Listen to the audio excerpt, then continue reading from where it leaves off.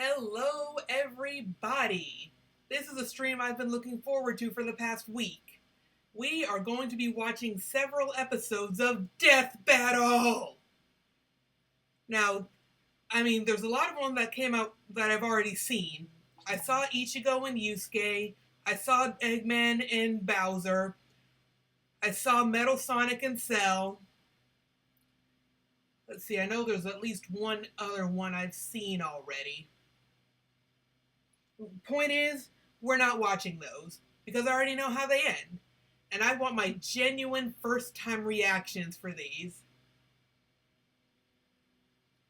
So, in light of that, now, don't spoil any of these. I haven't seen them, and I had one spoiled already while watching a reaction for someone else, and that pissed me off. So, I'm hoping by the time that video comes up, I'll have forgotten that I got spoiled. Here's hoping. Let's see, I have my chat on my phone, so I can see what's going on. If anyone says anything. So let's get this started, all right? No more wasting time. We're doing this. And the first one we are watching, Roshi versus Jiraiya. Now this one should be really fun. Oh, come on now.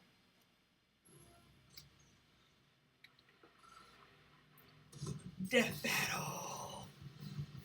The finest warriors are never developed on their own, while some are simply molded by their enemies. Yes, a lot of these episodes are going to be like years old, because I only recently subscribed to the Death Battle channel.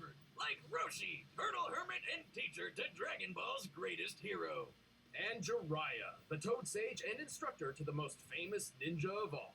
He's Wiz and I'm Boomstick. Oh wow, that And old it's our art job to analyze style. their weapons, armor, and skills to find out who would win. Well, a and death it's battle. digital. Well, they're all digital, but like pixels. Is, without a doubt, one of the greatest martial arts champions of all time.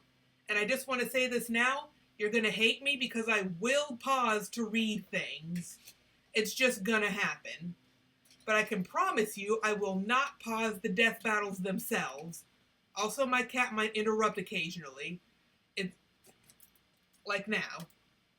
It's honestly better than, because if I lock the door and lock her out, she's going to start crying and scratching at the door, which is much more annoying and distracting. So occasionally you'll see a tail just kind of walk by. That's just her being a nosy. Now then, as I said, I will not pause the death battle animations themselves because that would annoy the crap out of me if someone did it, so I'm not going to do it. But I will pause to read feats and abilities and this, that, and the other. So you're going to have to just deal with that. Now then, back to the video. Hell yeah, he's good enough to rival gods, become a Super Saiyan, and even master Ultra Instinct. But he never would have achieved any of it without the guidance of Master Roshi. A martial artist who's so powerful, there's only one thing in the world that can stop him.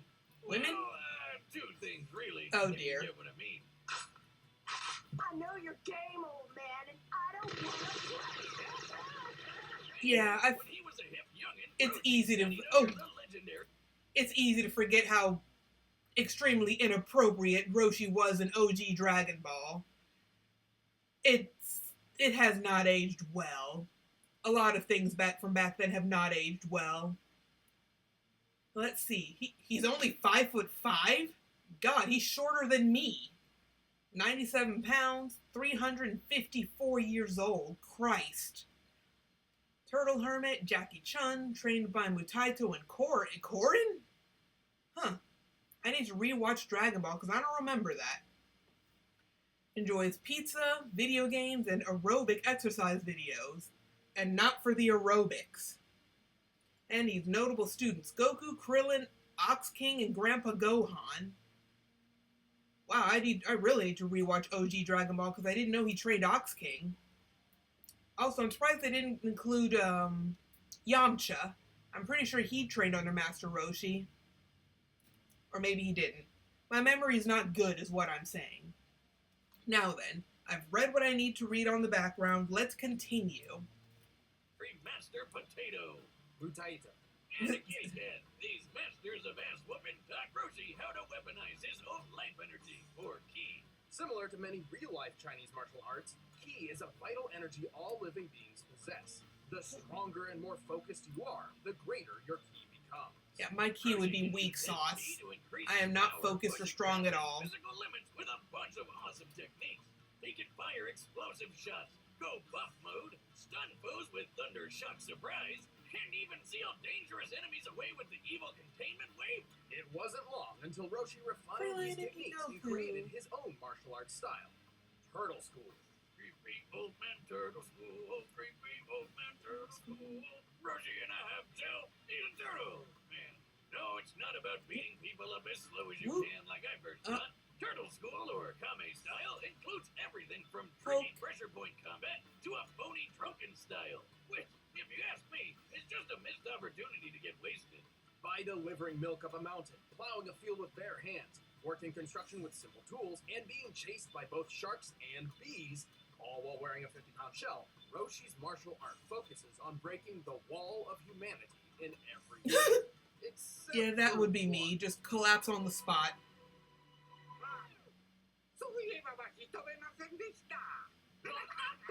Despite most of his students learning it at some point, flight is actually a technique developed by his rivals, the Crane School. Apparently, Roshi's just been a bit too stubborn to properly learn the skill, even after centuries of experience. How long has he been doing this? Well, it's a little vague, but thanks to either a pet phoenix he accidentally killed, or the mysterious paradise herb, he's just shy of 360 years old. Damn, I'm just impressed he can still get it up for the girls after all that time. Mistake, that's... Well, I mean, yes, I guess medically speaking it is quite impressive. Where can I get me some of this paradise grass? I want to be chasing tail for centuries. Good luck with that. But with all It looks of those like years weed. spent honing I'm his just gonna talent, say Roshi that. dedicated 50 I mean, years granted, to I developing one have limited revolutionary experience with what weed looks like in person, but that's just what it... Oh, Anyway, Gotcha. Anyway, to be honest, devastating is an understatement. Well, yeah, he blew up a whole freaking mountain with it. This peak was inspired by the real-life flaming mountains in China, Wow. standing up to 2,600 feet tall. With this in mind, we can find that to pulverize such a mountain, Roshi's Kamehameha must equal nearly 4 gigatons of TNT. But that's small stuff compared to the time he obliterated the entire moon in about 5 seconds. That's gotta be worth, what, like 10? how many times has the moon been blown up in Dragon Ball now? Well, more Like, 35 I know Roshi blew it up, and Well, Piccolo the moon blew in it its up. entirety. The Has it been Kamehameha destroyed must any have other been a times? force akin to 3 octillion tons of TNT. That's 27 zeros, by the way. Shit. Holy shit! Roshi's also super fast. He can fight an entire battle in a blink of an eye. Which might seem crazy, but Roshi is also able to snatch bullets out of the air that are fired at him from point-blank range. That gun looks like a British Stem, which can fire up to 600 rounds per minute at a muzzle velocity of nearly 1,200 feet per second. That means Roshi would have to react to the first bullet within 5 milliseconds. Additionally, each consecutive bullet would reach him just shy of 17 milliseconds apart. The maximum distance between any given shot looks to be about 3 feet, which means he would have to be moving at 180 feet per second in order to catch them all. Wow. Oh, if my hands can move that fast, I'd finally stop getting married. Wow. Really? This speed is far Really? from his limit, but Roshi's true talent is ensuring his students grow further Not gonna and touch further that than one. himself every day. Let's see. Feats. Destroyed Fire Mountain. Created the Kamehameha. Caught a full clip of machine gun fire. Obliterated the moon. Withstood base Goku's Kamehameha. Helped fend off Frieza's army. Won the 21st World Martial Arts Tournament. And defeated Tien... oh dear. I have to pronounce unfamiliar names. I'm gonna butcher the shit out of these. Tien, Kawe, Derakuri, and Ganos. Don't come for me. I said I was gonna butcher them. I'm a stupid American who can't pronounce anything that looks vaguely foreign. I'm sorry. Sadly, Roshi's frailty of age means his body can't always express just how powerful he really is. And using too much ki energy can cause all sorts of problems. Like when his master Pistachio died, using the evil containment wave. But while Roshi's No. pupils may surpass him, he remains one of the smartest fighters on Earth. He's tough enough to take down dozens of Frieza's soldiers and survived a beatdown from an alternate universe wannabe Frieza. He even took a barrage of death rays like a champ, the same move that killed Vegeta many, many years ago. And in the Dragon Ball Super manga, Roshi is shown to be so collected in battle, his movements sort of emulate those of Ultra Instinct. Yeah, wow. that's not technically canon, but it does go to show how far Roshi's training can take him. And it's safe to say that this old, perverted, but genius of a man will never stop training. No, the landscaping. Among the ninja of the Hidden Leaf Yay. Village, few are quite as impressive. I never as did get around to Naruto, watching Uzumaki. Shippuden, Yeah, I know. or that's even crazy, finishing the but, OG you know, Naruto not just anyone can series. fight aliens on the moon and become president of Hidden Valley Ranch. Yep, fake Naruto anime would become fan the here. Hidden Leaf's Again, greatest I'm champion sorry. and seventh Hokage. But this would never have been possible without his training under the dynamic Toad Sage and legendary Sani, Jiraiya the Gallant. Gallon, huh? Hey, Wiz, why do the most badass old dudes always turn out to be weird pervs? Well, don't let his crude demeanor fool you. Oh, don't worry about me, Wiz. This ain't my first trip to Secret Leaf Ninja Town. Oh, Nothing wow. surprises me anymore. What the f***? Technical difficulties. Oh, Boomstick's missing a leg. Anyway, Jiraiya originally learned the shinobi way from the third Hokage, who taught him how to use his chakra to... Doing, let's see, 6'3", 193 pounds, 54, Toad Sage, Pervy Sage, trained by Hiruzen Zarutobi and Fukusaku. Enjoys alcohol, writing, and women, because of course he loves women. Notable students, Naruto, Minato, and Nagato. He has a thing for people whose names end in toe, doesn't he? Dude, ninja magic. Similar to ki, chakra is a form of life energy. Yep. In Hindu and Buddhist theologies, chakras are, in simplistic terms, gates within the human body, which can be embraced to achieve enlightenment.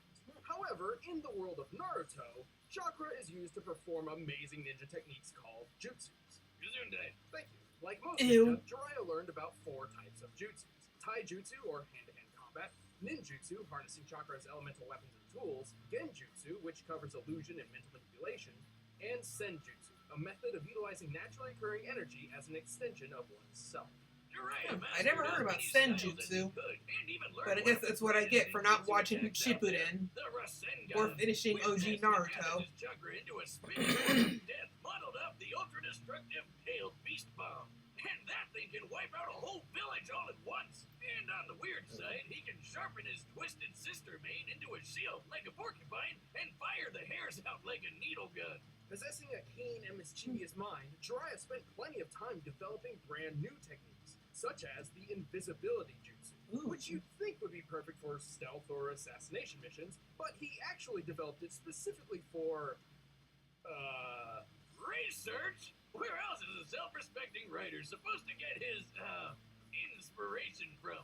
Clearly, Jiraiya sometimes took his tinkering a bit too far. On one such occasion, he accidentally teleported himself to a mystical land full of giant talking toads. Is you sure jutsu isn't just like another name for crack? After befriending the toads, Jiraiya trained under the sage Fukusaku. Where he learned a bunch of fire release techniques, like the toad oil bullet and flame bullet attacks. Now that's one impressive loogie. Jiraiya entered a pact with the toads, learning their ways and summoning them to the field of battle. As his own talents relied on trickery over brute force, such as hiding in shadows and manipulating his opponent's movements, the powerful toads were perfect allies. He can trap his foe inside a toad's throat, transform them into toads for interrogation, or even call a gigantic amphibian warrior to his side. Wow. Like the biggest grump you've ever seen. I'm sorry, I'm not talking much. It's just, I've never...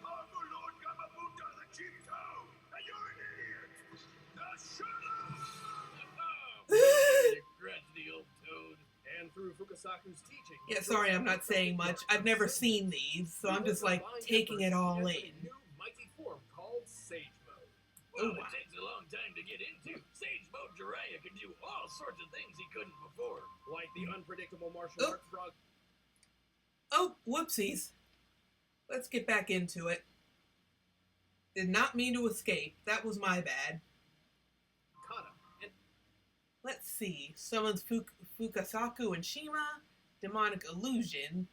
Toad Confrontation Chant. Fire Release. Big Flame Bullet. Sage Art. Goemon. Sounds like it could be a Digimon name. But then again, I just only think that because it ends in the word Mon. Ultra Big Ball Rasengan and Senjutsu techniques. I want to see the Ultra Big Ball Rasengan. I'm trying to imagine how big that would be. If you step on my keyboard... Sorry, cat's on the desk. a deadly genjutsu, the demonic illusion Toad Confrontation Chain. Which sounds weird, so why don't we just call it your jutsu? You get caught. Your soul is trapped by these big guys who desperately want a high five, leaving your physical body totally open to a swift kill. Sage Nice. Mode also enhances Jiraiya's other abilities, turning his normal Rasengan into the unstoppable Big Ball Rasengan, which, Holy. according to the official data books, is strong enough to carve away a mountain. Whiz, he's way more Wow. than just a mountain smasher. Jiraiya is quick enough to fight some of the fastest ninja around, like Kakashi and Itachi, some of which are fast enough to intercept lightning. The leader of a lightning bolt He's moves faster. around 220,000 miles per hour, putting ninja like Jiraiya around Stoink. Gotta pause again. Like I said, I'm gonna pause to read all the things. If you don't like that I do that, I'm sorry. It's not going to stop. Let's see. Feats. Knocked around Ashura's path, giant ox. Survived four-tailed Naruto and Hanzo. Completed 138 S-rank and 614 A-rank missions. Recovered perfectly from 6 snapped ribs, both arms broken, and several ruptured organs. Holy fuck! And defeated Orochimaru, Itachi, Kisame, and the 3 Paths of Pain. Wow. Okay, this guy's kind of stacked. I mean, I knew that going in, but now I kind of get the idea of just how stacked. I won't say he's broken exactly, but wow. speeds of Mach 280. Now I get why ninja are so awesome. Who needs guns when you're more than 100 times faster than bullets? While Jiraiya isn't exactly the strongest or fastest ninja around, he's certainly one of the most clever. Over time, he rose to become a legendary ninja and hero of his people, hailed by the honorable title of Sun. And he's a gutsy one. Like when he used his tricks to take out 3 of the 6 members of the emo rock band Pain. Before they tore his arm off, crushed his throat in, and failed him 5 times. But even while suffering excruciating agony, Jiraiya proved strong enough to power through and send a vital message to his most promising pupil, paving the way for the next generation of heroes before being swept off his feet one last time. You know, It's I a guess he shame. was a pretty gallant guy after all. As you can see, you fail! Jiraiya the Toad Sage falls victim to no woman's charm. Rare beauties fall for me! When you reach the stature I have, the ladies worship at your awesomeness! Oh my god. Alright, the combatants are set. Let's end this Yay, debate we're about once to and for all. see. But And as I said before, I will not be pausing the actual fight. I want to see By everything. now, you've probably Which heard means of I'm probably Blue gonna Apron, miss a the lot of leading meal kit things. delivery service in Ah, the US. boo. But did Ads. you know about all the different Get kinds to of the delicious fight. foods you can make? Like the honey chipotle.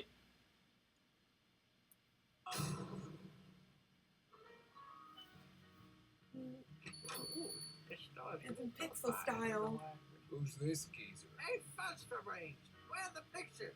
It's just words in here. Pictures? You fool! Words paint 1,000 beautiful You- pictures all by themselves! What?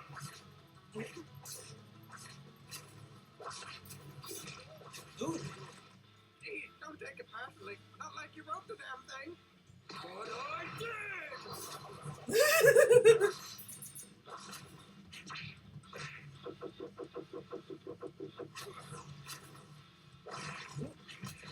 I wonder who animated this. Oh.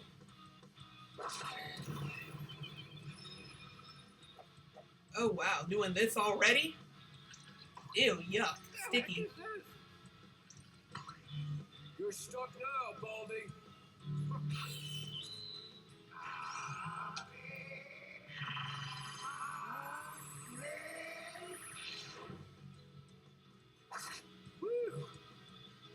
Don't say woo yet.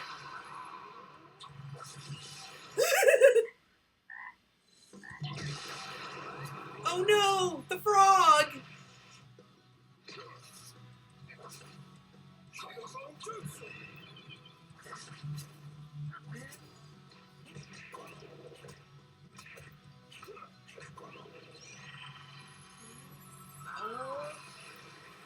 Oh wow.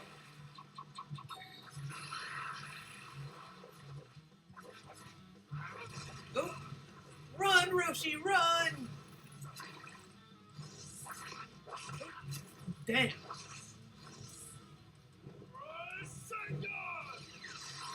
Come on, Roshi. You can do more than this. Oh no, he's gonna break his house.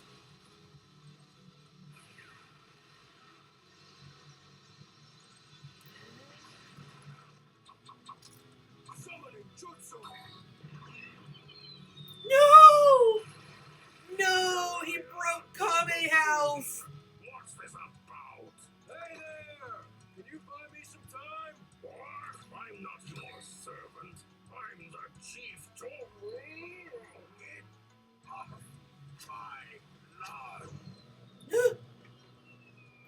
Water style. Liquid bullet. Ooh. He's a quick one. Is he gonna use evil containment wave?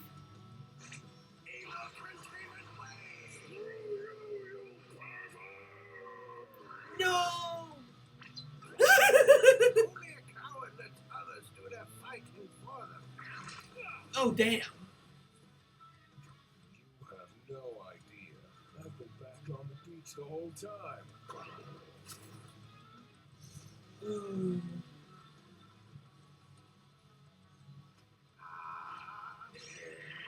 Wait. Oh, oh, I get it. He never left the actual. All right. I was confused for a second.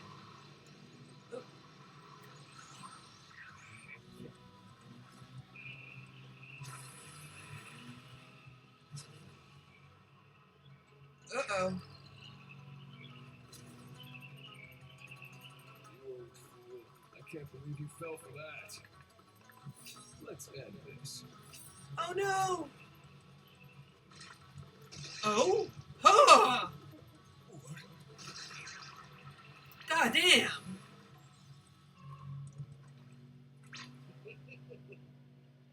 Wow, so Roshi wins. Also, wow, he just fucking bisected Jiraiya with his fist. Jeez, Roshi's sheer might outclassed him. One guy can break a mountain, the other can break a moon. So that was pretty obvious. Yeah, when you put it like that. Quite so clear-cut, though. While his God unseen damn it, they're battle outside was with leaf blowers. Roshi's never personally shown speeds as fast as the lightning feats Jiraiya scaled to. Yeah, I apologize for the unwelcome background noise, if you can hear that. Usually they don't do that till Saturday, but apparently Thursday is also leaf blower day. Roshi's own training didn't stop after chasing the kitty around, and neither did his kitty chasing. So, scaled to Goku's progress, it makes sense that he'd be able to match Jiraiya's speed, and probably even surpass it. Still, it would be reasonable to believe Jiraiya could use his technical talent to outsmart and outlast Roshi. Except, Roshi's a smart fighter too. Not only does he have way more experience thanks to his super age, but he's got an eye for traps and sticky situations, like when he figured out the illusion powers of the talisman fighter, Derkari. And remember, it took only 15 seconds for Roshi's Kamehameha to reach the moon.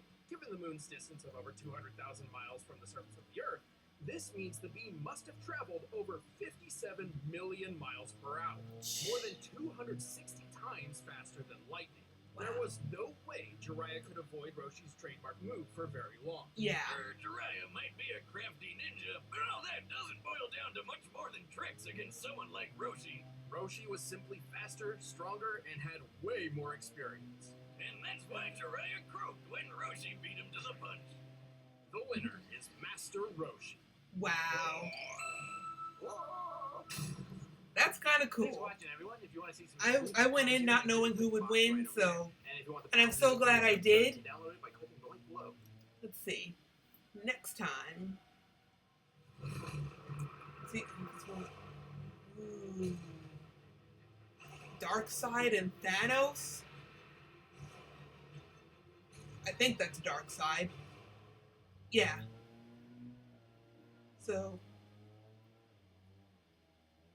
now for the next one, which is Goku and Superman, the complete saga.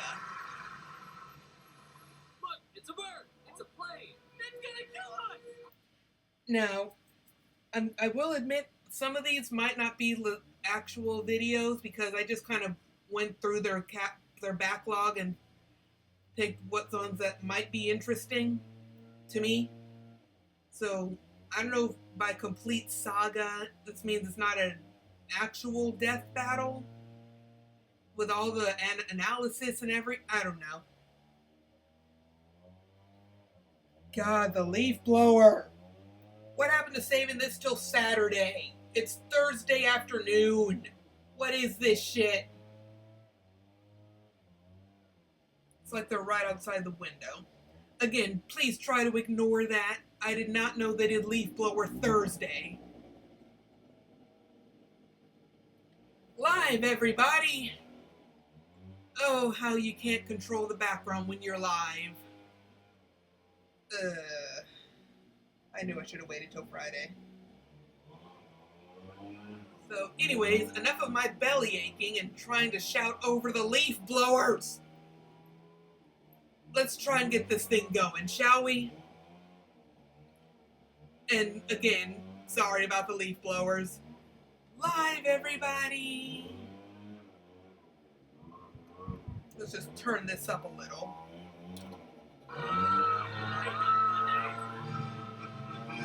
Superman!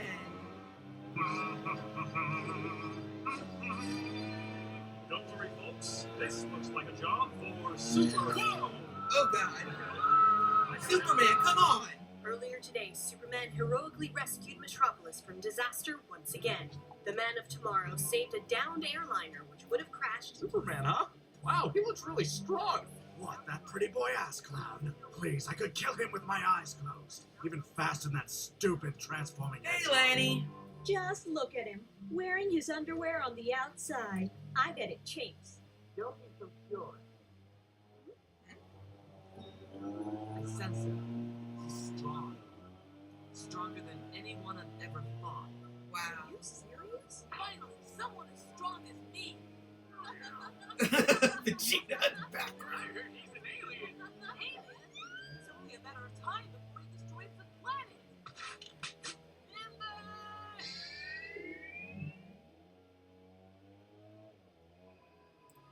Oh, wow. Art shift? Crazy. Hey there.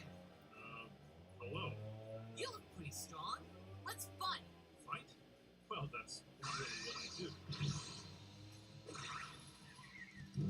And there they go. I have no idea who's gonna win this, and This is kind of I think it might be Goku. I want to say it'll be Goku, because I was more of a DBZ nerd growing up than a DC nerd. Damn. Can't they take this fight outside of the city where people won't get hurt? Case in point. You're up, man. They continue the TFS gag. Every time someone says Kyle what, they get punched in the face. That is awesome. I love that.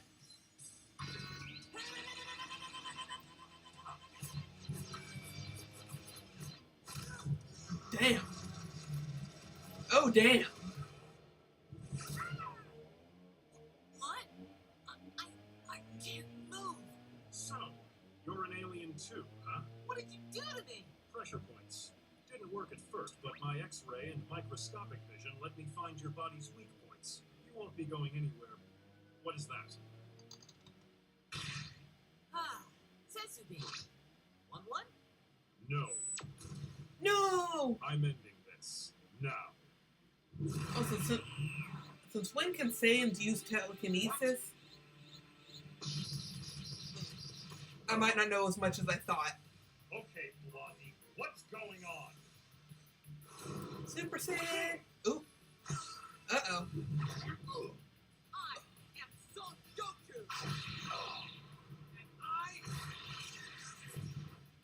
am a Super Saiyan! I can't tell if this is Masako or someone else. I think it might be someone else. I mean, I could look in the credits and see if Masako's there. Ooh, wow, Lex is gonna be pissed. Well, Also, this might take a while. hope no one was in there. What? Oh, oh, oh. No. Not now. Huh? Hey, what are you doing? No. Is that rock hurting you? Kryptonite. Dude, don't take the low blow, Victor. There we go. Okay, let's go. What? Why? I want to beat you at your best. It's no fun if it's not fair. Oh, Jesus. Couldn't let him finish a sentence, man?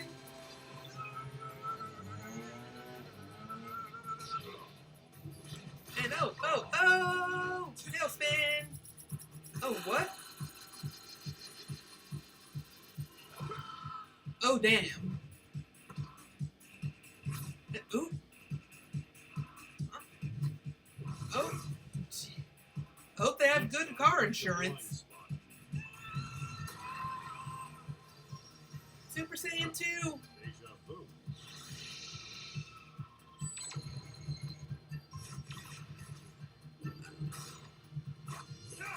Holy property damage, Batman!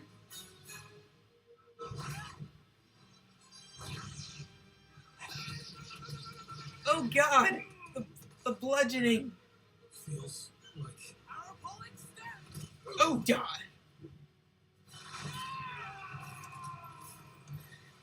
Good thing no one's in the city conveniently. The game's not as fun when you're losing, is it? Game? You think this is a game?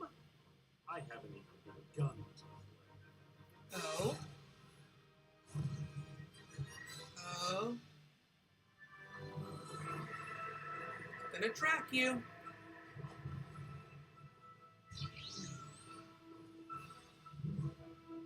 Oh, he figured out where he was gonna be? Oh, bonk. At least they're somewhere isolated this time. Oh, bam. Whee! Away it goes. And Super Saiyan 3. Oh, Great. Not another.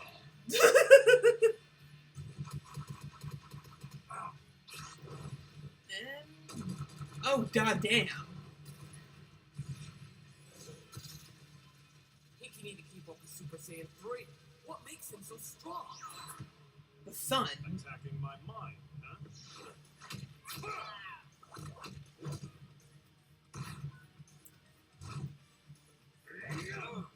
The double hammer fist. A classic. Oh. My turn. Oh, God. What the hell? I've got a bad feeling about this. Is it Ultra Instinct? Oh, Super Saiyan 4. Go again. It's over. Well, that's cool, too. Nobody is stronger I mean, than depending on how Super old Saiyan this video 4. is, Ultra Instinct probably didn't exist yet. Ultimate form, huh? About time you ran out of hairstyles. Hmm.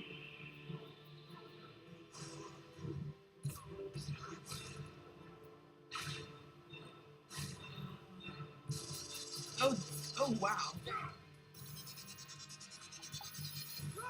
Huh. Frost breath. And it didn't work.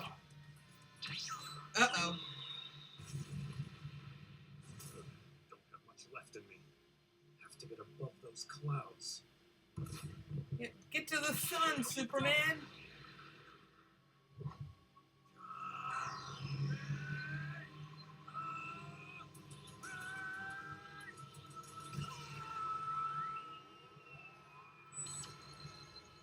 Beam struggle! It's all gonna come down to this, folks.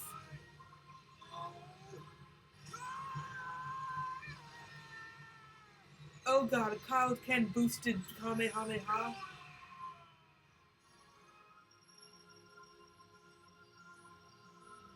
Is he alive?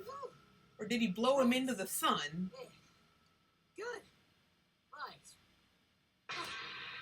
Wait, there's no way. He's still alive. It's the sun. He's using the sun. But I'm drained. Sun, lend me your energy. Spirit bomb.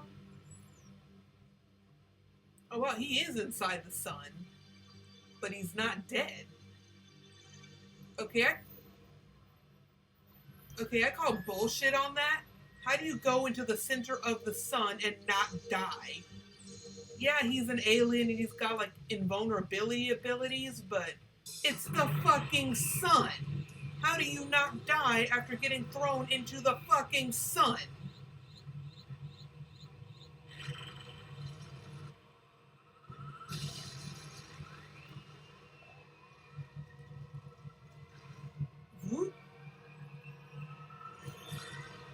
No, don't launch it back to Earth.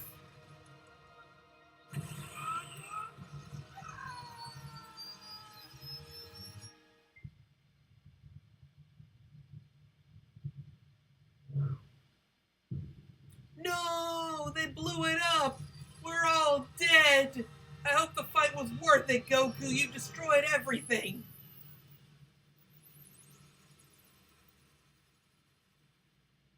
You both destroyed everything. Was it worth it?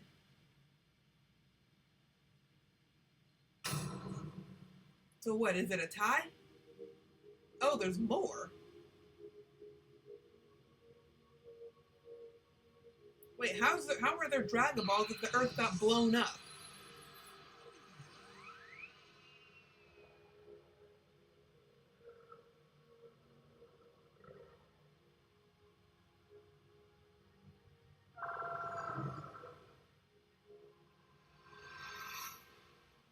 Yay, they fixed, well, Superman fixed it. Now where's Goku? Oh, there's Fortress of Solitude.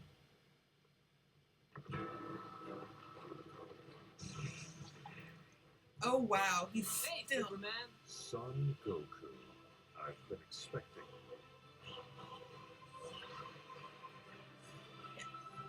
Ooh, Super Saiyan God. Yeah, I was right. This isn't like a death battle like the other episodes. Ready for a rematch? Nice. Ooh. Oh, right, he can't sense him because it's God Key, I think. Ooh.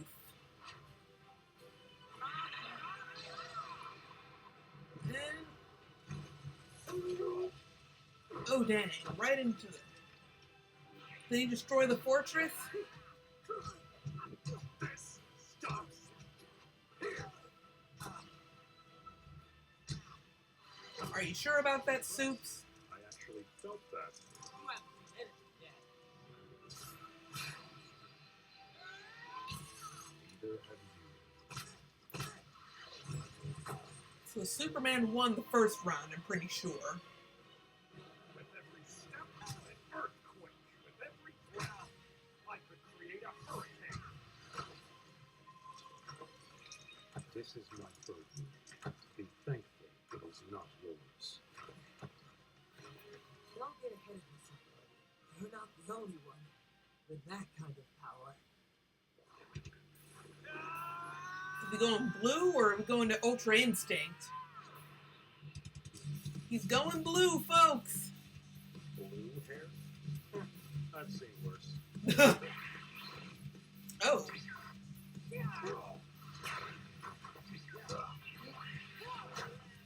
I don't know why I'm moving my head along.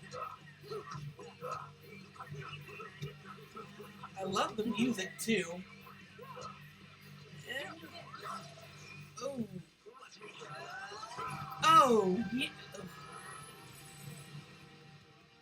Wow. This is so good.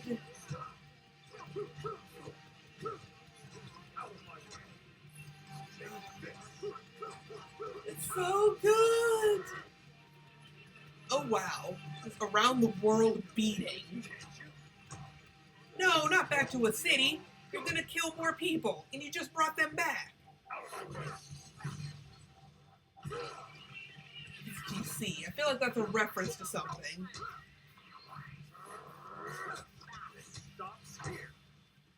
You already said that, Soups, and it didn't stop there. All right. Have you had your fun? I would prefer we don't accidentally destroy the Earth a second time. No, I will never back down from a fight. Ah, me!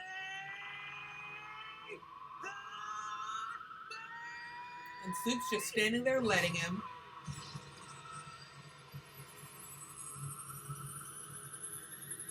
Oh wow, he's just walking right through it.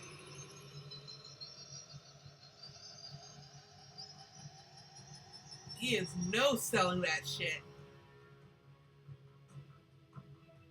Hey, where's the sound effects? Ooh. No, he fried his brain.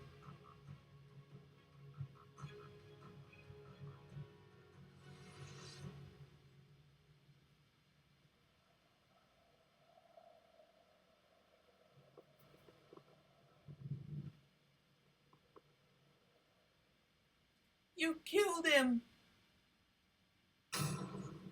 Alright, so Soups won the second time. He's 2 for 3 right now.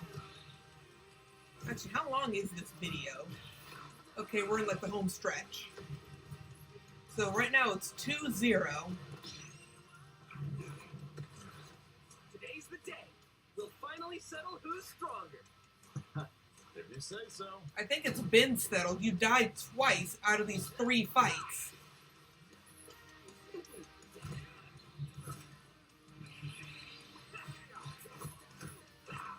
I wonder if Soups will go 3 for 3, or if Goku will actually win this one. I wish I'd found the actual, like, breakdown episodes, so I can see how they determine who wins what.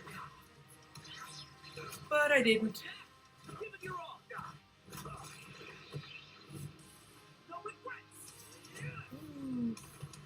I'm doing just fine. Wow, wow, wow, wow, wow. This is all so good. Are we going to see Ultra Instinct this time?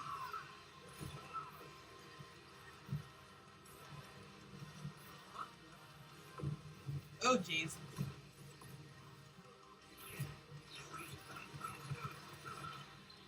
And they're back in space. God damn, that 1-inch punch.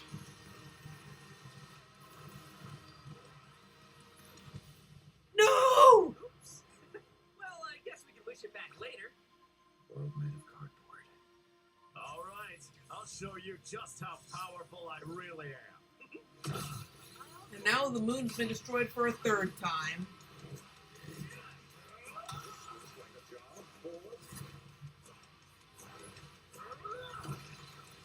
Rip your spine.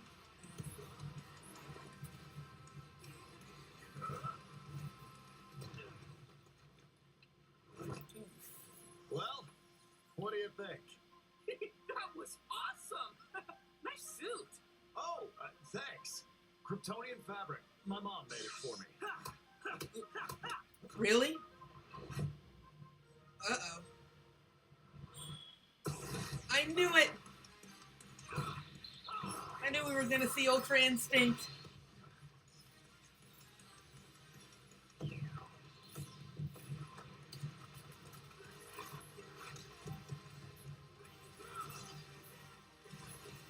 No, the mountains!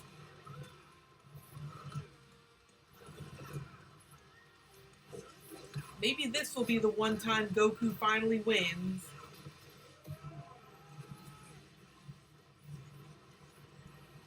Oh, Jesus. Oh, the power of multiple suns. This is going to be bad. They're going to blow up Earth twice.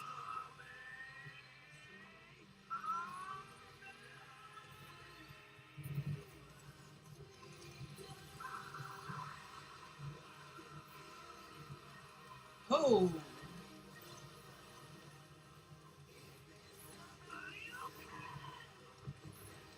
Damn it! They blew it up again. Didn't Soups just say last time he didn't want to blow up the Earth a second time? No, they destroyed everything! All of reality!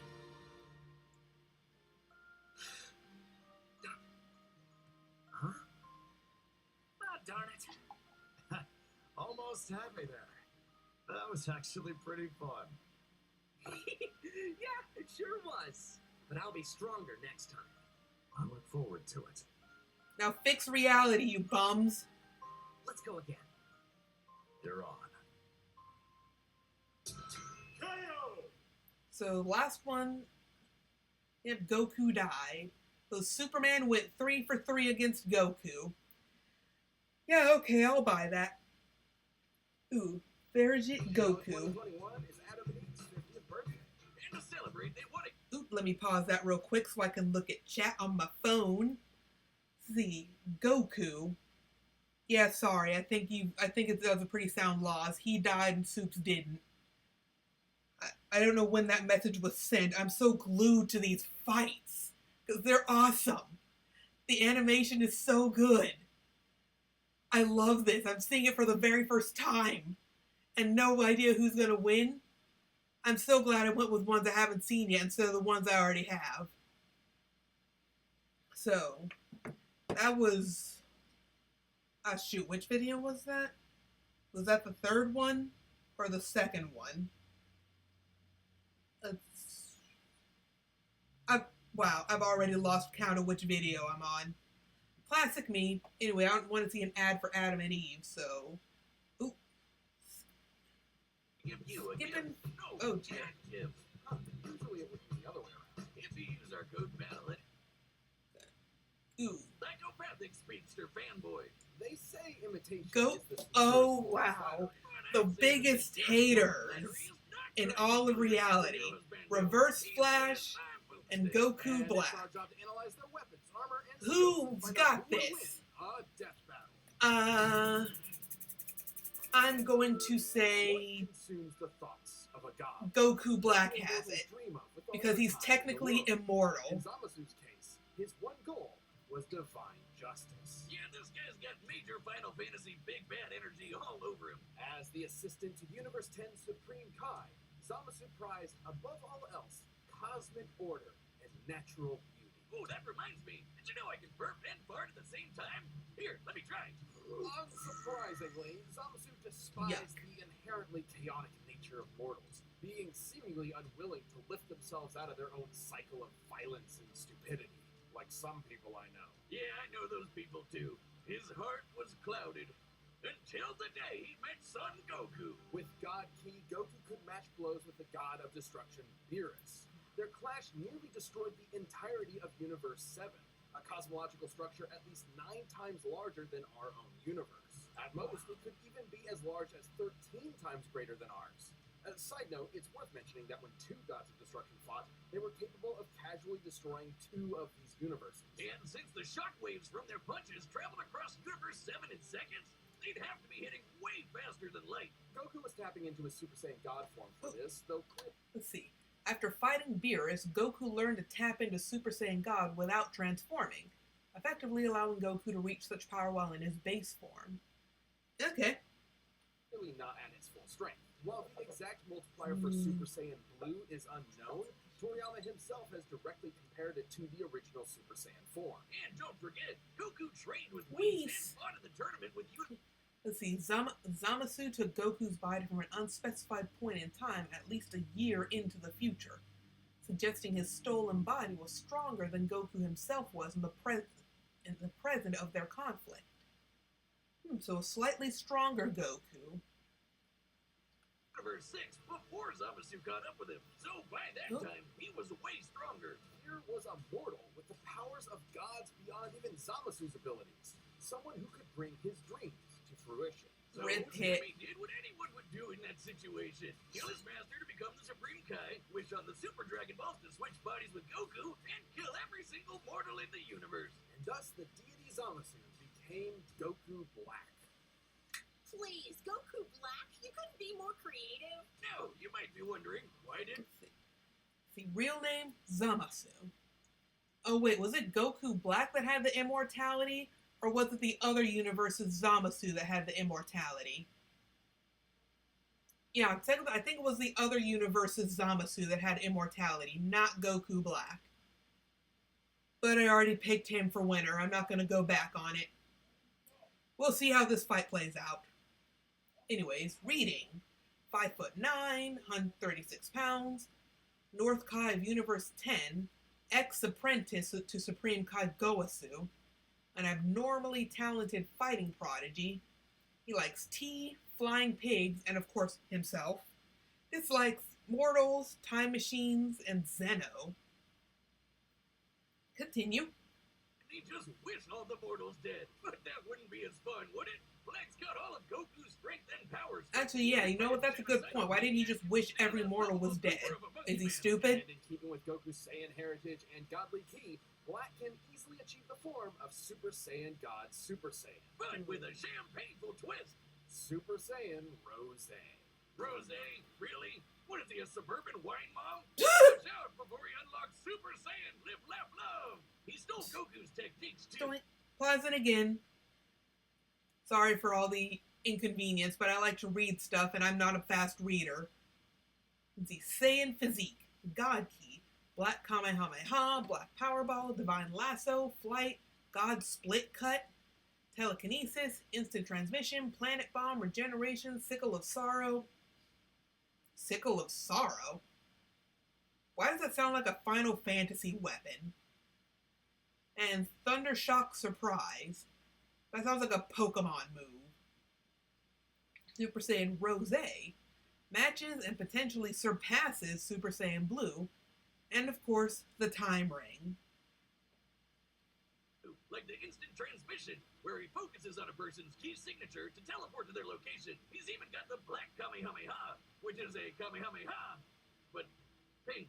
And with the Saiyan body, he gets stronger and stronger every time he almost dies. He just becomes harder and harder to kill. Which really sucks for the rest of the universe. Because Yeah. Black is kind of like if Goku just snapped one day and used his powers to their full murderous potential. Like the God Split Cut, where he surrounds his hands with a keyblade to slice you to ribbons. He used this very technique to, kill Goku's family. He can even extend this keyblade into a huge curved one called the Azure Dragon Sword, which, along with his Kamehameha, confirms my suspicions that Goku is colorblind. Actually, Black's Azure Dragon Sword is named after a legendary weapon wielded by one of Earth's greatest warriors, the Desert Bandit Yamcha. Wait, what? And he can make a scythe and slice open space-time itself to create a bunch of shadow clones. Black, not Crater Boy over here. What a most dastardly weapon, isn't it? Crater Boy. At all? Yamcha gets so much disrespect, I swear to God. Like, he was good in OG Dragon Ball. I don't know what DBZ did to him. Oh, more reading. Let's see, while the primary function of a time ring is to travel between future, present, and alternate timelines, it can also be used to follow other time travelers via space-time disturbances made by temporal alteration, even allowing the user to enter the past for a limited time. Ooh. Let's continue. And let him team up with his best bud, himself. Those two were totally fucking. I'm calling it now. Goku Black and that universe Zamasu, they were fucking. I don't care what anyone says.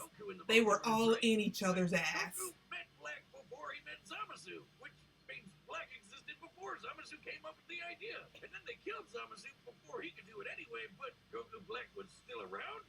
What the hell is going on?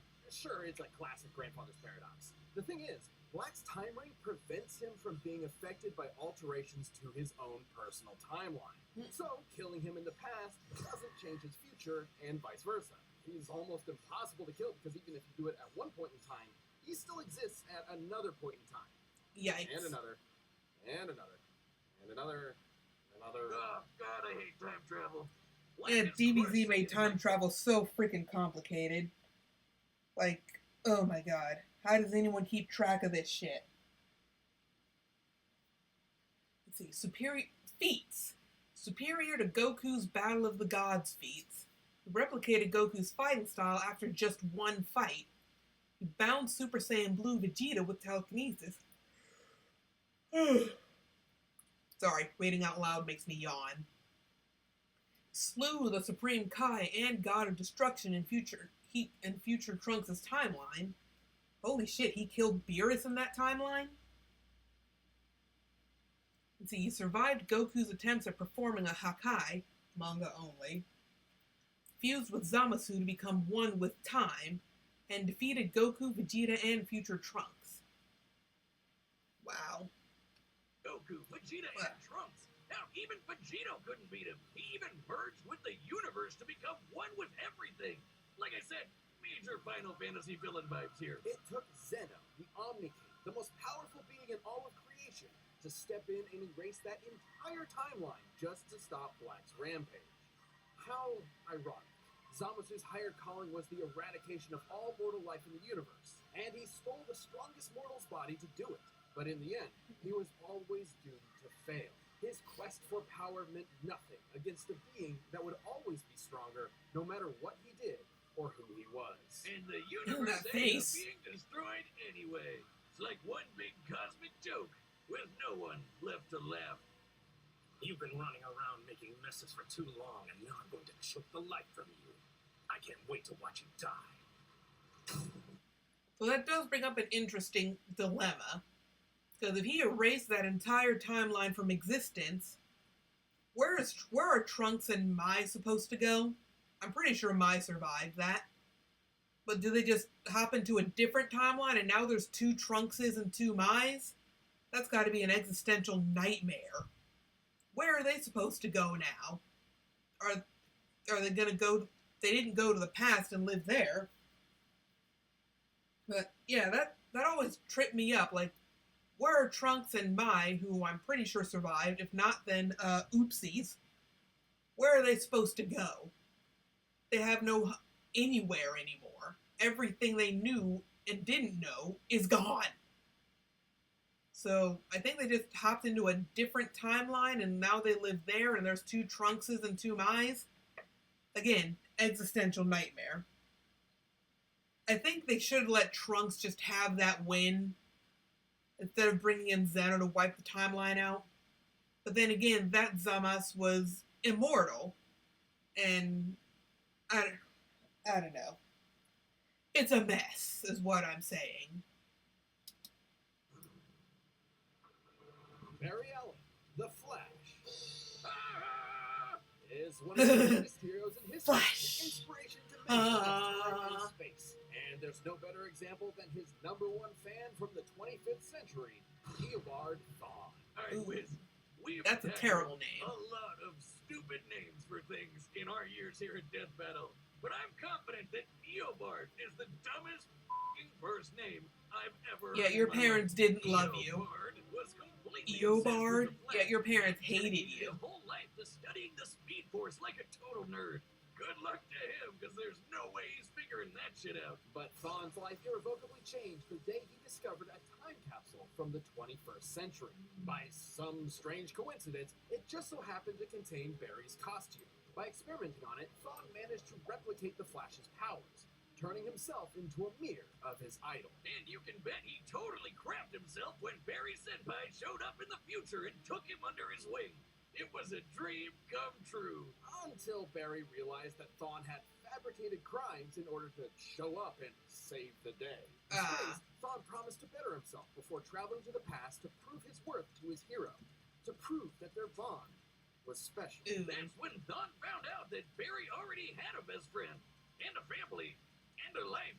Without him, he didn't matter. He wasn't special. He was just a nobody Barry tossed out in the trash and forgot about. Like my Tinder dates do to me. If only. When Thawne visited the Flash Museum in Barry's time, he discovered the secret identity to Flash's greatest enemy that in his future had been lost to time. The one Barry was fated to kill in battle. Eobard Thawne. Wait a minute. Oh, ain't that a bitch? The shock More time travel bullshit. Yeah, Eobard. Your parents hated you. There's no reason they should have named you that. See, 5'11", 179 pounds, aka Professor Zoom and Mr. Zix. Originally from the 25th century, a professor of the Flash Museum, who once had plastic surgery to look like Barry. Ew. Likes Barry Allen, Barry Allen, Barry Allen. Dislikes Barry Allen, Barry Allen, Barry Allen. Theirs is a complicated love. Drove Thawne mad. If he couldn't be Flash's best friend, he'd be his greatest enemy. The And biggest I guess also fucking ensure his own hater. future death. He would travel from the future to terrorize the Flash family in the past. Revenge in reverse. He'd become the Reverse Flash. Reverse Flash. We're really setting the world on fire with these names today, huh, Riz?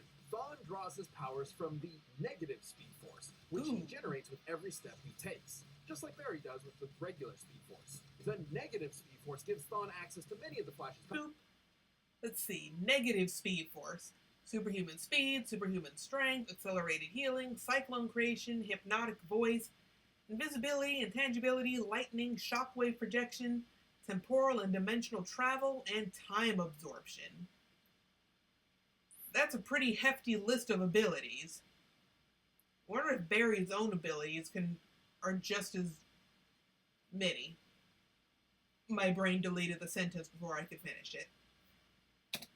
powers, including his mind-bending super speed, enough to travel all across time and space in days. He can Wow. keep up with and surpass other speedsters like Barry and Wally. Who once ran fast enough to cross the universe faster than two gods who could teleport. Wally Wow. even beat himself in a race, and Barry admitted Thawne was still faster than that.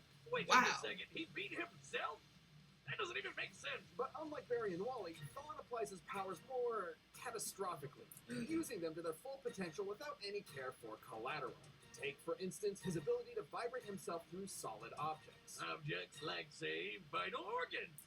And if he did, he'd scramble their molecules, causing instant death. Thawne did just that to Barry's wife, Iris, and Barry did not appreciate it. Thawne's vibrations are so powerful, he can even produce a counterforce that can reverse the destruction of the entire universe. Pretty crazy Wow. sounding, but even B-tier speedsters like Jenny Ognats can do the same kind of thing. And when Barry and Wally raced each other, they were tearing up the entire multiverse. Thawne can create shockwaves with a snap, phase into your body, and possess you. Ew. He can speak at such high speeds that you'll hear his words as though they were your own thoughts. And instead of stealing your speed like other Flashes, he can steal your time. Yeah, Thawne can yoink decades from your life and age you 80 years in just a few seconds. Yikes. Kinda sounds like your sex life, always. But Thawne's greatest ability is his unmatched skill at time travel. And he uses this expertise to be as petty and cruel as humanly Yeah. possible. Thawne wasn't Biggest a dummy. He knew hater. that if he went back in time to kill Barry before he got his powers, he'd erase himself from the time stream too. So instead, he'd just make Barry's life suck as hard as he could. Push him down some stairs, retcon his best friend from history, kill his mom. He even told Barry he'd go back in time and adopt him as his own son. Dude, what the fuck? That's another big difference between Thawne and Barry. Whereas Barry only went back in time to save his mother's life, Thawne often went back in time to try to fix his own mediocre life. He killed his more successful younger brother, his career rival at the Flash Museum, and every single boyfriend his crush had until there was no one left but him. And when she Yikes. still rejected him, he went back in time again and made her an invalid for the rest of her life. Jesus Christ! Oh, man. This guy's a monster. But wait, Wiz, that's impossible. Grandpappy Paradox or whatever. If he went back in time to kill someone, they'd be dead in the future. Which means... Which means he'd never know them and want to go back in time in the first place, right? Wiz, maybe time is a construct with no legitimate unit of measurement other than the meager attempts man has made to understand the incomprehensible world around him. Well, actually, Thawne was just inside the time stream when Barry initiated Flashpoint, which rewrote the universe while Thawne was technically disconnected from it. So, Thawne essentially broke. Literally, figuratively, mentally, physically, temporally. Or maybe he just hated Barry so much it defied the laws of time itself. Whoa. More specifically, he became a living paradox. A being So without who's a the bigger past in the hater? future, Goku Black or literally without who am I knowing. kidding? It's Not only fucking did this Reverse man be Flash. unaffected by changes to his I don't past, think anyone he could became possibly be a effectively bigger immortal. hater Stabbed than in the Reverse chest by evil Flash. Batman, vaporized by Iris in some sweet, sweet payback, or getting Dr. Manhattan by the big blue god dog himself. Thawne was always reborn, unable to stay dead. But more than anything, it made him immune. Feats. Let's see. Took on the entire Flash family simultaneously. Moved fast enough that Barry couldn't see him. Reversed the destruction of the universe. Tanked an infinite mass punch. Survived weeks with a bullet hole in his head. Could not be killed by Dr. Manhattan. And defeated Barry, Wally, Godspeed, and Paradox. I'm starting to regret pegging Goku Black as the winner, because he's gonna get washed. But I said I wouldn't go back on my prediction. It just sucks now realizing, holy fuck, I was wrong. There's no way Goku Black pulls a win out of this. There can't be. There's no way. From consequences. Unlike Barry, whose changes to time could destroy all of reality, Thawne could do whatever he wanted. He was impossible to stop with no reason to hold back. He survived a hit from Barry while he had the entire Speed Force absorbed into him, and even Wally's infinite mass punch, which has the mass of a white dwarf star. A white dwarf is essentially the remains of a star's ultra-dense core, which has a mass of over 2 octillion tons. And he took one of those to the noggin and just took a nap. Man, he must really hate Barry if a sun to the face can't take him down. But Yeah. he doesn't hate Barry. All of his schemes, all of his machinations, all of his insane timeline-shattering threats, all of it was because it was the only way he could think of to spend time with his hero. That's really sad. His costume says it all. He never intended to be the Reverse Flash. He wanted to be the Kid Flash. All Thawne ever really desired was to be by Barry's side. In the end, though, goody little two-shoes Barry forgave him, and then vibrated away his living paradox powers, erasing him from existence. Oh. Not entirely. Barry didn't kill Thawne. He reset his timeline, removing the one thing driving his hatred, his relationship with Barry. Without that, Thawne was a normal, happy Flash fan once again. It's Comics Wiz, he'll be back. And when he does, there'll be no running. He'll always be faster. He'll always catch you. And time is always on his side. Still think you can take me? Even death can't catch me. All right, the combatants are set. Yay! We've run the data through all It's possible- gonna But happen. first, let me tell you how to reverse things in the bedroom in a flash with Blue Chew. Huh? This episode is sponsored by Blue Chew. If I've learned anything from years of hosting a show while having very few actual skills, Yeah, let's just skip Blue Chew. Skip it. Ah, there we are. It was It's me, another Barry. pixelated I one. was the one who... Oh, wow. Oh, wow. That is a baller entrance. mortal sinners, prepare for divine justice.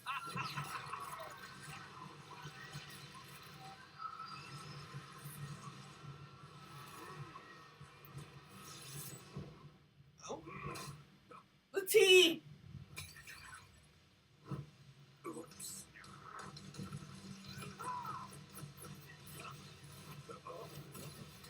Excuse me, sir. I'm in need of your services. Oh, no! Meat Shield! Well, at least now you're with your beloved.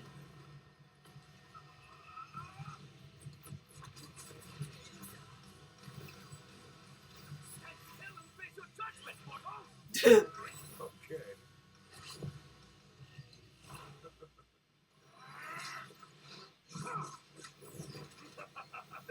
Oh, yeah, right, those explode. This color, is it not beautiful? God damn.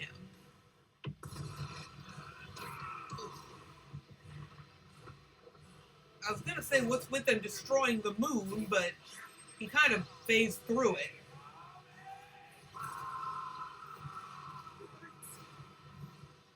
Incoming genius. I'll end from the can. Death in reverse. Death and oh. Magnificent. Oh gosh. Mortal sinners, prepare for demise. Oh god. Oh no. Why aren't you dead?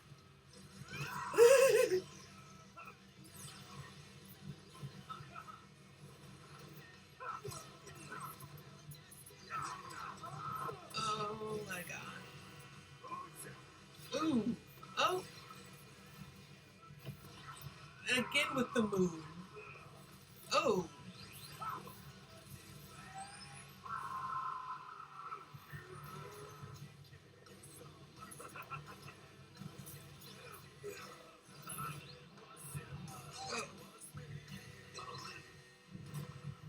To stand atop all things and look down on creation itself. That is the work of a god. Threats to a living paradox. Oh. How truly foolish. Oh no. Is that important? Uh-oh. Is that important? Oh, he got the ring! Man, that is some intense rug burn.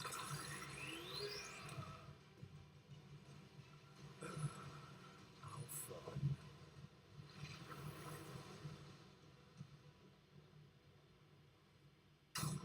KO! You know, we've sent enough people to that sun, we really should have a timeshare. It was a fairly tricky matchup to figure out, least of all for their incredible levels of power. Black Yeah, I can was destroy wrong. universes like ours at least 660 times over. I mean, a punch at least as big as a star is really badass, but that's in another league. However, there was a lot more to cover than just how many stars or universes they could blow up.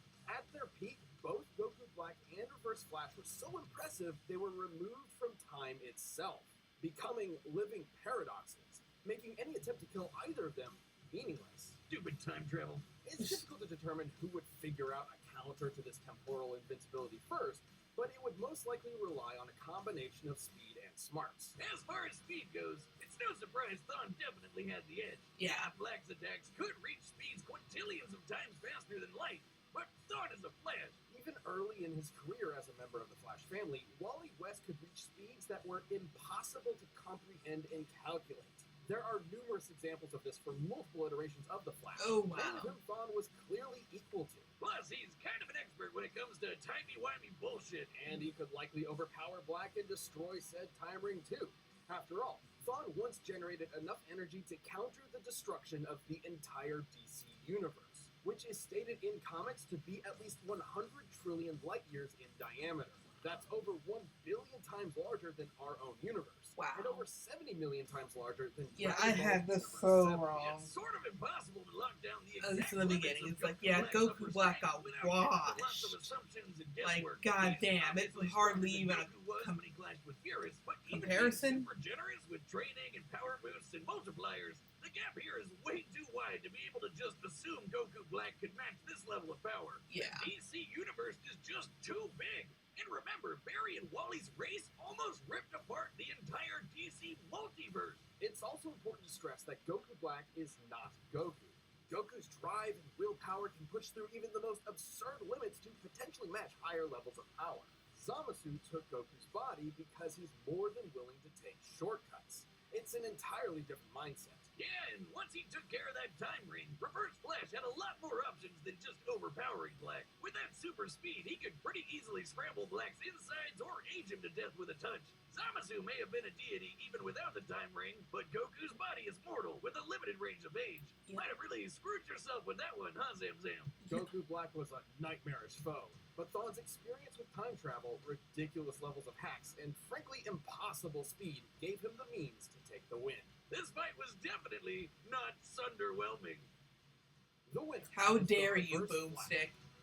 That was terrible, and you should feel Have you terrible. enjoyed that episode of Death Battle? If you're looking for something else to watch, Oh, season 2 of that was Laugh good. Available right now on Rooster Teeth. And it's still got like 10 episodes to go. Everyone trying their hardest is not. I queued up You're out, a you're out. dozen of Watch the these first things. episode right now by clicking the video on the side. We're gonna be here all day, folks. Kool-Aid Man and Randy Savage. I'm sorry, Macho Man Randy Savage. Oh no. I can tell you already that one's not in the playlist. Next up, we have, if it will load, please load. Oh yeah. Huh?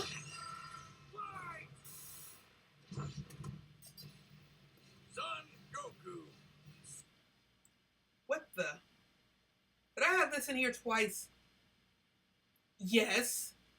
Wow, I did not pay attention when making this playlist. Well, we already know how it ends, so skipping it.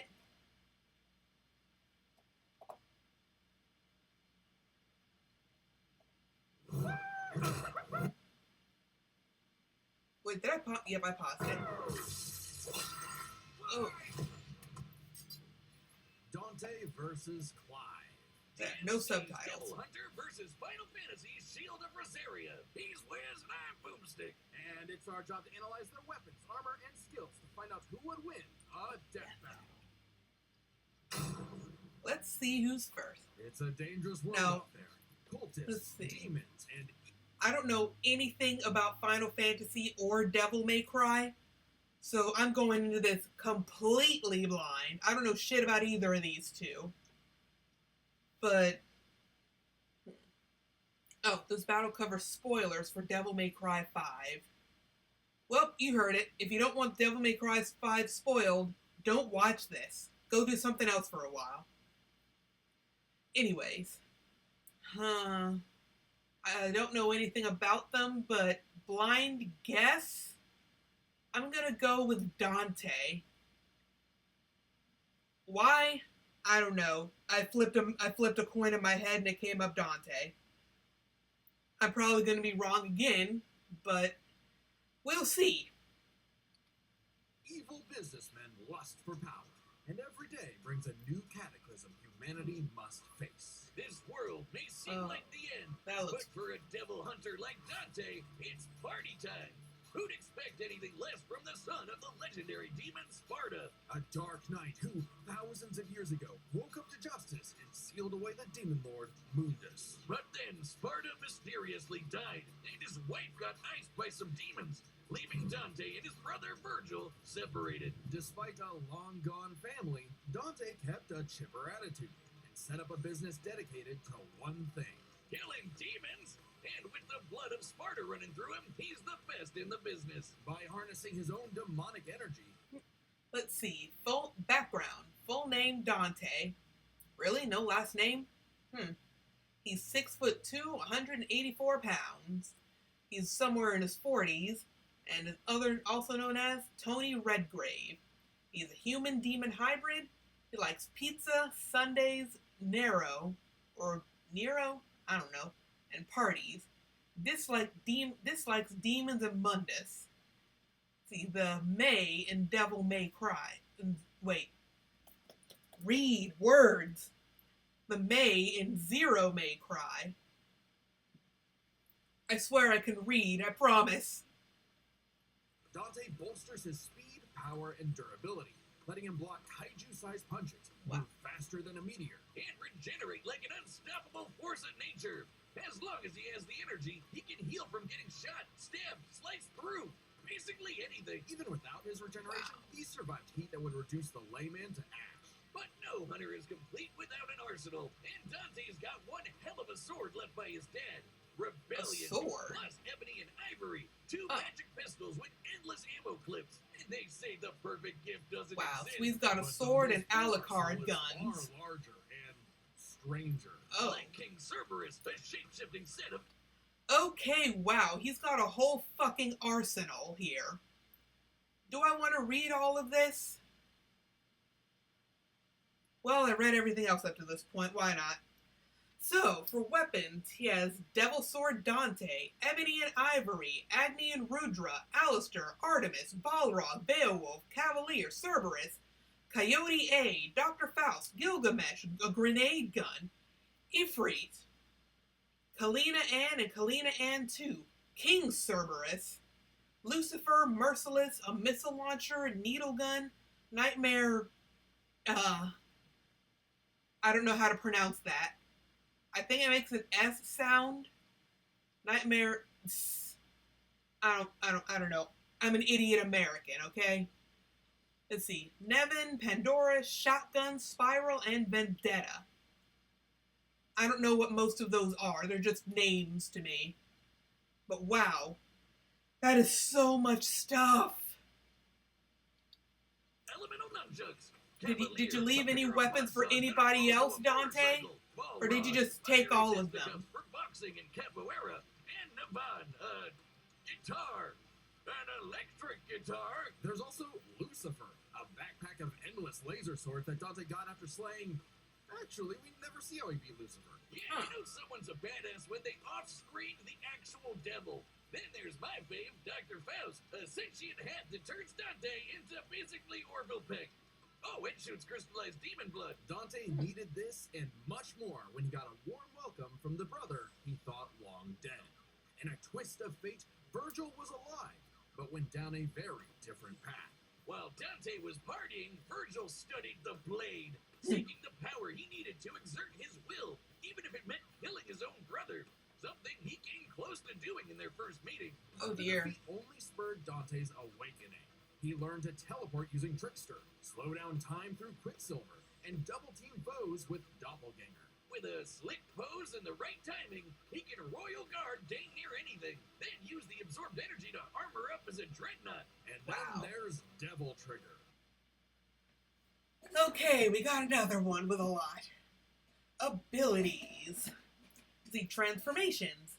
Devil Trigger, Majin Devil Trigger, Sin Devil Trigger. Got superhuman speed and strength, air hike, doppelganger, dreadnought, regeneration, quicksilver, royal god, and royal god. I promise I know how to read. Royal guard with an R, and teleportation. A super form Dante achieves through his supernatural power. Wow. By tapping into his inner demon, Dante can fly and gains an enormous boost in speed and power. Naturally, his rematch with Virgil went very differently. Wow. And that was far from Dante's peak. When Mundus got up to his old tricks, Dante battled the Demon Lord in a vast sea of So was stars, Virgil part and demon universe too? Mundus created on a whim. Even later, Dante one-shot a stronger alternate future Mundus who had completely merged with the Demon World. So he's kind of a big deal. Literally, Mundus became a living universe just for Dante to shoot him in the face. There's Argosax, a god so astronomically intense, he had the power of every other demon in existence. Wow. A divine deity of the sun that Dante also shot in the face. Oh, that guy. I completely forgot about him. Funny, so did Dante. Despite how powerful Argosax was, he was just an insignificant Tuesday to Dante. So it's safe to say Dante had become the strongest around.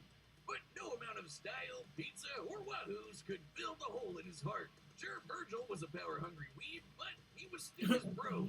Beneath Dante's antics, killing the last of his family kind of messed him up. Until he learned his family wasn't as gone as he thought. It turns out he had a nephew, Nero, who Dante would help get into the family business in his own unconventional way. And for dead weight, Nero was pretty badass. Even helping Dante take on the so-called Demon King Urizen. Nero's Devil Breaker arm can fire light-speed lasers that Dante and Virgil have dodged. Dante and Virgil can already dodge lasers in their base forms, but when charged with enough demonic energy, they can outright blitz beams over 11 times faster than light. Nero even survived getting melted down while inside a living statue. It's a long story. And that's the same sort of regeneration that Dante has, meaning he can survive being turned into a puddle. So Dante was ready when Virgil somehow returned. Again. And made an apocalyptic demon tree for what else? More power! With the entire world now on the line, Dante had to get serious and fully embrace his human and demon sides alike by stabbing himself. Holy shit, Dante has been impaled so much, he decided to make it how he powers up. So he got his greatest weapon, Devil Sword Dante, and became Sin Devil Trigger. Holy cow, that looks so badass. He can fire lasers with Loose, obliterate with the fires of Judgment, and surpass even the legendary Sparta. But although Dante was totally a match for Virgil, neither of them would budge on their ideals. Of course. Both were destined to duel until one was dead forever. But thanks to Nero and two well-placed bitch slaps, they got some sense knocked into him. Dante realized that if he couldn't make Virgil abandon his ways, he might as well keep an eye on him. In one fell swoop, the two severed the world-spanning demon tree and prepared for a permanent departure to the underworld. You can choose your friends, but not your family. But if that's what it takes to keep Virgil safe, or rather to keep the world safe from Virgil, Dante will deal with it. And all things considered, he's happy slugging it out with his bro. Maybe happier than he's ever been. Proof that as long as you have the human drive, even hell can become a paradise sweet enough that a devil may cry. Wow. That was so cheesy. Wiz, Now it's an for emergency. Clive. This fight's gonna have a banger soundtrack, but my headphones broke. Well, good news. This battle is sponsored by Raycon. Okay. Your ears Could have open skipped and the your holiday Raycon mood. ad.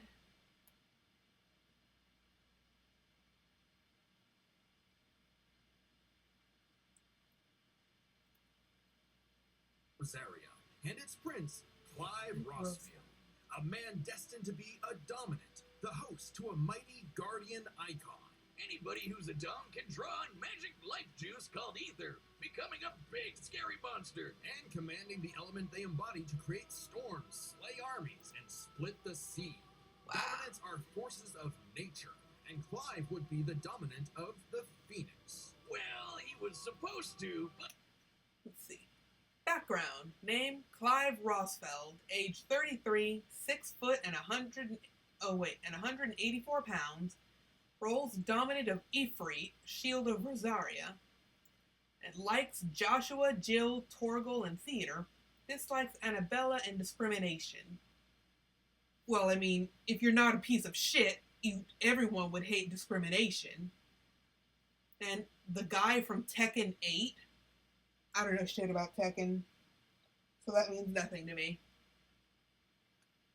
Big Bird said no thanks, and instead picked his sick little brother Joshua. Parents don't play favorites, but I guess ancient monsters can. Despite the rejection and a deep loathing from his mother, Annabella, Clive and Joshua were only kind to one another. Clive saw the burden his brother bore and accepted his blessing of the Phoenix in hopes of becoming Joshua's shield. Meaning he learned a bunch of magic. He can shoot fire, teleport with Phoenix Ship, and took down this beast before he was even out of puberty. Even without magic, Clive's a capable swordsman, able to boost his speed and perception with precision dodge. But it wasn't enough when Annabella betrayed Rosaria for the Empire of Sanbreque. In one night, Clive's knights, people, and his own father were slaughtered before him. Quick, someone use a Phoenix down!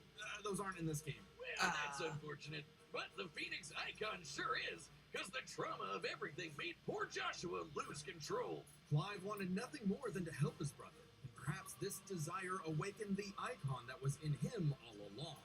The fiery beast, Ifrit. Boy, is Ifrit a wild one. Just standing nearby will incinerate the average Joe. It can make fire barriers, regenerate lost limbs. Yeah, I think I was wrong with a again. flaming spirit bomb, and shatter a walking mountain. The downside being Clive couldn't control it. He didn't even remember becoming Ifrit, or battling the Phoenix in a fight that reduced everything he loved to cinders, leaving Joshua presumed dead.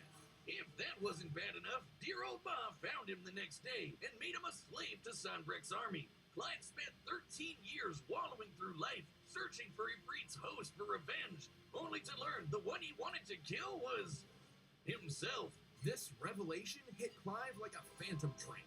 He thought death was all he deserved for taking the lives of Joshua and so many others. Even so, Was he there naked? was a light at the end of the tunnel. Why was he naked? No, not like that. Thanks to his friend Jill, the outlaw Sid, his doggo Torgal, and a very therapeutic battle with his self-hatred, Clive learned to carry the torch for his brother, fighting the real problems plaguing his world. Bristos and racism! In the world of Valisthea, prejudice is alive and well for bearers. Basically, anyone who can use magic without special crystals. So what better way to dismantle the system than to help fellow bearers and destroy the mother crystals ruining the planet, all while picking up some nifty abilities. Through a mysterious power that lets him absorb icons, Clive took Garuda, an avian with sharp slashes and sharper talons. From Sid, he received Ramuth, so he could summon lightning. From his main Jill, he got Shiva to freeze lava and even time itself.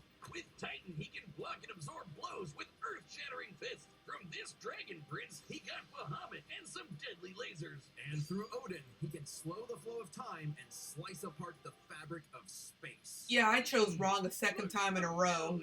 With these powers, Clive stepped up to leap. Let's see. Arsenal.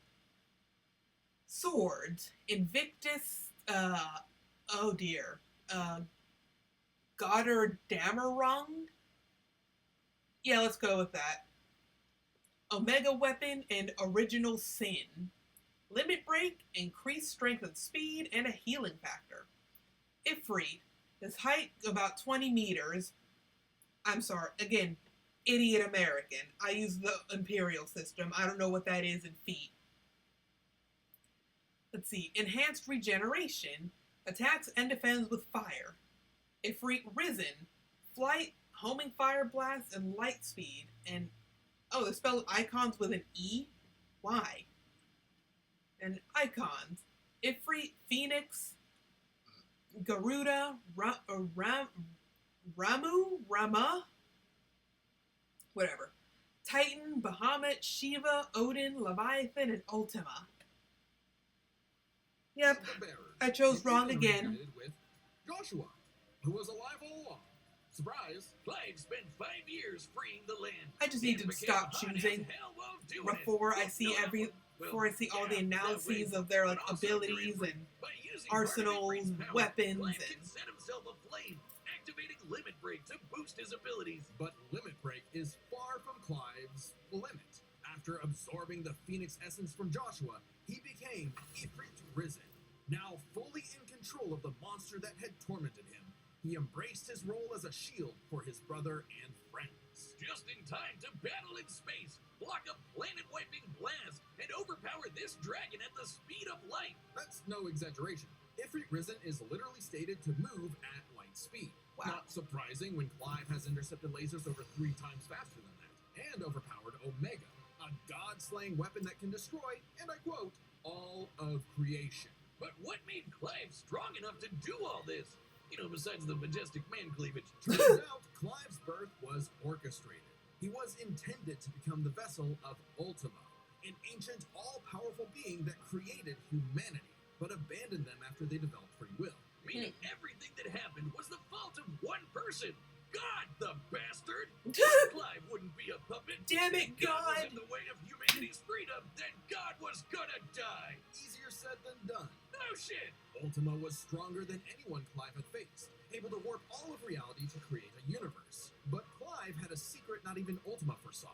Over his journey, he developed a special state of mind, Logos. AKA someone powered by human will and the bonds of consciousness with others. Okay, that sounds like anime friendship crap, but trust me, it made Clive a badass who could surpass his limits, getting stronger over the course of just one fight. So much so that, despite struggling against Ultima initially, by the end of the fight, Wow. Clive took out Ultimalius, a more powerful amalgamation of Ultima and his entire species, all while Clive was in his base form. Wow. Ultima literally became Ultima Squared, but Clive still kicked his ass, using his bonds with his brother, his friends, and Yeah, his I need to just unbridled wait for will. both analyses to come out before guessing a winner, because Clive has this. Okay, so There's it no really was reason the he power of should. friendship after all. Man, this guy's got a future in shonen. Well, except we don't really know what. And feats. Intercepted Bahamut's light rays. Vaporized with a P. A large tsunami. Shattered Titan Lost. Destroyed a meteor with Joshua. Okay, I know that means like they work together, but all I'm imagining is him using Joshua like a club.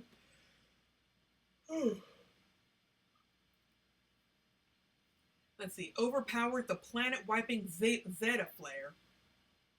And defeated Titan, Bahamut, Odin, Omega, Leviathan, and Ultima.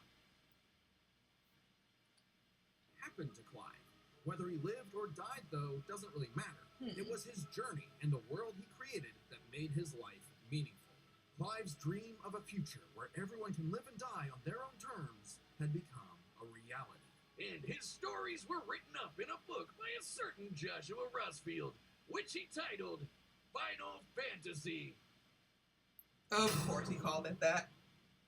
The battle's coming up next, so call your winner now, folks, just like our sponsor, DraftKings. The NBA season tips off, and so does Unfortunately, DraftKings. I'm going to go with my DraftKings first, Pick Six this is my first is where you guess, play for big wins. Dante, For every possession, even though I'm get pretty more sure top he's tier going to get his Just shit make more rocked. or less on 2 or more stats and unlock the upside. I've got to every stop game brings. guessing Oh, also, before new I actually see DraftKings the customers analyses of are these getting guys, bonus picks with because just I always $5 end up entry wrong. on your first pick set. Don't just watch basketball. Cash Now, in. skip Download the this part, because no one wants to see an ad.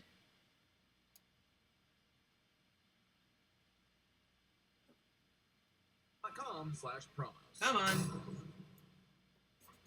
All right, the combatants are set, Yay. and we've run the data. This from is all gonna be possibilities. good. Time for a death battle!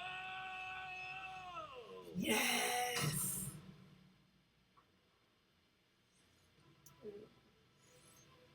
Sharpening the sword. Whee!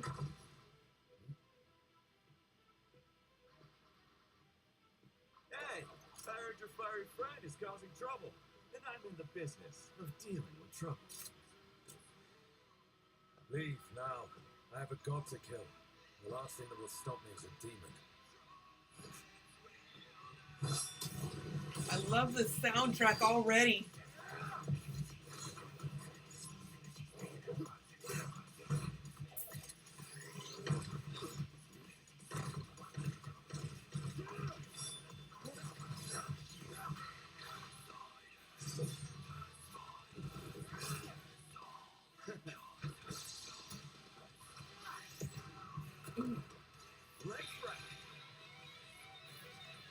This is so goofy, but so cool too. Fancy yourself a bard.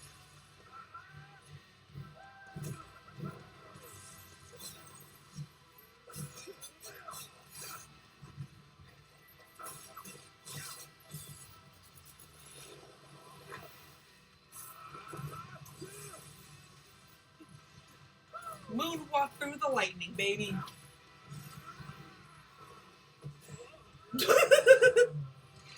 Okay, that was actually really funny. Oh god.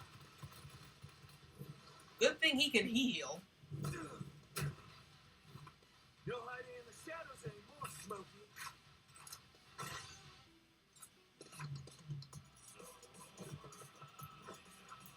Time to see the light. Oh god.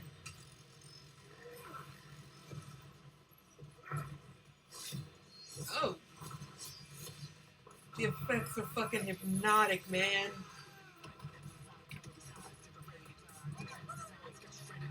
Motorbike! Hell is that? Yeah, he wouldn't know what that was, would he? Oh, Jesus. Ding. Ding.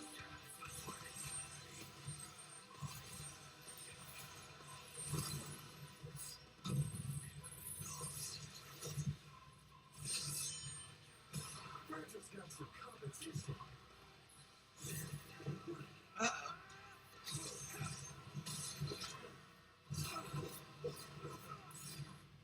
Oh. Oh, damn. Let's see that icon of fire. That might be the only thing that saves you. Let's see what your monster can really do. So the devil cries for more. Let's give him everything we've got. Joshua!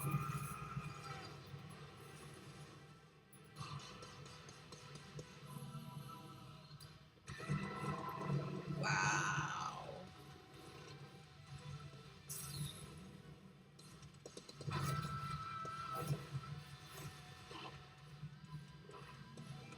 Oh, how are they surviving in space? Then again, how is any of this happening? Why question the logic?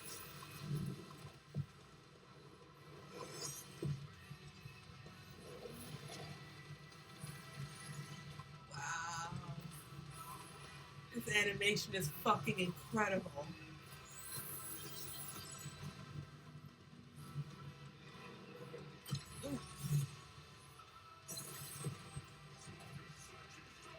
Smoking sexy style.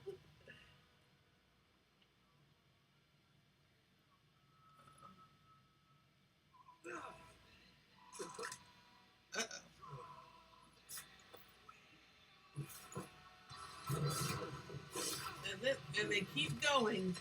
Please, just once. I need more. It's in a bag, Smokey. Just like I need.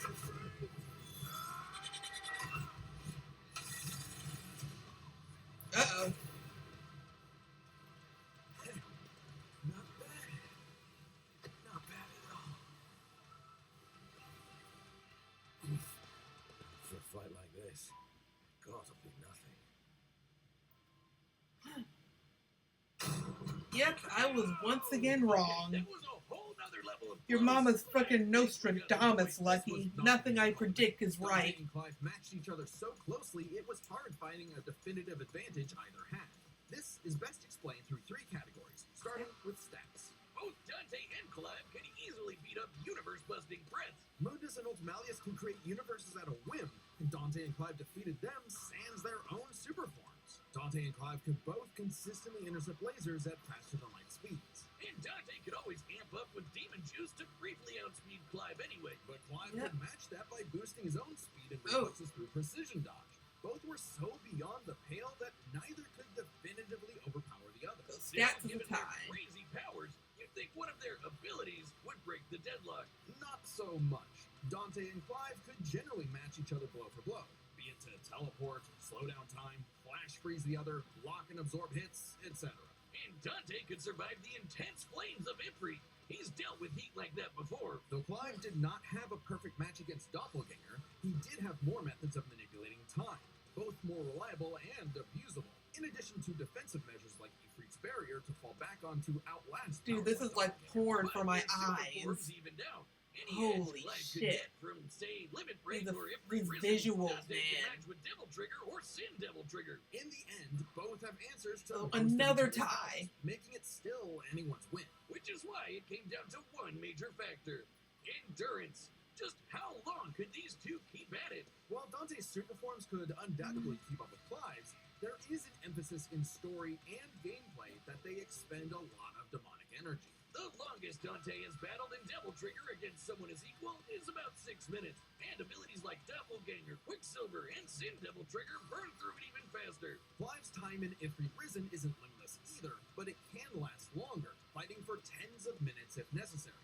But given how close this match is, it's vital. If Ifrit Risen catches Dante outside of Devil Trigger, it's over. I know what you're thinking. Dante's crazy tough. His healing factor's way better than Clive's. Clive can regen lost limbs, sure, but Dante can heal from getting reduced to a puddle. Couldn't he just tank Ifrit's attacks? Well, yes, but also no.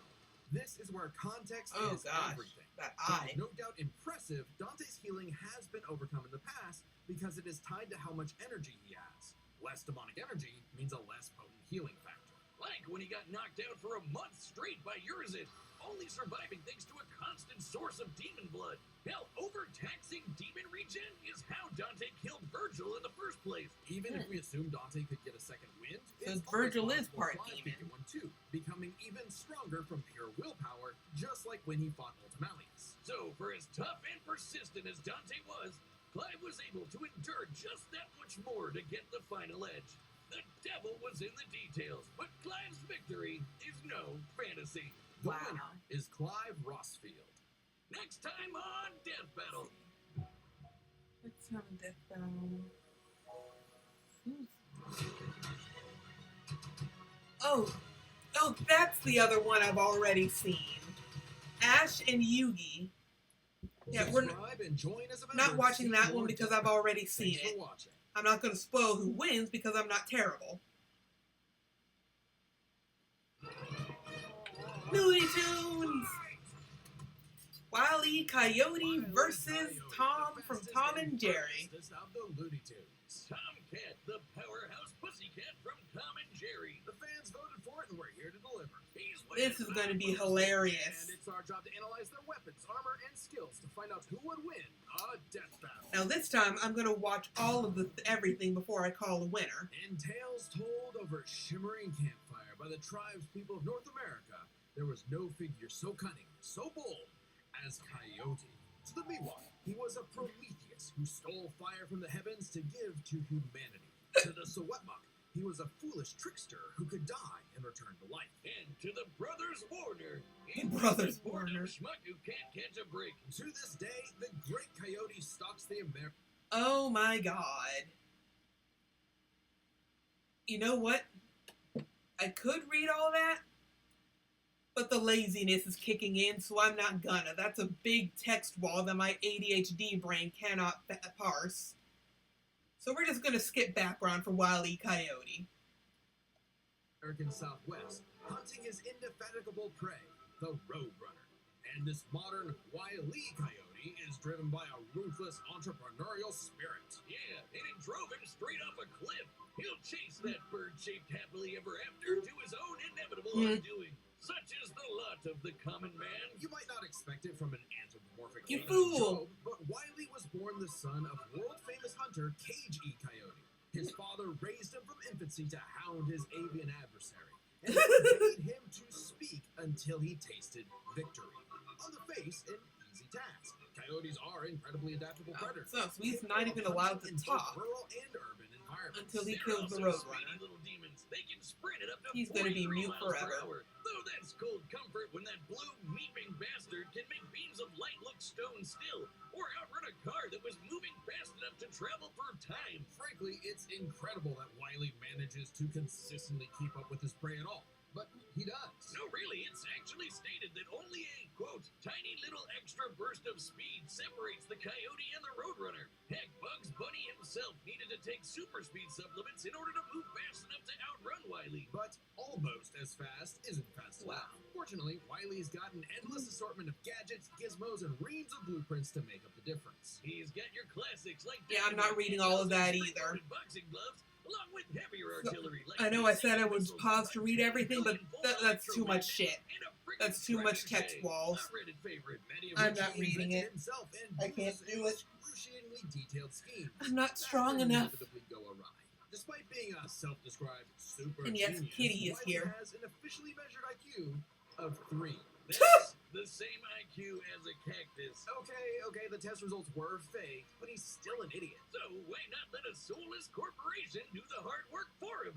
Acme sells any product that you can imagine, and Wiley is their most devoted customer, contributing up to 99% of its multi-billion-dollar revenue. Thanks Wow. to the inherited wealth, Pops. Oh, don't worry, I'm spending it all in one place. He's got an Acme Book of Magic, Acme Clone-O-Matic, Acme Death Ray, Acme City in a Box, Acme Universal Remote, which can pause, fast forward, and rewind a person through time. Too bad half the stuff Wiley uses is intentionally sabotaged because Acme's board of directors is exclusively Roadrunners. That man cannot catch a break, but he sure can take some punishment. No matter the severity of his failures, Wiley is still attuned and can bounce back from just about anything. He's been sliced, stabbed, squashed, exploded, melted, blasted into a constellation, and overall verbed for the last 87 Toon years Force is straight, crazy. without ever actually dying. He once got fully disintegrated into ash and popped back up like it was nothing. Similar to the immortal coyote of Sewetmuk legend. He's also shattered the fourth wall tons of times and even left the comic page entirely to catch the Roadrunner.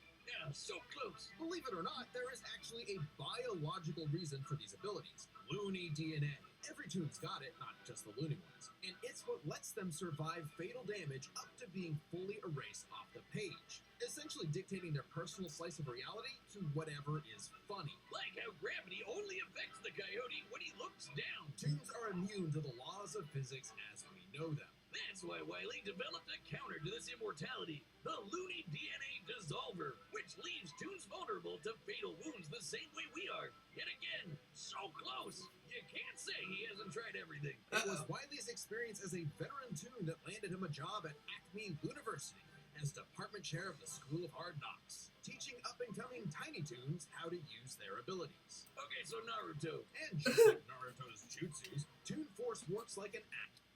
Whoops.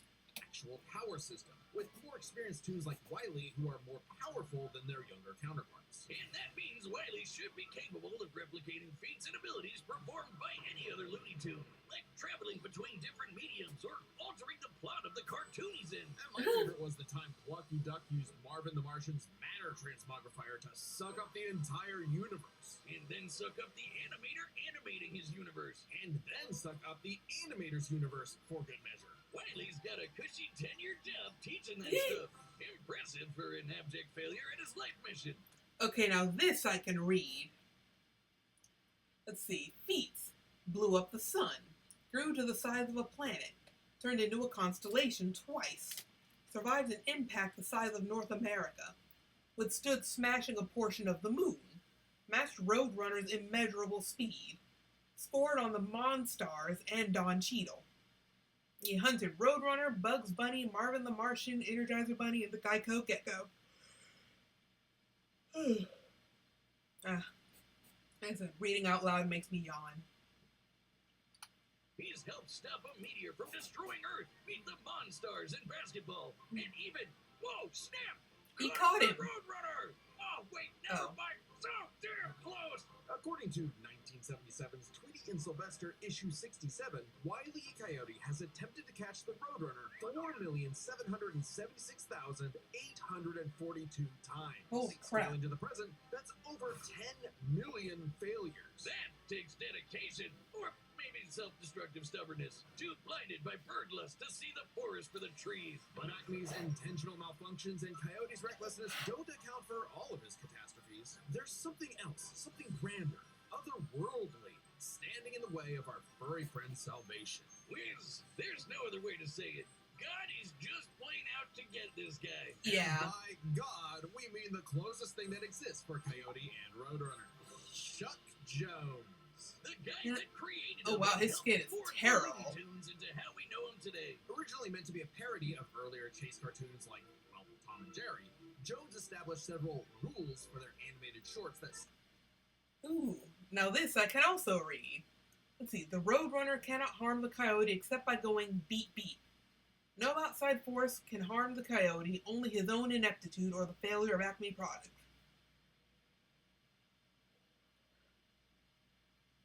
The Coyote could stop any time if he were not a fanatic.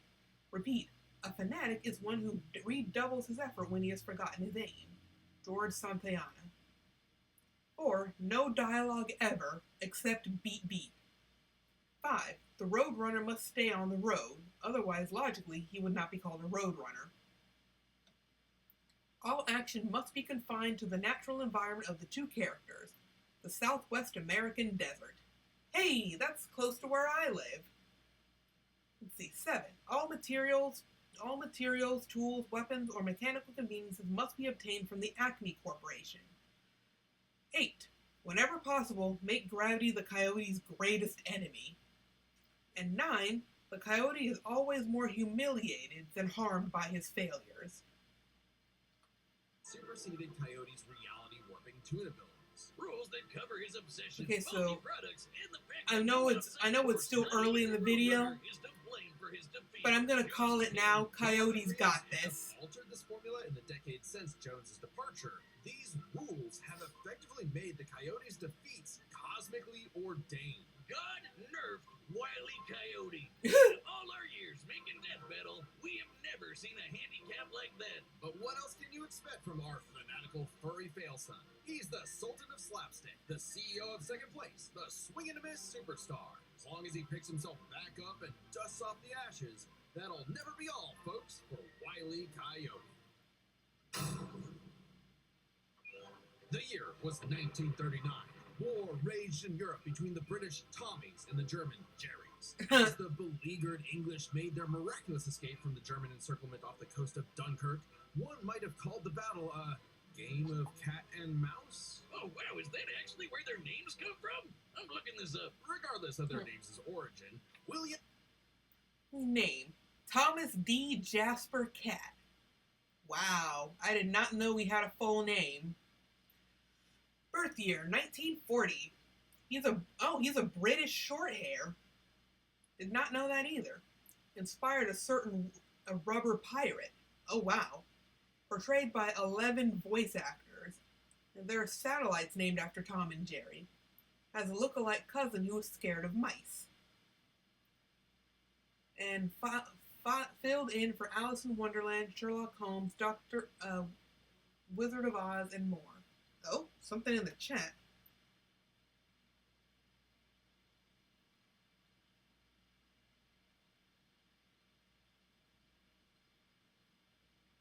What? CheapReworthStreamBoo.com. Remove the space. Yeah, nah. It looks like spam to me, so I'm not going to respond to it. And again, I don't do streaming for money. I do it purely for fun. This is for my own enjoyment. If you don't enjoy my streams, don't watch my streams. I'm doing this for me, first and foremost. Hannah and Joseph Barbera's infamous cat and mouse duo became the undisputed Bonk. kings of slapstick comedy. The formula is simple, and we all know it. Tomcat chases Jerry Mouse around the house. Brutal, bone-shaking, I felt that in my bones. Violence ensues, and Tom is reprimanded by Mammy Two-Shoes. Who is, let's say, very much from the 1940s. And if you're like me, all you wanted to see was Tom wipe that smug smirk off that little rat's face. Despite my well-documented hatred of cats, even I've got to cringe at years of propaganda to convince us to side with the filthy, flea-ridden rodent over man's second best friend. Oh, big God. House cats like Tom are actually some of Earth's most successful predators. They can run up to 30 miles per hour, leap 6 feet high, and despite being commonly perceived as nocturnal, they're actually crepuscular and hunt in the dawn and evening. Tom specifically is a British shorthair. They're strong, stocky Roman cats bred to withstand harsh conditions. And for Tom, harsh conditions is an understatement. Tom has collected a crazy assortment of weapons in his war against mousekind. Sure, most of it is the stuff. Yeah, I'm not reading all that. That's too much text. Like baseball You- bats, like- lead pipes, And guns. You know, I'll pause it for anyone who wants to read this big block, but yeah, ADHD brain. I can't, ugh. That's too many words, too much together. I can't do it. I cannot read all of that. It would drive me insane. Lots and lots of guns. But he's got wackier things. But this I could read. Let's see. Arsenal, wood, clubs, saws, hammers, mallets, spoons, beams, fishing pole, etc. Magic wand and book of spells. Yeah, that's too much text. Vehicles, cat car, cat jet, robo-cat, remote-controlled rocket, biplane, car, truck, motorboat, etc. And apparel. Knight armor, rocket boots, space suit, flying suit, jetpack, and any disguises he wants. Things like a magic wand, a robo-cat, vanishing cream, and a smart cap that gives him all the knowledge in the world. I'm partial to the Sword of Light and Dark, which severs you from your own shadow, or the Rewind Remote, which can move your victim backwards through time. And you can't forget the cat car and cat jet, spelled with K's, of course. Just the cat part. Tom's arsenal is heavily improvisational, which fits his quick thinking in fights over Thanksgiving turkey. Though he often loses his bouts with Jerry, it's not usually because he's dumb or incompetent. Rather, he's just genuinely outplayed. And even in defeat, he's one tough son of a gun. He's been crushed, blown up, had every bone in his body broken, shattered, melted, and vaporized to dust, and survived. Well, mostly. Tom actually has kicked the bucket multiple times, but little known cat fact, he has 9 lives, as established in the episode Heavenly Puss. Oh, Wes was conducting some different kind of research when he stumbled on that episode. Very funny. Even if Tom starts to use his lives up, he has a potion that just restores them. Or he can physically go get them back from hell, where all cats go. Extremely hardcore for a tune, but there isn't much of a limit to what Tom can Yeah, I'm not do. reading all that. Clone himself. I'm levitate sorry, the I've air, gotten make his lazy. imagination real, and even break the fourth wall and enter the real world. Yeah, if you only watch the classic cartoons from the 40s, you may be in for a shock. Tom and Jerry gets buck wild, much like the actual inspirations for their names. Thank you, Google. Oh, you're still on this? Dodoy Whiz. They were actually named after the two characters in Pierce Egan's Delightful Life in London, Jerry Hawthorne and Corinthian Tom. It was adapted to the stage with the title Tom and Jerry, which later became a catch-all term in 1800s England for young, drunken rabble-rousers. One could, in fact, say that many rabbles were roused the times Tom... Let's see. Feats. Lifted the sun. Obliterated a planet-busting asteroid. Ruined several countries with his vehicles. Dodged lightning and lasers. Ran past 2 exosystems. Launched into space by an explosion. Took Jerry's punishment for over 80 years. And defeated Jerry, Butch, Droopy, and the Abyss. Destroyed a planet-busting asteroid, lifted up the sun, and was blown up into a constellation. And he was just fine. Just a bunch of stars now, but he's okay. He tanked an explosion that launched him through time to the Stone Age and has run through space at massively faster than light speeds. That shouldn't be a surprise when he and Jerry have been at each other's throats for over 80 years now. But what may surprise you is the fact that at the end of the day, they're actually friends. And they've worked together tons of times to save the day, like when they helped a little orphan girl, Robin Starling, find her way home. Aww. It's a nice end to their story. Don't you believe it? Now is when we have to talk about Tom and Jerry Chase. Long ago, the warrior god, Lord of Sichuan, Erlong Shen, battled the tricksy and indomitable Mouse King atop Peach Mountain, leading the goddess Celeste to declare the two the strongest warriors in the realm. And they were, in fact, Tom and Jerry. They were even stronger than Devil Tom, who repelled corruption by the darkness. This mysterious, malevolent force threatened to consume the tree of life. Where is this whose lore branches coming encompass all of time and space. Banding together, these warriors used the star element to dispel the darkness and save the universe. What the fuck? While it may sound completely insane, it is. Chase is a Chinese mobile gacha game whose lore is not entirely in keeping with the spirit of the source material. However, it is officially licensed by Warner Brothers Interactive Entertainment, which means we have to include it in our research. So that the gods may grant us mere mortals some heavenly fun. No! Story aside, though, Tom has actually managed to catch the little rat fair and square a few times. By my count of the original shorts, 19 times. I could watch him on repeat forever. Too bad he's still a filthy feline. The only kitty I truly respect is named after booze. Well then, you're in luck, because the Tom and Jerry of English literature later became the namesake for a famous Christmas cocktail. Because there's no better way to get absolutely trashed than with good old Tom and Jerry. Guess what? Death Battle has merch now. That's right. You know, I know I skip ads, but I'll let this one play. Deathbattle.gg. Just click the It's merch tab fairly at the short. top. We've got mugs, stickers, shirts, and more. I'm partial to the official researcher's notebook. I promise it's not a demo. See, it says so right on the cover. Sure. Not a There's death also note. exclusive merch for website members, like my beer cooler, which keeps my beer nice and cold.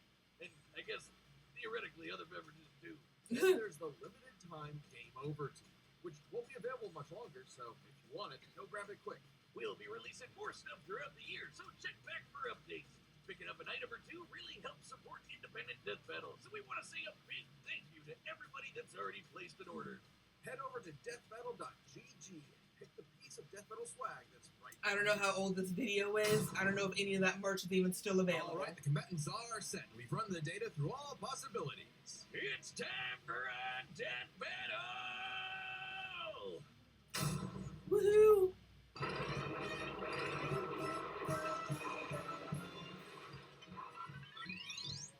House Mouse.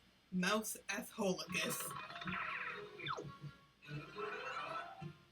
Domesticate. Felis Catus Perpetuus Victimus.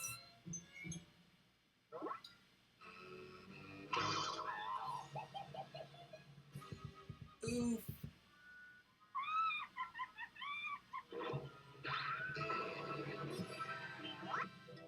Greater Roadrunner. Meepus Meepus.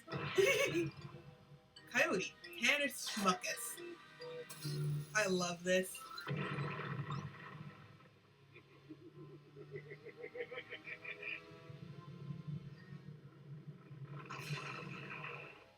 fight. Didn't get the drop on that one. You foolish furball, you cost me my dinner.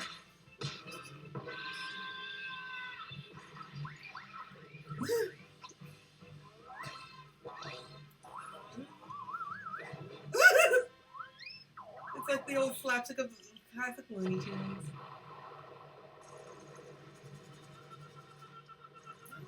Come on, you apes! You want to live forever! It is so weird hearing Tom talk.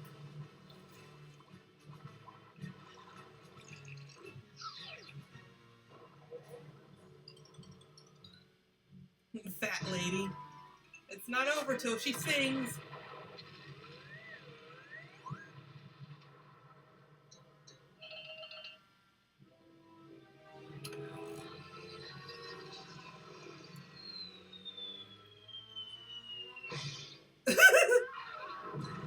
Oh.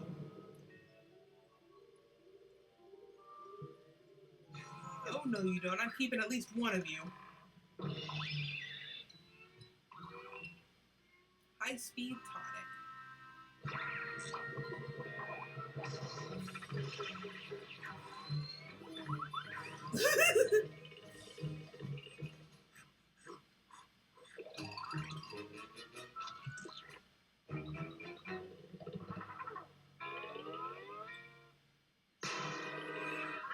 Uh-huh.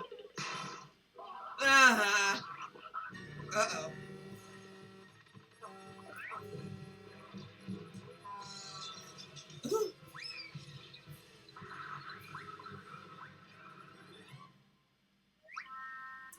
Should have seen that coming.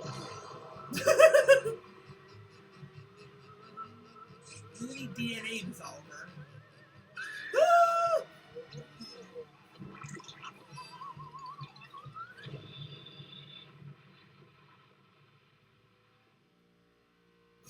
Take this. And this. And so, oh yeah, how about this? See how you like it.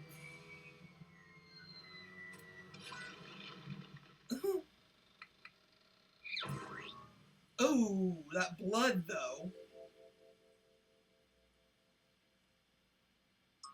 His tiny umbrella protected him. Wile E. Coyote. Super genius. I was right! I only saw him, but I was right.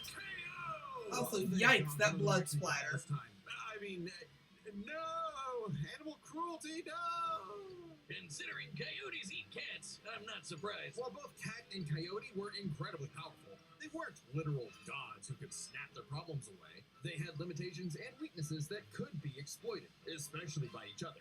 Let's first talk their stats. Both were strong enough to contend with universe-threatening phenomena, but comparing Wily to Plucky Duck, Looney Tunes can not only destroy their own universe, but their animators as well. And while Tom could move faster than light, Wily could keep up with the Roadrunner, who could outspeed a car fast enough to travel through time. That's immeasurably fast, and much faster than Tom. Wily gets the edge in stats. Wily's arsenal was a bit better too, believe it or not. Even eliminating the devices that have been shown to malfunction, he still countered everything Tom had. The biggest being the Looney DNA Dissolver, which could render Tom's cartoony healing factor moot and end the fight. While Tom has never been shown to have Looney DNA specifically, the concept clearly has nothing to do with actual DNA molecules. Looney Tunes have been erased completely and still returned, so it's clearly something more fundamental to their essence. And since the Dissolver works on any tunes, not just the Looney ones, it should apply to Tom. But considering how much of a screw-up Wily is, it wasn't a sure bet. Hell, it could have backfired,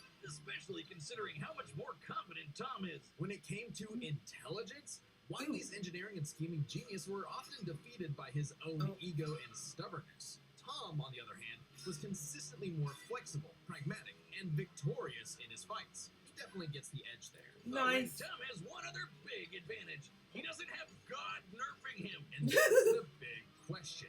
Was Tom capable enough to benefit from Wily's narrative-enforced bad luck and see the DNA Dissolver backfire against him? That bad luck is a core part of Wily's character as a cartoon, so let's call it his, toonly happiness. To find the answer, we dug deep through the bowels of Looney Tunes lore and ended up in an unexpected place. Space Jam.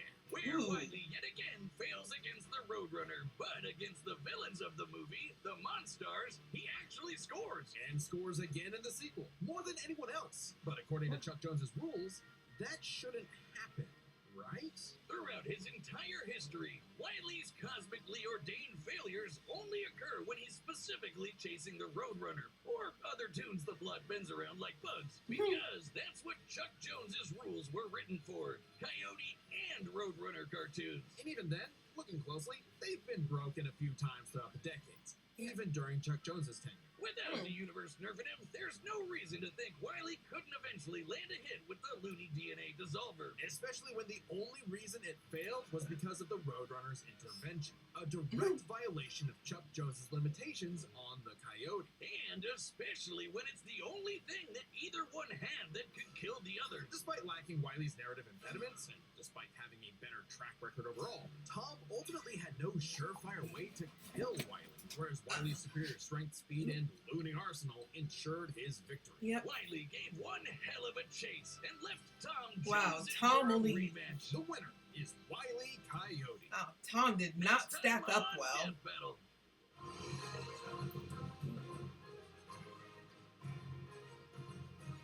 Miles versus Deku. I think that's in the playlist next. Subscribe and join as a member to see more Death Battle. Thanks for watching.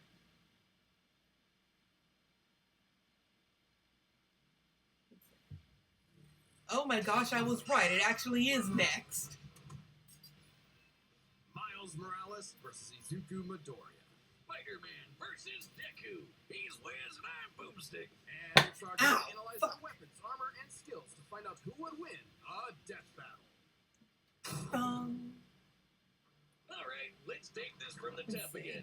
This is Peter Parker. He was bitten by a radioactive I need to spider, wait until I and see for who both knows to how call long, who's gonna he's been win. the one and only Spider-Man. But I want to A call it friendly now. all of New York City. In a universe filled with super soldiers, hulking green Goliaths, and world-shattering gods, Do Spider-Man I is have there to look out for the restraint? little guy. But in a multiverse of I do infinite not. possibilities, that I'm doesn't always I'm last calling it forever. in favor of In Universe Miles. 1610, when NYC's Webhead got iced on the job, The city was left without its protector. But fortunately, Peter wasn't the only one who got bit. Enter Miles Morales, a young teen from Brooklyn just trying to figure out his place in the world. And now, he had it thrust upon him. the canon event to start all canon. Let's see. Real name, Miles Morales, age 17, 5'8", graffiti artist, Herald of Anansi. Teams, Champions, Ultimates, and Avengers. Likes Naruto, DBZ, JoJo's, and Gwen. And dislikes canon events, GameSpot, and Paul. Paul is the spot guy, right? Or would that be GameSpot? I don't know. We're moving on. Events. Now it was Miles' turn to be the hero the Big Apple needed, and he had all the usual spider kit to help him out. This spider carried the Oz formula, a genetics-enhancing serum that granted Miles superhuman strength, speed, and the ability to alter his body's electron attraction to crawl along any surface. And you can't forget that classic spider sense, an internal warning system that lets Miles know about incoming threats so he can react ahead of time. He even got an upgrade that acts like a radar, letting him see through stuff. But no spider person is complete without their web shoot. A nano mesh vibranium suit. Oh, arsenal and abilities, by the way. Nano mesh vibranium suit, Wakandan web shooters, and see spider powers, super strength and agility, wall crawling, radar, spider sense, and invisibility. Venom powers, Venom punch, Venom shock, Venom blast, mega Venom blast, Venom saber, bioelectric webs, absorption, and overdrive. Wow. Given to him by Peter's Aunt May, these webs have all sorts of This applications. is going to be such a great matchup. Grabbing, restraining, projectiling, and being made into constructs. Not having Peter around to show him the ropes made things a lot tougher, though. And between mishaps with wall crawling and web slinging, Miles got off to a rocky start. Like any typical teenager, he had a lot of self-doubt. Could he keep up in school? What was the right way to talk to girls? And how could he live up to being Spider-Man when one of the villains he had to face turned out to be his very own uncle? Ooh. Makes family dinner so awkward. All that, trying to kill you stuff. Fortunately, Miles had a leg up on every other superhero known to man. Living parents! Or yet loving parents. They supported him when things got tough, even if they didn't always see eye to eye. And thanks to them, he learned that the best way to be Spider-Man wasn't to do it like Peter, but to do it his own way. And it helped that this particular spider had a bit more to its bite than Peter's. Miles has a variety of unique powers, like invisibility and venom. Not like Tom Hardy, though it is weird to give your main power the same name as one of your bad guys. Come on, Spidey, branding is important. Miles can harness his own bioelectric energy and weaponize it, which is especially effective against individuals with genetic mutations. Punching, absorbing, blasting, mega blasting. Wow. Hell, he can even make electric. Yeah, I feel pretty constructs out of his confident stuff, saying like Miles has bioweapons this. and a damn sword. Jeez, what kind of spider was this? It's not entirely science fiction. Studies have shown that certain species of spiders, such as the Linnaeus, have a process known as ballooning. By spinning a thread of their silk, they can use the Earth's natural electric fields to fly, traveling up to hundreds of miles. No pun intended. Well, whatever kind Gross, of fight it flying was, spiders. Miles My had worst fear needed to fight his realized. worth as Spider-Man. Miles can dodge gunshots, missiles, and lightning bolts. He survived all sorts of beatings, including a building exploding on top of him. Oh, geez, Spidey could lift buildings and dodge light-speed attacks, and Miles is more than a match for him. Like the time he absorbed the energy of a bomb that was going to vaporize Harlem. A blast that would have equaled 15 million tons of TNT. He's gotten kudos from a ton of older heroes, too, becoming a member of the New Ultimates and the Avengers. He even helped form the Champions, a team of teenage superheroes with the likes of Miss Marvel and Ironheart. The king Nice. of Wakanda himself even suited him up with some Wakandan vibranium. The same stuff as T'Challa's own suit. This super rare and tough metal can absorb kinetic energy and vibrational impacts. It helps to regulate Miles's venom powers too, allowing him to better control his electrical output. The vibranium is thinner to better fit his acrobatic fighting style, but it can still shake off most fatal attacks like they're nothing. This stuff is tough enough that Deadpool's swords have shattered against it. Oh, Though it's wow. not as durable as, say, Captain America's shield, and enough kinetic energy will overload it. Don't be near it when it does, or you'll end up like the Falcon here when he used his vibranium wings to stop a bomb that was gonna blow up New York City. No. That's twice now. Does any other city have to deal with this stuff? But when vibranium and spider powers still aren't enough, Miles can push his electrical output into overdrive. Giving him huge boosts in strength and speed, and making him a whole lot zappier. It's your classic shonen power-up, and he knows it too. He's a bit of a weeb and has a thing for mimicking some favorites. Despite his initial insecurities, Miles has more than managed to live up to his predecessor, no longer standing in his shadow, but side by side. Literally, his universe got blown up and he was sent to the main 616 timeline, along with his family. And now it's him and Peter as a pair of Spider Bros. He's The even become one of Killmonger the main players haircut. I'm of the so sick of Spider-Verse, seeing that. teaming up with all sorts. I'm so sick of seeing the Killmonger. I mean, it's a cool cut, but does everybody have to have it? Let's see. Feats. Blew up a giant symbiote dragon. Lifted most of a building. Took hits from giant woman. Dodged missiles, lightning, and lasers. Stopped the inheritors and saved the Web of Life. Saved an alternate universe from his evil clone. Won an Oscar. And defeated the Prowler, Green Goblin, Venom, Mr. Negative, Salim, and Kingpin.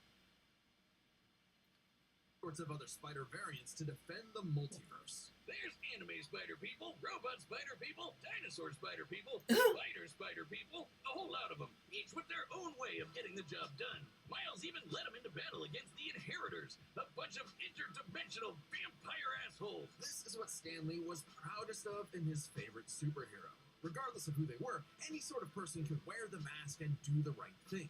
For so long as we stay true to ourselves and help others in our own unique ways, then anyone can be a hero. Yay! But what is a hero?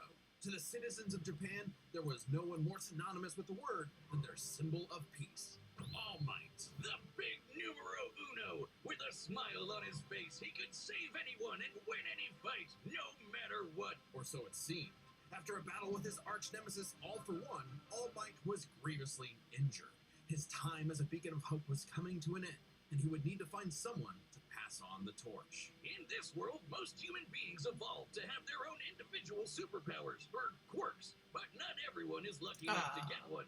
Like this kid named Izuku Midoriya, or as local bully Bakugo like to call him, the good-for-nothing Deku. Izuku wanted to save people. Let's see. Real name Izuku Midoriya, age 16, 24 post-time skip. 5'6", profession teacher, part-time hero. Alias One For All hero, Deku. Possesses 7 quirks. Favorite food, katsudon. Romantic interest, oh, you know, one of them? I don't know if he has any. I never finished My Hero Academia, so I'm gonna get spoilered to hell. But oh well. I knew that going in. So one of them.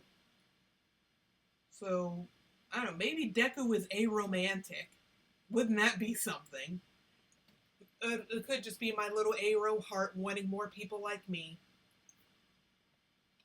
Just like All Might, but even his idol told him that he would have to give up on his dreams. Forever the beta male in the shadow of Bakugo and his Sigma quirk, until he got the chance to alpha up and lend his rival a helping hand, proving himself worthy of All Might's torch. And so after months of training, Izuku was granted All Might's quirk, One For All.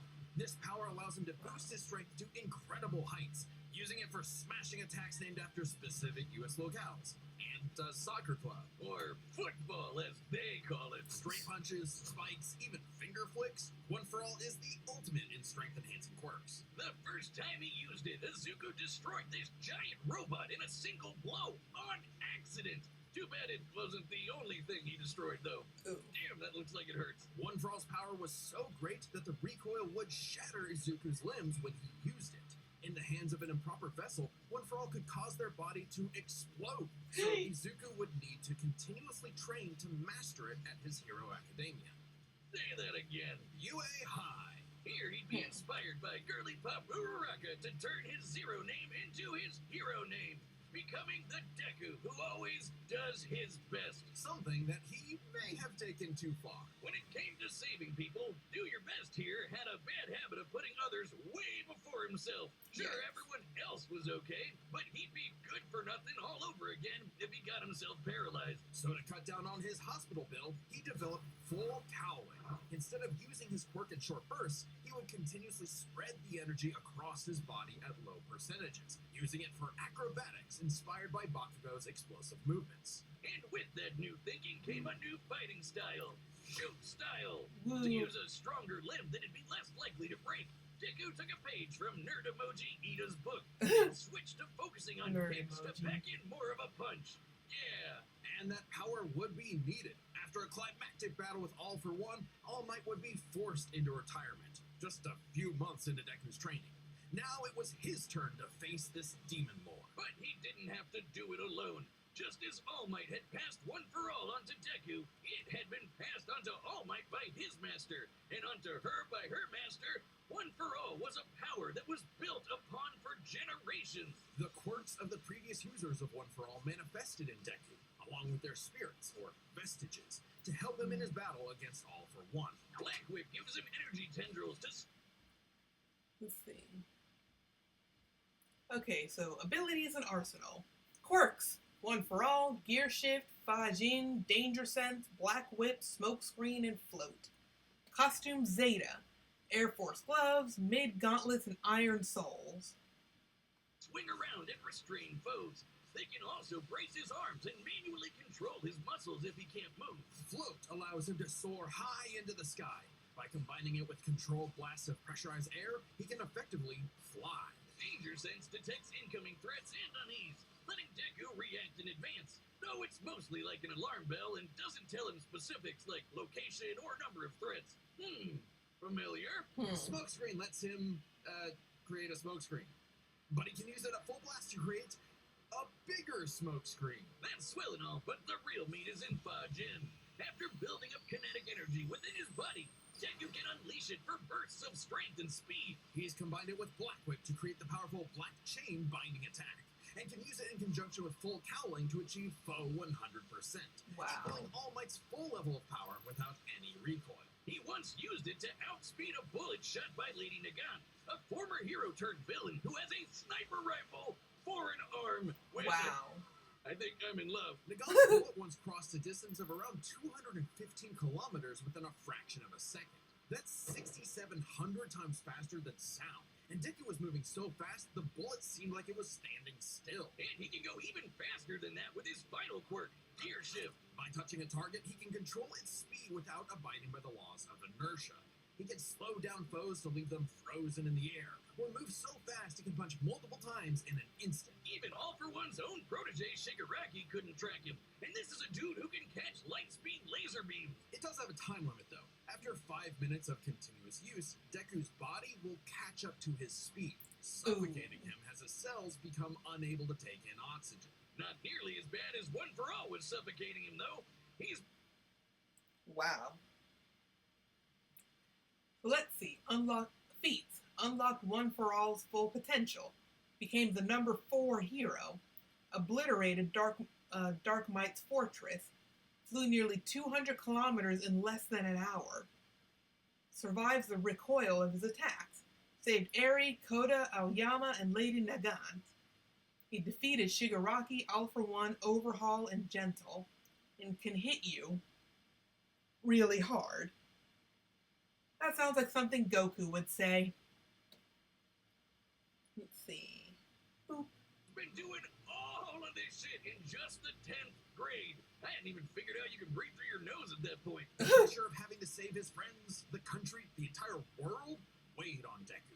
So he left UA to fight this war alone. But alone was never where Deku fought best. Having come from nothing, his admiration for his peers gave him strength, just as they admired his strength and desire to help others. Even Bakugo came around to him. So when it came time to finally put that demon lord back in hell, his classmates, teachers, mom, friends, enemy, and everyone else supported and cheered him on. Because that was the greatest threat to All For One's reign all along. Not All Might, not Deku, not even One For All itself. Just people helping each other out. And with their help, Deku defeated All For One once and for all, blowing a hole in this huge storm and parting the skies for a brighter future. Though he did lose his quirk and have to retire from hero work, getting a regular 9 to 5 as a teacher, passing on his knowledge to the next generation, just like every user of One For All before him. Some might say he peaked in high school. If not for the sick new armor he eventually got to go back to kicking butt. He even made it all the way back near the top of the rankings. All with the help of his friends. For so long as we keep reaching out our hands to help those in need, everyone can be a hero. Hello, it's me, Store-Bought Benjamin. I know what you're asking. Benjamin, what are you wearing? Yeah, I think I was wrong again. Yes, that's Army Menace Mecha Goose pulling down the trunks of four that's dummies. what I get for Our jumping the new summer line gun. of merch is available now on deathbattle.gg for I'll a let the limited sad time. play. Website members can even get this in a unique color scheme. And there's a hat. And there's a hat. I know what else you're asking. Benjamin, why did Wiz build robot butt cheeks on dummy? I don't know. Get your cheeks at www.deathbattle.gg. Alright, the combatants are set, and we've run the data through all possibilities. It's time for a death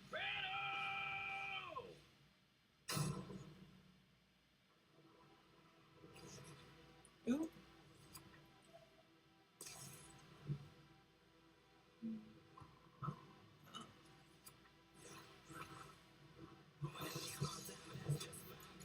Yo! More man and less spider than usual. Whoa, I was looking for you. Here to show me what you can do? Alright, new guy. First lesson, don't watch the mouth. Watch the hands. Now watch mine, Delaware! Ah! Delaware.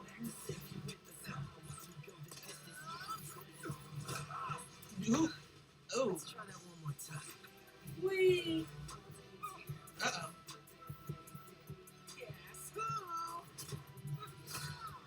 Youch. I can't use my full power here. Gotta take this somewhere else.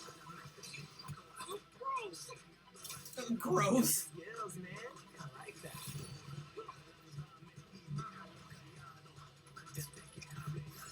It's broken.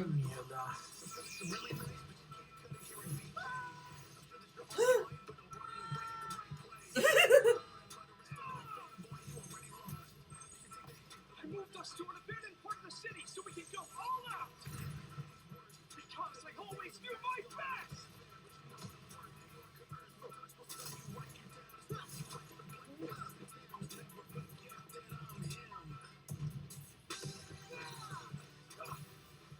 Uh-oh.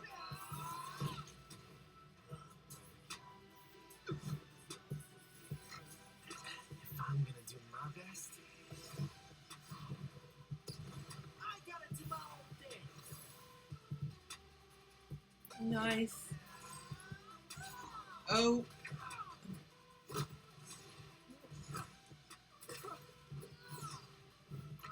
Sarah was right. Your quirk is amazing. Amazing is my buddy. Call me the ultimate spike man. His suit has shock absorption, not nullification. So, it's got a limit.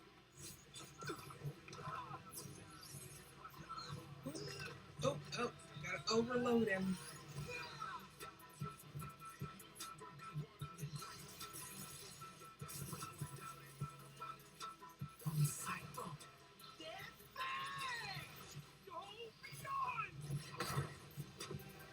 How do people's hands or fingers not break when they meet fists like that? Oh crap.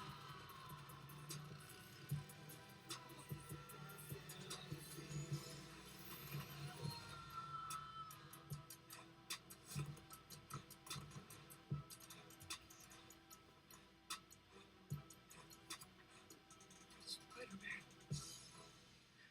you really are the ultimate.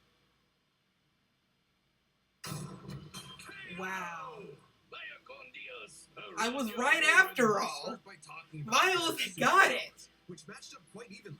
Unsurprisingly, given the not-so-subtle inspiration for Dick. I really was second guessing, but nope, I had it right. Sense gave Miles more insight on his surroundings and threats than Danger Sense, which has been worked around before. This meant Miles's invisibility was harder for Danger Sense to detect when he wasn't attacking, while the Spider Sense's radar system allowed him to find Deku in a smokescreen. But Izuku's other quirks granted him advantages of his own. Fluff was a lot more mobile than Webs, and Fudgen gave a bigger boost in strength than Venom did. Since both had some advantages and disadvantages, we're gonna call superpowers a tie. Next up, speed.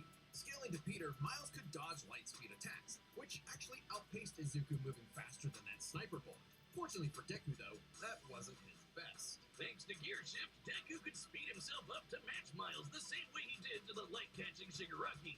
Even worse for Spidey, one touch from Gear Shift could freeze him in place and make dodging totally impossible.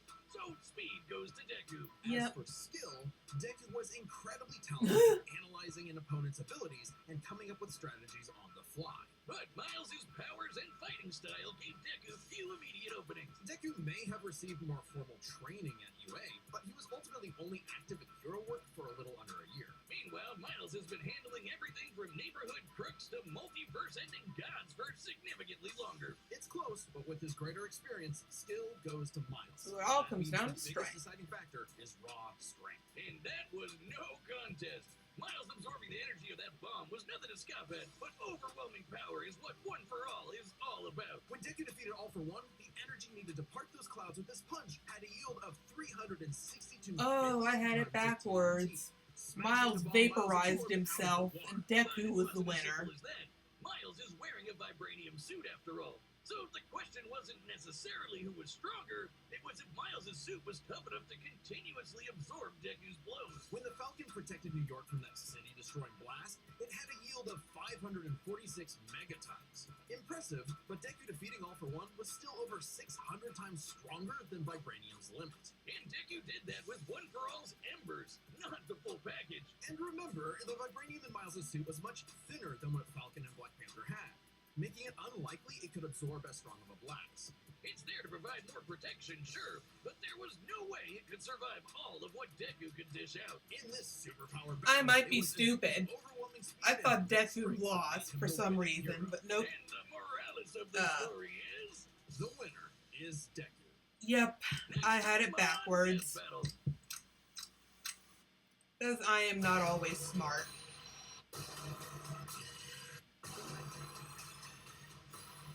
Hulk and Godzilla? Subscribe and join us about Goddamn. more Death Battle. Thanks for watching. And the next one is... Hulk and Godzilla, okay. The Hulk versus Godzilla. Marvel's yeah, Great Goliath against... See, I might be stupid. I don't know why I thought Miles won that fight when Deku was the one standing at the end. Miles vaporized himself because he took too much damage. I never claimed to be smart. the king of the monsters. He's Wiz and I'm Boomstick. And it's our job to analyze their weapons, armor, and skills to find out who would win a death battle. Hulk is a personification of the enemy, which lurks under the surface of us all.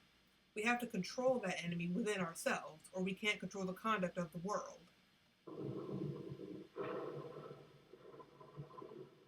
What is the Hulk? Is he man? Is he monster? Or is he both? He's a mean green smashing machine, the angry son of the Gamma Bomb. A weapon designed by the greatest gamma scientist of all, Dr. Robert Bruce Banner. But just before it went His first off, name is Bruce Robert? had to be a hero and save some dumb schmuck who was hanging around the test site. Damn it, Rick. That day, Bruce Banner died. And became the Incredible Hulk. A pissed-off giant who must be really glad Bruce wears the purple stretch fit. Standing 8 feet tall and stronger than 10 million men, the Hulk emerges when Banner's anger flares. Don't make him angry. You won't like him when he's angry. But it's even more complex than that. Banner suffers from dissociative identity disorder, with many different Hulks embodying alternate personalities. Like Joe Fixit, the original Grey Hulk. He's a cunning gangster and the only Hulk who's got that drip. The Devil Hulk is a violent, overprotective personality that Banner unintentionally manifested as a result of his father's abuse. Holy shit! Ew. Somebody actually drew this? But the Hulk everyone knows, the big guy, is known as Savage Hulk. Let's see. Full name. Robert Bruce Banner. I never would have guessed that Bruce isn't his first name. Height 8 feet, 1,400 pounds, 5'10" when he's Bruce. Let's see, weight. And weight when he's Bruce, 128. Alters, Devil, Fractured Sun, Green Scar, Guilt, Joe Fixit, Professor, Savage, and Worldbreaker. Abnormal alters, Doc Green, Claw, Maestro, Mindless Hulk, Null, Titan, and Uber Hulk. Wow, he has a ton of headmates in there. I don't know how he keeps his identities straight. I don't know how anyone with DID does. But then again, I don't have it, so who am I as a critic? Not that I'm trying to criticize, but you know, I'm just going to stop digging myself a deeper hole here and just continue with the video. Former ruler of Sakaar, and he likes puppies. It seems he also developed from parental abuse, hence his childlike personality. Though I'd argue he's more clever than you'd expect. The angrier he is, the stronger he gets, with no limit. Except for one, Bruce Banner. See, Banner's relationship with the Hulk is complicated. Oh, they hate each other. Mostly. Occasionally, they can come to an understanding. The alter best representing this would be the Professor Hulk, a balanced blend of Banner's brain and the Hulk's brawn. The buffest nerd you'll ever meet. But what about when Bruce takes a step back? If he isn't trying to restrain the Hulk, what do you get? The Green Scar. Oh, Powers, gamma radiation manipulation, extrasensory perception, immortality via resurrection, radiation absorption, rapid regeneration, reactive adaptation, super genius intellect from Bruce, super speed, and super strength. World Breaker! Without Bruce's temperament, the Hulk's power and fury surges, mixing Savage's rising strength with the personality and cunning of a warlord. The Green Scar is no mere superhero. He's a king and a conqueror. Hulk is strong enough to lift 150 billion tons of rock, jump from New Mexico to Florida in a single bound, and shake all the dimensions connected by the crossroads at once. He was pinned down by the spear of Proxima Midnight, which holds the weight of a star, and was fine. And when we say World Breaker, we mean it. While sparring with Red She-Hulk, the two of them shattered a whole planet. At one point, he was bound in chains forged from the essence of the first firmament, the manifestation of the first universe, which could bind eternity itself. Not even Galactus was capable of saving eternity alone, and the Hulk just broke it by himself. Maybe Thor should rethink calling himself the strongest Avenger, especially since the Avengers first assembled, because none of them could take down Hulk on their own. Speaking of Thor, the Hulk consistently battles on par with him, even when he held the Odin Force, with which he could command his hammer through infinite distances and match the power of Null, who killed countless Celestials. Even without it, Mjolnir can cross the universe in seconds. Hulk tore a universe apart with just a clap. Good luck with that, Hammer Man. But the green guy's got way more going on than just brute strength. As the Hulk's power stems from Gamma, he can utilize and absorb it and It feats battled on par with Odin Force Thor. He broke first firmament chains and a pactum Eternus. Escaped a dimension of infinite density. Lifted 150 billion tons of rock. Overpowered the one below all. Shook all dimensions tied to the crossroads. And defeated Abomination, Gladiator, Hercules, Juggernaut, Sentry, Thing, and the Avengers. Dude is a powerhouse. other radiation in various ways. Yeah, like regenerating from fatal wounds. Even getting ripped apart by Wolverine barely slows him down. And the angrier he gets, the more regenerating cells his body produces. It gets weirder. Did you know that if he absorbs enough gamma, he can shoot lasers from his eyes and read people's minds? Oh, also, he can see ghosts and give him a good old-fashioned Hulk smash. Hulk can break through the boundaries of comic book borders themselves into the empty white between panels, a gutter space beyond time and concept. What, like how She-Hulk can for some reason break the fourth wall and talk to the reader? Oh, wait, that makes sense now. It's all gamma. Exactly. In real life, gamma rays are electromagnetic radiation similar to X-rays. But in Marvel Comics, gamma comes from hell. On Earth 616, gamma radiation is an electromagnetic frequency that can manifest as either a wave, a particle, or something else. Something that nobody really understands. Except for Bruce. That's right. Dr. Banner is a certified genius with 7 PhDs. Wow. According to Norman Osborn, he's the 4th smartest person on the planet. And that's comparative to big brains like Reed, Doom, and Tony. Banner built the Her Collider Synchrotron, a machine that can scan the entire multiverse with the speed of a hypermind. He created the Gamma Core, which could rupture space-time between universes. He built an interstellar radio on a deserted planet without any pre-established technology. He wired up Hulk like a starship, piloting him from the mindscape within. He even built an ultimate nullifier. In fact, the original intent of his Gamma Bomb was to be non-lethal, only targeting inorganic material. But Thunderbolt Ross wanted something with a bit more boom. They can't blame him. Fearing its ramifications, Banner developed the Gamma Bomb on his own, keeping its design secret. In the process, he tapped into an unknown form of gamma energy that breaks down reality and mutates it beyond actuality. On that fateful day, he opened the Green Door. You know how we said the bomb killed Bruce? That wasn't some flowery metaphor or whatever. He died and came back as Hulk. Came back from the below place, the hell beneath hell. The lowest possible dimension. The hell of reality. beneath hell? It's trippy, but whenever Hulk dies, Yeah, I'd he hate to goes be there. sent there. Then a green door opens and he goes back to where he was before. Easy as that. It doesn't matter if he's been atomized, sliced up into jars, or digested by werewolves. If he goes through the door, he's back, ready to rumble. The green door did get locked into a red door, but he's easily broken through it multiple times. Not a problem. It turns out that third form of Gamma, this anomaly from the bedrock of hell, spawns from none other than the one below all. The dark side of the one above all. That's right. God has a Hulk, and it wants Wow. Bruce to bring about the end of all things. But Hulk just said, nah. So, what is the Hulk? An uncontrollable monster? A prison for a tortured soul? A super weapon for Armageddon? Don't overthink it, Wiz. Hulk is Hulk, and Hulk's the strongest one there is. I'm gonna wait until I see Godzilla. Godzilla is the son of the atomic bomb. He is a nightmare created out of the darkness of the human soul. He is the sacred beast of the apocalypse. By Tomoyuki Tanaka.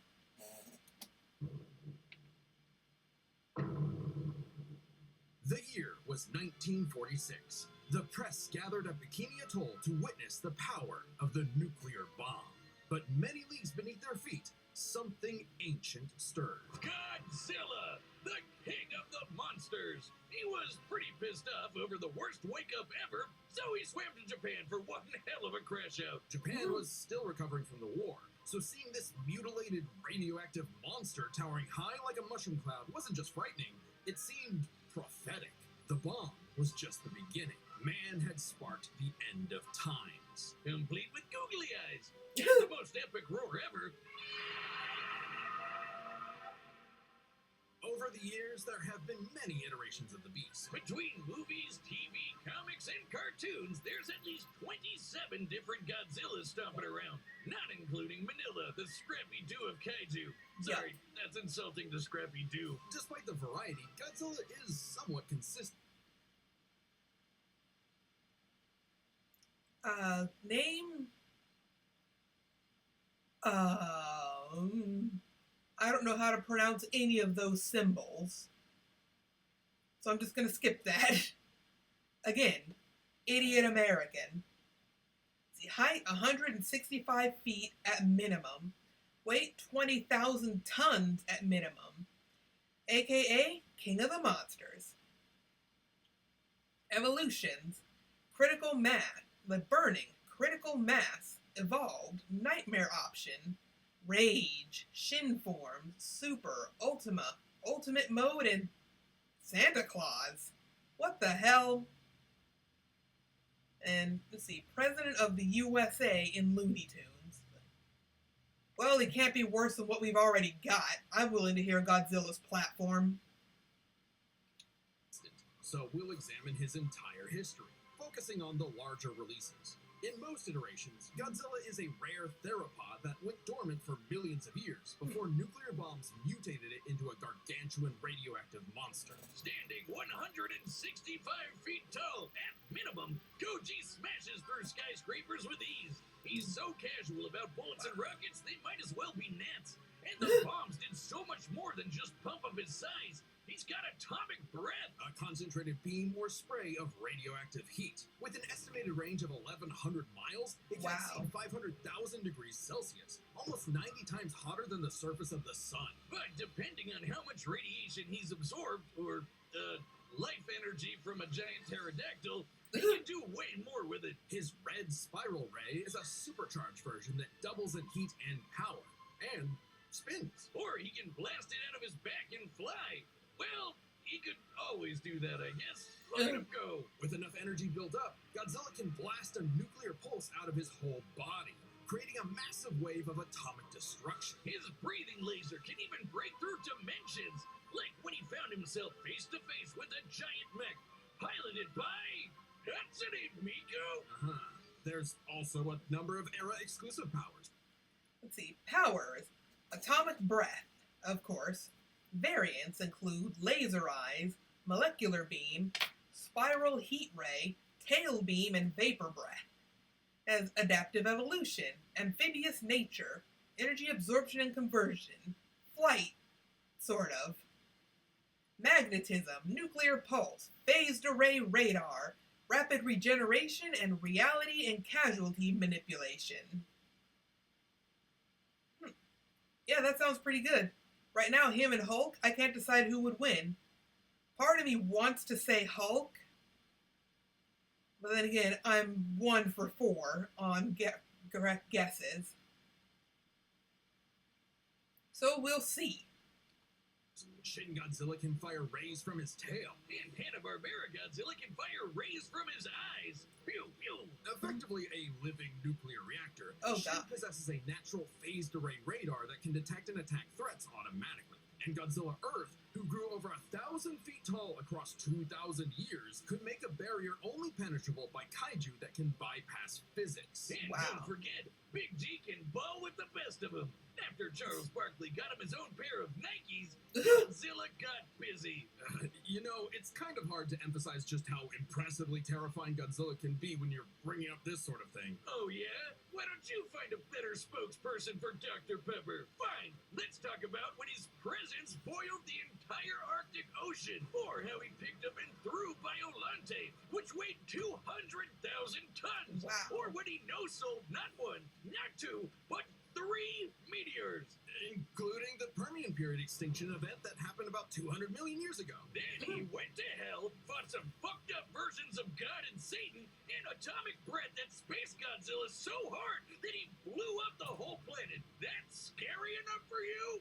God, I want a Dr. Pepper. With such awesome might, he's battled the most dangerous of foes, like King Ghidorah and Gigan. In Godzilla vs. Megalon, Gigan flew from the M Hunter Nebula to Earth in 24 seconds, and that nebula is 30,000 light years away. But sadly, Oji Goji got done in by the cruelest weapon ever. The Oxygen Destroyer.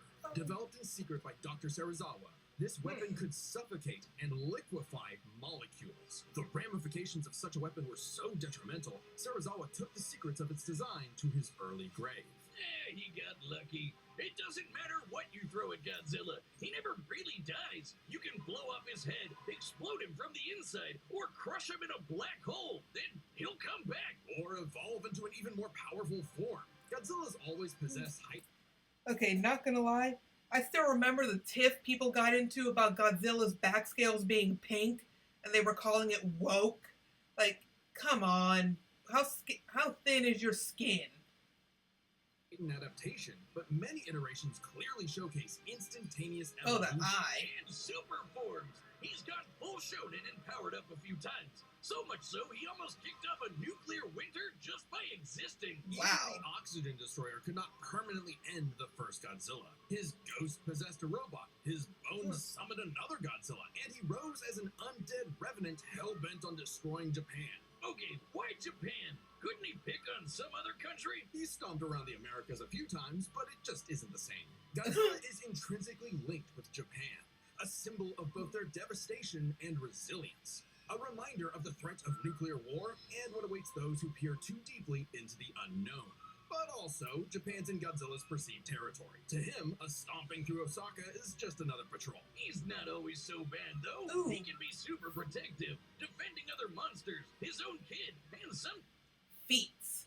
Annihilated Earth with Space Godzilla. Consistently matches Gigan's speed. Destroys universes via singular points. Survived multiple black holes. Tanked a planet-busting meteor in Final Wars after defeating every kaiju on Earth. Defeated Destroyer, Gigan, God Demon, Kaiser Ghidorah, Kong, Mechagodzilla, and Space Godzilla. Oh, I think Godzilla might take this. Yeah, I'm locking in Godzilla. Times even people. I'd say there's 2 types of Godzillas. The monster of nature's wrath and the guardian of planet Earth. Well, there is a third type, but to understand that, we should first answer a question. How does Godzilla walk? On 2 legs, Wiz, obviously. But according to Square Cube Law, those legs should be crushed under his own weight. Oh, God, here we go again. A creature like Godzilla cannot realistically exist. This proved to be an elusive question for decades, even highlighted in Shin Godzilla, until a new theory was presented in the anime Singular Point. If Godzilla can't exist in our reality, what if he's from a different one? What?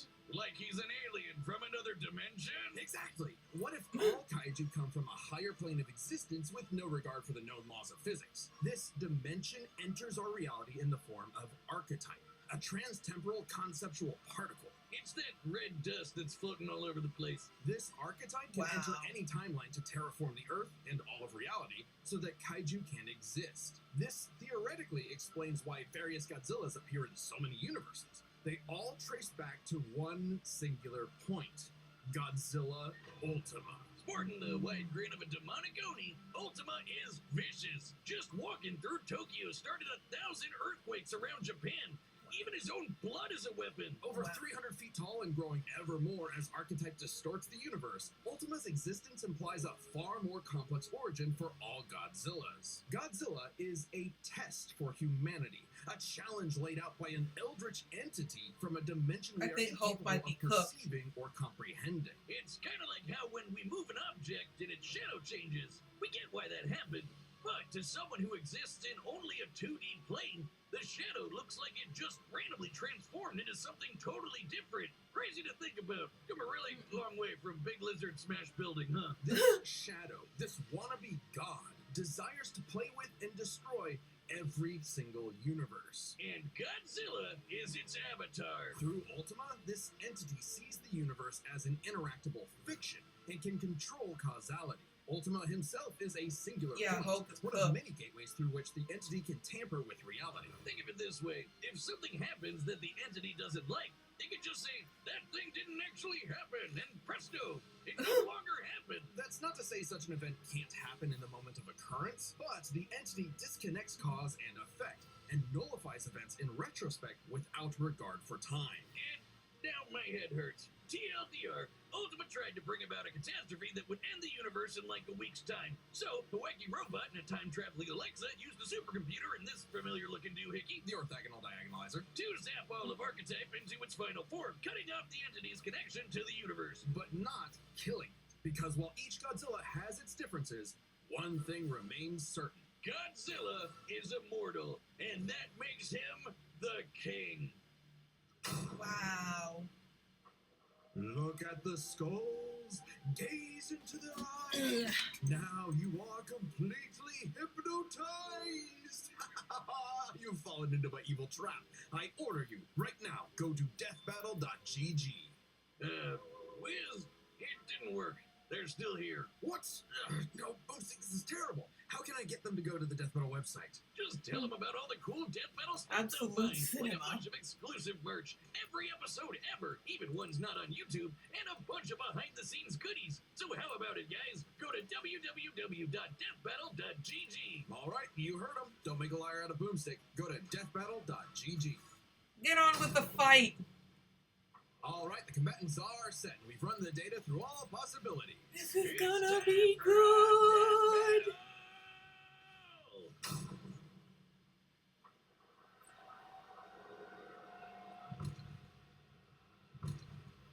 Also, rip Japan.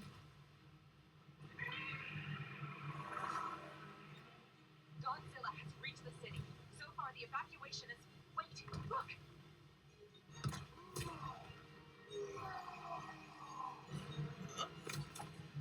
Ooh. Good thing they evacuated everybody.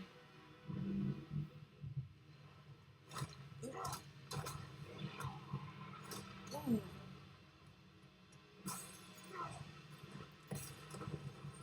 That did fucking nothing except piss him off.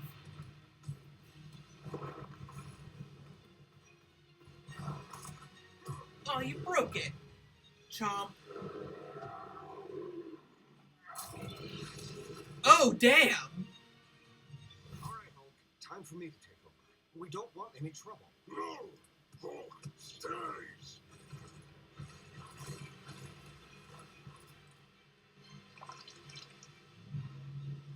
Uh-oh. Hulk better run.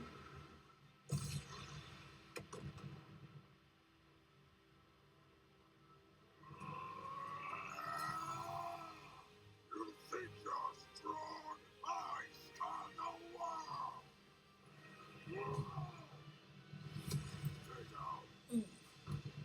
Oh, damn.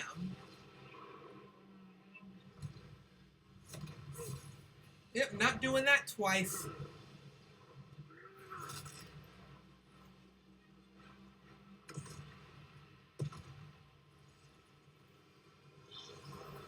Uh-oh.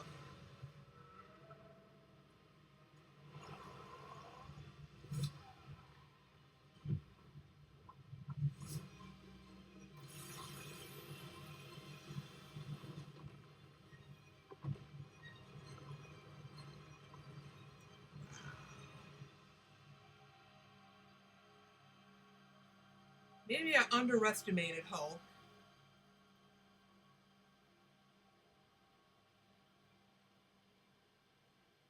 Stupid lizard.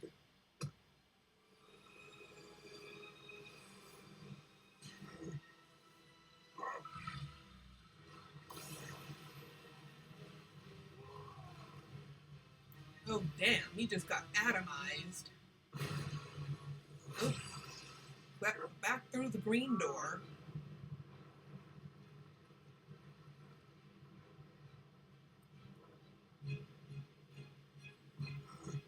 I think I understand. Oh, dear.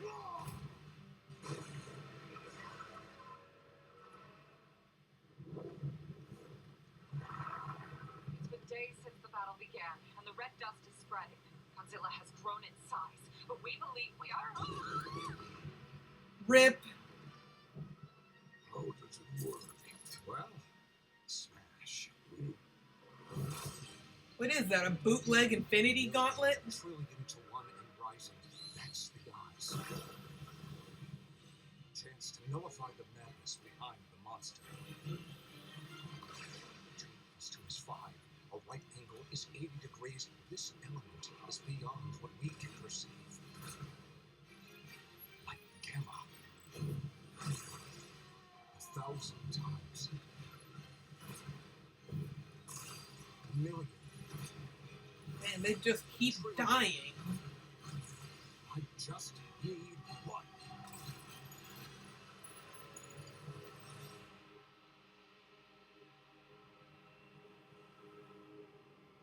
Wow.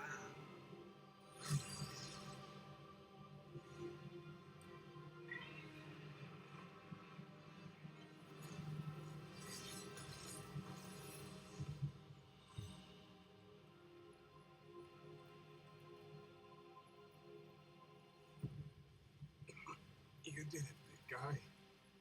We did it. Once again, I was wrong. Baby. I need to start picking who I think is gonna Let's break lose. this down into 3 categories. First up, power. Most Because every versions of time I pick Godzilla who can I think shrug will off black win, holes and it's extinguish wrong. events, tag beyond Every light speed versions time. that blow up planets. However, the Hulk is beyond that. The big guy clapped the universe to bits and shook the infinite dimensions linked to the crossroads. In a straight fight with a classic Godzilla, 616 Hulk smashes the power advantage. But factoring in Ultima changes things. The entity sees all of space-time and can manipulate its results at a whim. No matter how strong the Hulk got, Ultima could potentially negate it. But Hulk broke Oh. chains made of the first firmament, which could overwhelm eternity. An abstract concept of a being not entirely unlike Ultima's entity. Even a small piece of the first firmament could break the multiverse. Plus, Hulk kept up with Odin Force Thor, who is also on a celestial level of power. So the gap in power becomes nebulous. Still, unless Hulk could remove Ultima from the equation, neither held a clear advantage in power and stats. So that's a Especially tie. when you look at their immortality. This was practically a never-ending death loop. Even with their healing factors, both could technically kill each other, but then just come right back. The green door instantly appears when Hulk goes to the below place, and the higher dimensional entity could always summon a replacement Godzilla avatar. So both Hulk and Godzilla could not stay dead. Unless they could somehow prevent what was happening in those other dimensions. And so that's let's tied examine the to- layers of their multiverses. Oh, Marvel's God. Cosmos has infinite higher dimensions, which themselves are transcended by the astral plane, the superflow, and so on until you reach the House of Ideas. the domain of the one above all. Since the one below all mirrors the one above all, the below place mirrors the House of Ideas. Get it? In comparison, the cosmos of Godzilla's multiverse is just as vast and infinite, but does not have the same sort of transcending layers above and below. This means the below place, the Hulk's respawn point and source of power, is out of the entity's reach. So the real question is, if they both can't die and Ultima's entity can't affect the below place, could Hulk somehow stop the entity before it destroyed the universe? It all comes down to Gamma and Archetype. Ultima was defeated in the anime by using a trans-temporal superdimension calculator operating at infinite speeds to activate the orthogonal diagonalizer, turning Archetype against itself. Ultima endlessly spews this stuff, so there's plenty to work with. And Hulk can reach into comic book gutter space, so he should be able to reach through a singular point. But that's not enough. Fortunately for Hulk, it just so happens he knows someone who, like scientists who have defeated Godzilla in the past, is an expert on particles from a greater dimension that mutate reality beyond our understanding. Who made a device with those particles that breaks space-time, like the diagonalizer? Who made a supercomputer that scanned the infinite multiverse with Sorry, the my speed neck of is a hurting from hyperlight, looking up. Give like me a the second. dimension calculator? Hell, the guy made an interstellar radio out of sticks and stones in a matter of days, and even built an ultimate nullifier. It's like he was made for this. The Green Door waits for no Hulk, including Banner. Even if Ultima's catastrophe destroyed the universe, the door could deposit Banner in a different universe, and he could continue the fight. He had all the time in the infinite multiverse. There was only one way this could end. So it came and down only to a one war of person attrition. could make it so. Even among gods and monsters, man was the ultimate weapon. The winner is Bruce Banner. Next time on Death Battle.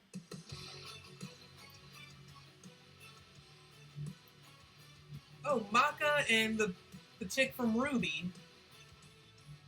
Subscribe. I don't and remember if join I us put for that in the Scene One Death playlist or Battle. not. Thanks for watching. I don't think I did. Oops. Oh well. Another time, maybe. It's me, Whoopstick. Aw, how cute. Just kidding. That ain't He me. has a gun That's stick. the He has a brand new shotgun for a boobs leg. like U2s. It's a limited time thing, so move your butts and get it while Yeah, you by still now, can. Just th- click that- the by now link that's below long to go to over. U2s.com. Doom Guy. Oh right, this one. Master Chief versus Doomslayer. The super This soldier is another one I was and super destroyer excited for. of doom. Again, I don't know anything about these characters, but And just it's our job to the analyze their weapons, title, armor, and skills to Doom find out who Guy would win a and death battle. Master Chief. Born in the distant year of 2511, John grew up in a normal space colony many light years from Earth. However, John Bonk. was anything but normal, He was different from the other boys. Taller, stronger, meaner. which is why the brilliant Dr. Halsey chose him for her great experiment, the Spartan 2 program. Well, he wasn't just chosen, he was kidnapped, replaced by a dying clone so nobody would know. Newly conscripted into the United Nations Space Command as John 117, he was only 6 years old. He wasn't the only one. Him and Sep. Let's see. Full name: Master Chief Petty Officer John 117. 49 years old, 6'10" and 200. 6'10", armored 7'2". Born March 7th, 2511. Homeworld Eridanus 2. Physically augmented super soldier. Canonically extremely lucky.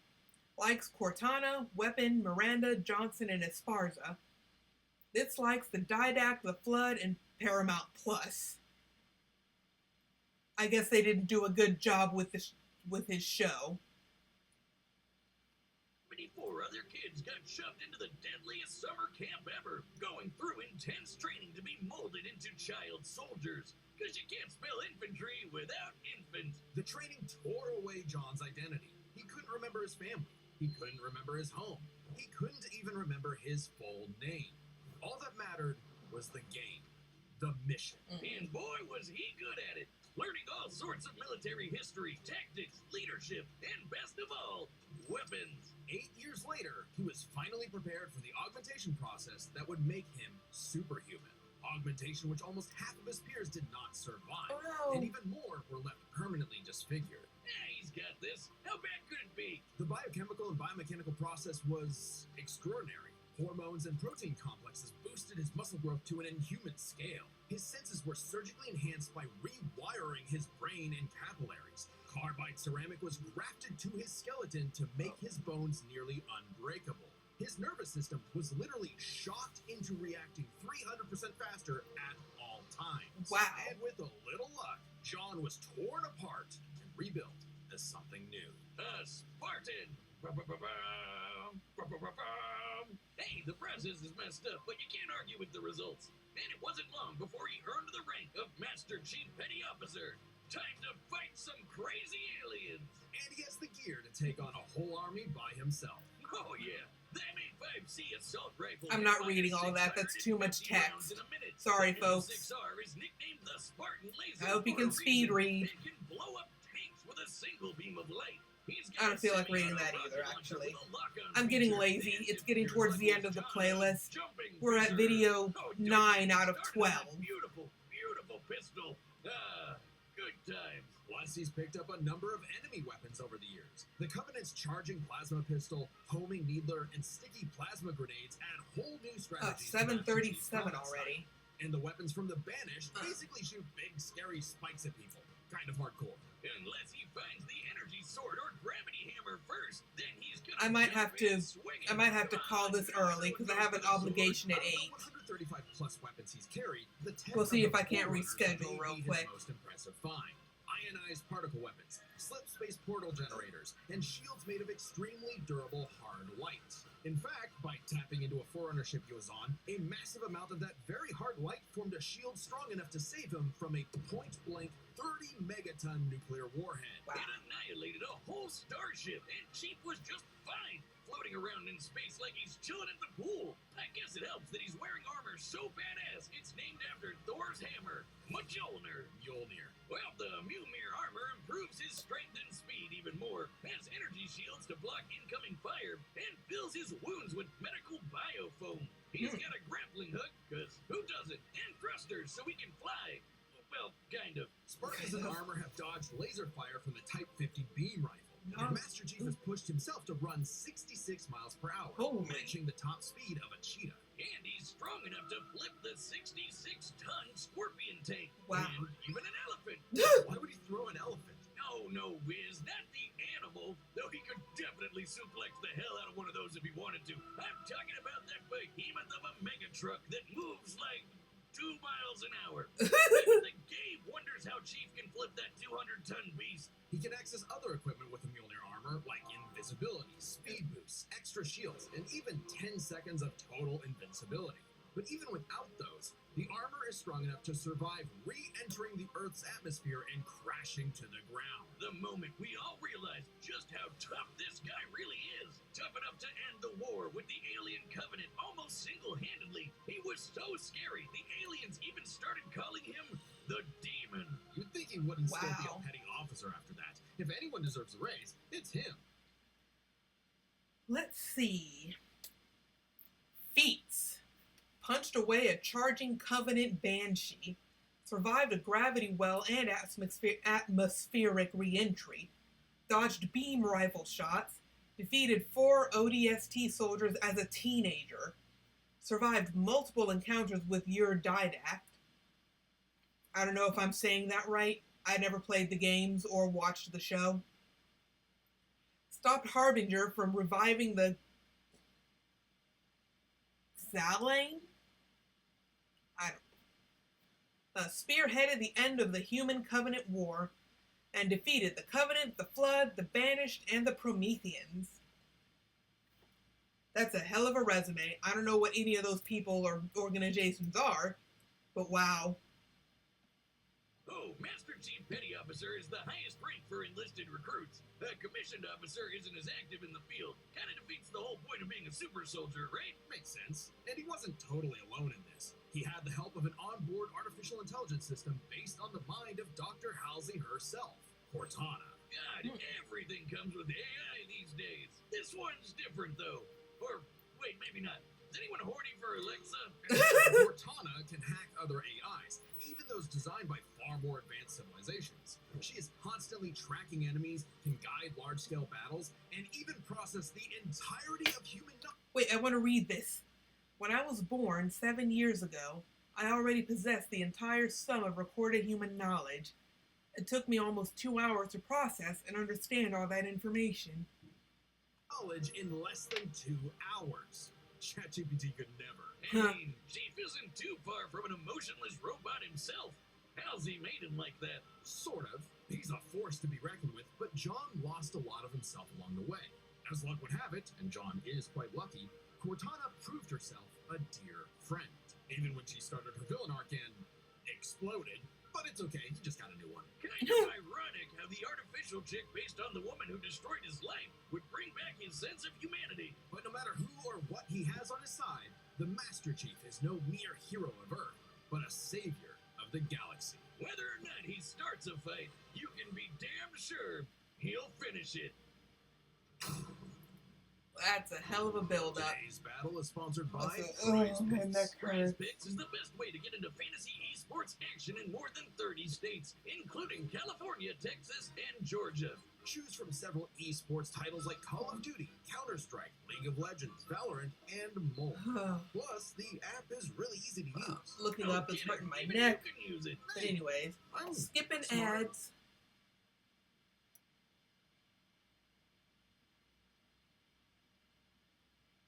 Run your game. Yeah.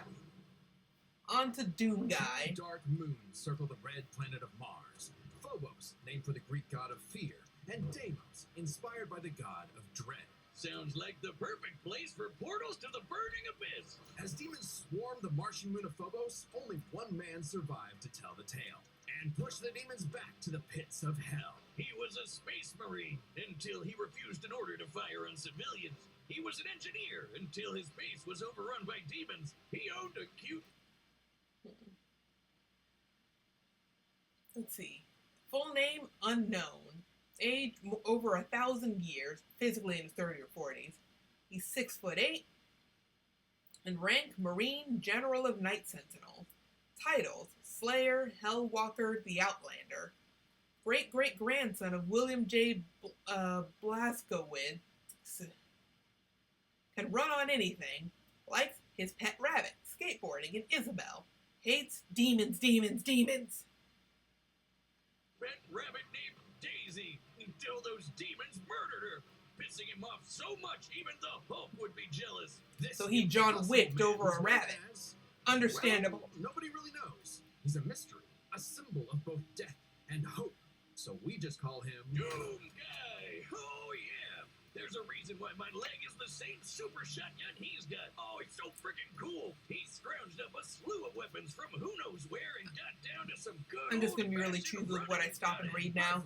It's getting towards the end of the playlist. Rocket launchers, chainsaws, and a frankly terrifying-looking grappling hook. The Unmaker is a celestial super gun, shooting beams of light that take down demons in one shot. Only rivaled by the incredible feat of technology that is the BFG 9000. The big fucking gun. A big fucking gun. Yes. A single plasma shot from this beauty can annihilate everything in front of Doom Guy instantly. It's like a handheld mini atom bomb launcher. It's also the power source for the BFG 10,000. Wow. A massive weapons platform that blasted a hole through Mars. And so, Doom Guy discovered his life's mission: to kill every demon, ever.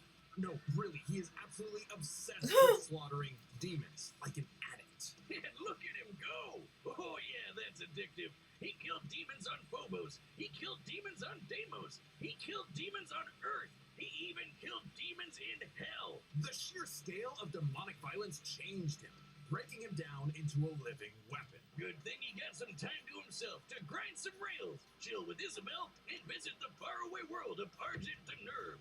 Well, for all of about 10 seconds before he was thrown into a coliseum. Naturally, he was the best fighter there. He even joined and trained with the Night Sentinels, an elite fighting force. And then Hell showed up on that planet too. Damn it, Hell. My guy really can't catch a break, can he? While most people would be terrified of demons showing up to murder them, something had shifted. Doom Guy wasn't scared of the demons. The demons were scared of him. Hellwalker, they called him. The Beast, the Unchained Predator. But his time with the Night Sentinels solidified a new moniker, one that would strike terror throughout the Dark Realm. Doom Slayer. Imagine being those demons, excited to invade a whole new world far away from that helmeted freak who killed you last time, just to stumble onto him all over again. Here too, the Slayer is like a fusion dance of Jason Voorhees and the goddamn Terminator. He's always coming up with new ways to kill demons, but my fave is the blazing sword called the Crucible. The Crucible is powered by Argent energy, sort of like a fuel for hell. Completely charged, it can power all of Earth for up to 8 months. Wow. Much of Earth had been decimated at that point, but it's future technology, so it probably evens out. By taking the average annual consumption of Earth and narrowing it down to 2/3, given the 8 months time, thereby multiplying it by 0.666, how fitting, we can conclude that the Crucible's full charge outputs over 53 quadrillion joules of energy, giving an output of approximately 157 trillion kilowatt hours. I can't even imagine how much that is. That's nice, but the Slayer It's just, there's no concept for me. Blow shit up. Even without it, he can fight specters, which are totally invisible to most people. He's strong enough to knock around these enormous steel blocks like nothing, and can even take down titans with his bare hands. Titans that can be 1,000 feet tall. Wow. Is this guy even human? Those on Earth might not think so. He's not just a hero of the people. Some believe he's more. Like a religion. Like a god. Well, hang on. We know he's human because we know his ancestry. Doomguy is the great-grandson of B.J. Blazkowicz from the Wolfenstein games. Which means Doomguy's father is the one and only Commander Keen. I don't know. That just makes him even more mysterious. Regardless, the Slayer has plenty of upgrades, power-ups, and rune enhancements that make him seem superhuman, like speeding up his perception of time, turning partially invisible, or even becoming completely invulnerable for 30 seconds. But don't get it wrong, the Slayer is not invincible. While his rage makes him an unstoppable force of fury, it consumes him. He's less a precise weapon and more like setting loose a bull in a china shop. If the bull was also strapped to 8 swinging wrecking balls and a rocket-powered steamroller. The Raider suit may be an ancient relic, but it's also the most advanced set of armor in the universe and totally indestructible. Oh, and Assassin's Creed guy wishes he had a wrist knife as epic as the Doom Blade. Back in his Doomguy days, he relied on mega armor that could halve all damage. Now, his Praetor suit can withstand Argent plasma, the same energy that powers the Crucible. He can even tank actual meteors. Or he'll just dodge the meteors, because he's fast enough to outrun rockets from a rocket launcher. He also has some help in the form of Vega, an AI he found overseeing mining operations on Mars. While Vega was not originally designed for combat scenarios, it is proficient in hacking and technical know-how. Vega can even create portals to alternate dimensions, including hell itself. It's like pizza delivery, but for demons. Of course, that just makes it easier for Doomslayer to chainsaw them all in half. And time works differently in hell. The Slayer may technically be human, but his rage evolved him, turning him into something more. And then he was literally blessed with immortality. Yeah, he can still technically die, but he no longer ages. So he's been killing demons for dozens, no hundreds, no thousands of years. However, it turns out the Slayer was all part of a grander story. For Vega was actually the remnant of an ancient god. God is an AI?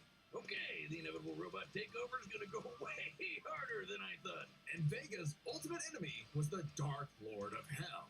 He has many names: Davoth, Satan, the Devil, the true first being who created all of existence. But he's the master of all demons, the most demon-y demon of demons. And we all know what the Slayer does to demons. Say it with me now. Rip and tear. Oh, yeah. Rip and tear! Why does the Devil look like the Doomslayer? Whoa, I think he wanted to take a form known for pure destruction. You see, Doom is in many ways a surreal postmodern story that is up to the player's interpretation.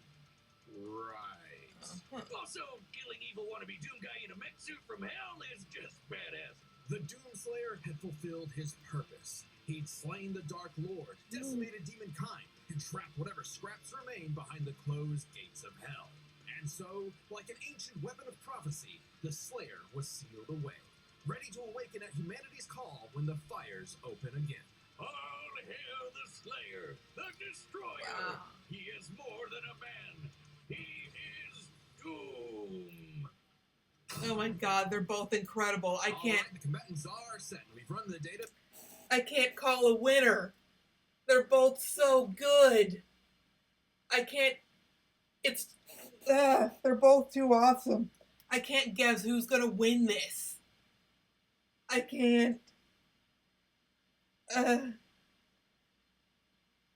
It's so. Every time I pick who I think I'm gonna win, I'm wrong. So. I think Doom Guy's gonna lose.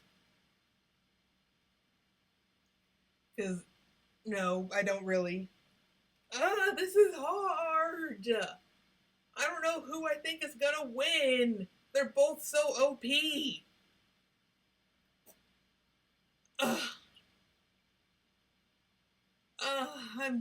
I'm just not gonna pick this time around.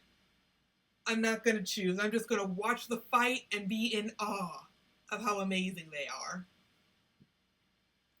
That's all I can really do. Because, I mean, what else is gonna happen?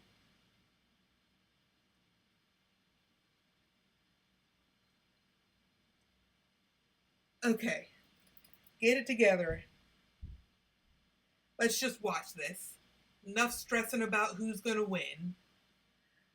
Doot. Through all possibilities. It's time for This is gonna be so peak.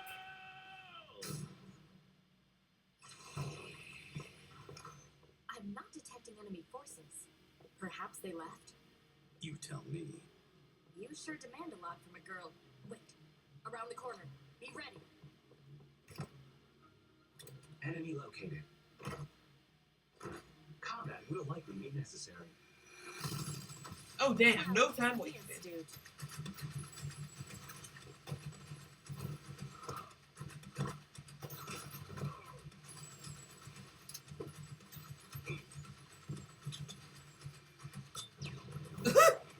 That was kind of funny. Detected.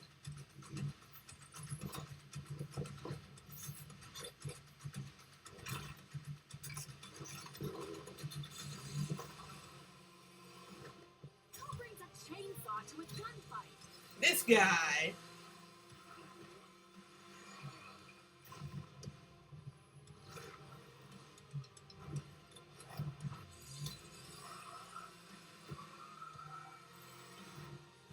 Oh damn.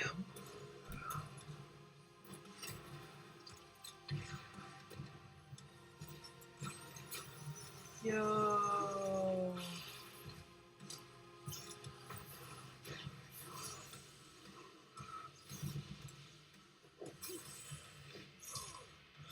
Chief, watch your six.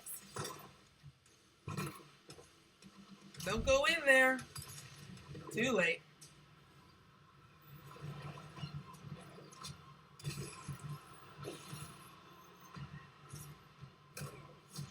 Oh damn.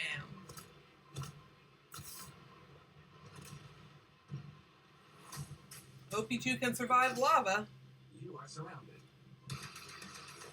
Uh-oh. Teamwork time.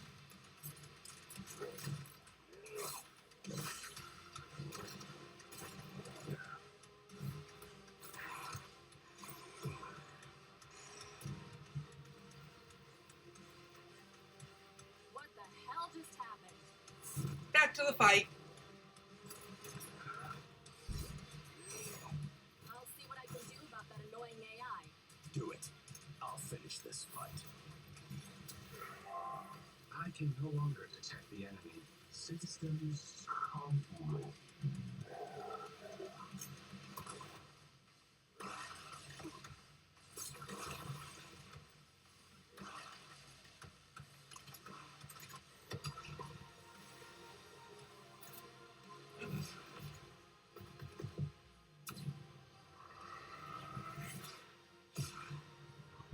Uh-oh. Don't fall in the lava.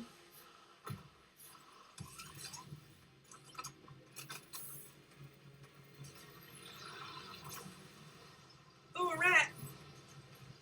Bye, rat.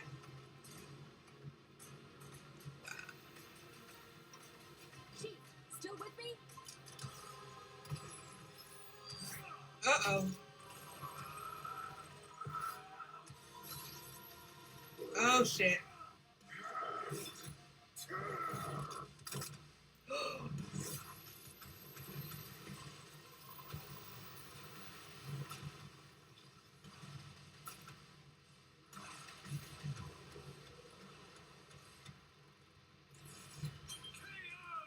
And lo, our avenging angel has triumphed, for he is doomed. Amen. There's a lot going on here. So I was still wrong. I still would have been wrong. Being a genetically enhanced super soldier, you'd probably expect the Master Chief to take the edge here. Wrong! Chief can outrun a cheetah moving 66 miles per hour. The Slayer can outrun a rocket zooming almost 8 times faster. Master Chief can flip the 200-ton elephant platform. The Slayer can fling around these massive steel cubes, which each measure to over 400 tons. He can take down titans with his bare hands, so it adds up. If this came down to a fistfight, he'd just punch Chief's head off. Stats may go to the Doom Slayer, but Master Chief has one trick the Slayer can't beat, his AI. Yeah, Vega may be God repackaged as Siri, but Cortana is clearly the more dangerous computer pal. Cortana was designed for combat encounters and battle planning. Vega oversaw a mining facility.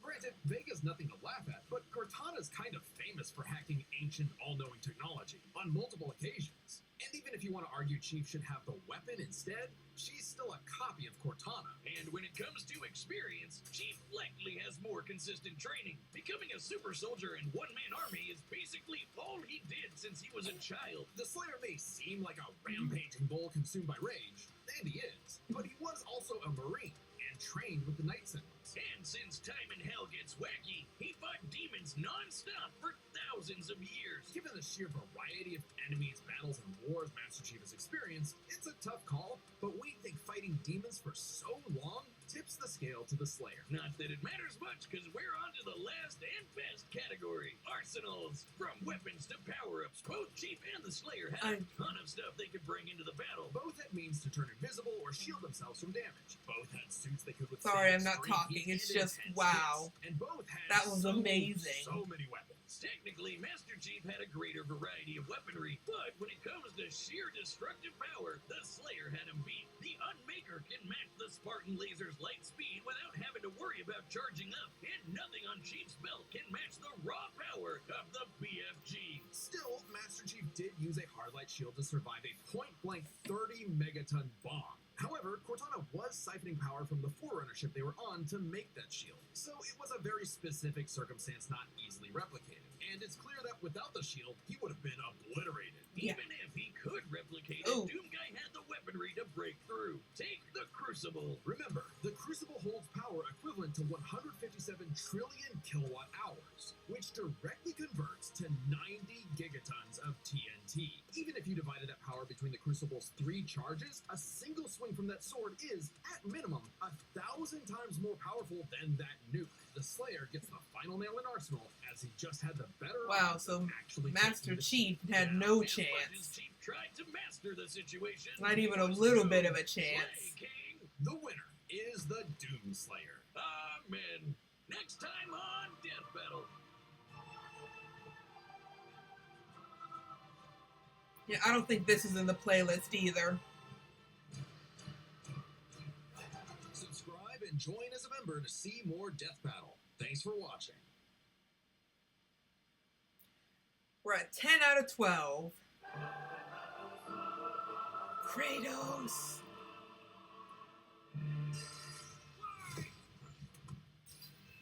Kratos versus Asura. The Ghost of Sparta versus the Wrathful Destructor. Because sometimes you just want to punch a god in the face. He's Liz and I'm Boomstick. And it's our job to analyze their weapons, armor, and skills to find out who would win a death battle. This is going to be close. In the beginning, the Primordials waged war across existence. A series of cosmic clashes that birthed the universe. Boom! Now that's what I call a Big Bang. From Ceto's death, the oceans would flow. From Uranus' strikes, the stars were spawned, and so forth. Thus, the world itself was born from violence. That sounds about right. Starting the whole messy cycle, Uranus was overthrown by his Titan son, Kronos. who was overthrown by his Olympian son, Zeus, who battled his own son, Kratos. As a classic bastard child of Zeus, Kratos was left among Spartan mortals, far exceeding all among him.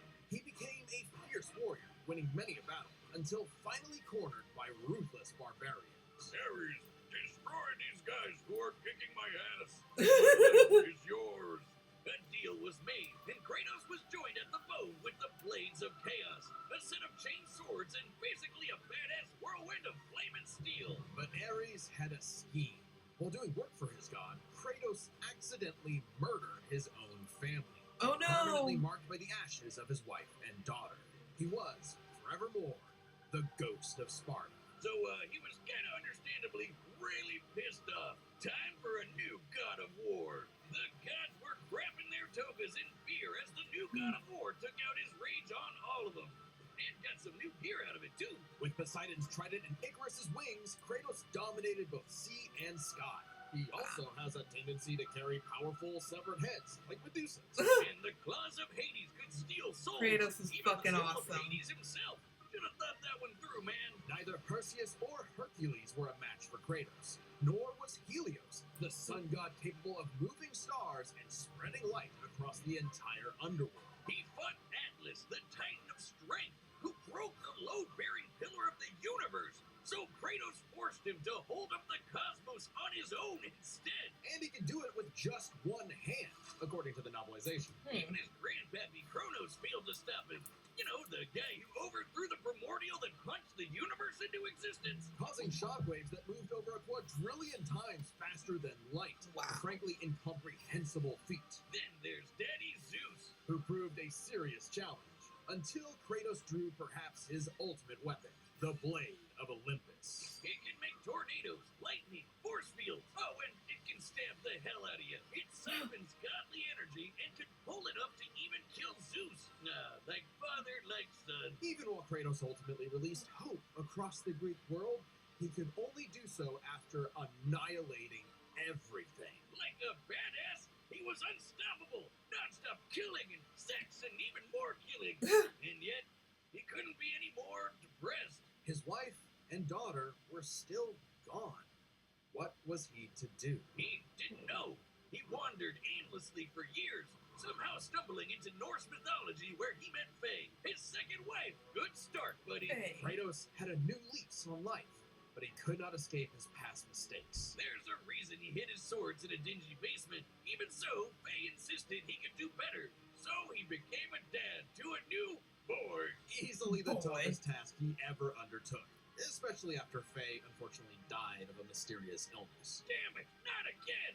But hey, it wasn't Kratos' fault this time, and Faye left the tools he'd need to keep the boy safe, including the Leviathan Love axe. that. He Far just from the boy. whirling rage of the Blades of Chaos, the Leviathan axe was deliberate and mighty, said to rival Mjolnir itself. Thor wishes Mjolnir was as cool as this axe. It's imbued with ice magic and a poison even the gods fear. It can be summoned to Kratos' hand from a distance, and it even shatters souls. Kratos may have once been a sword of vengeance, but with his new weapons and a new purpose, he stood as a shield against the godly Aesir.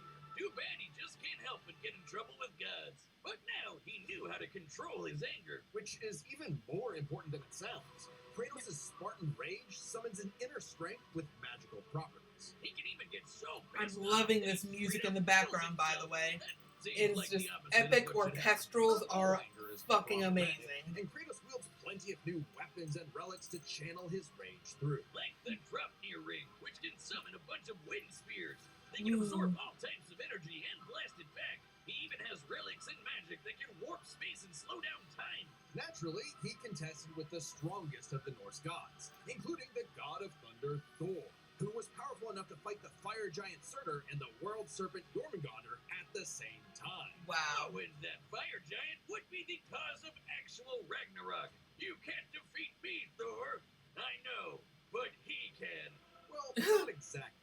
Freyr, the rain god, held off Ragnarok for a considerable time all on his own, and the sheer power of Ragnarok shook Yggdrasil down to its very roots. That's the world tree, which is like a literal tree that connects the whole universe. According to Freya, the tree's very existence supports all of creation among its boughs.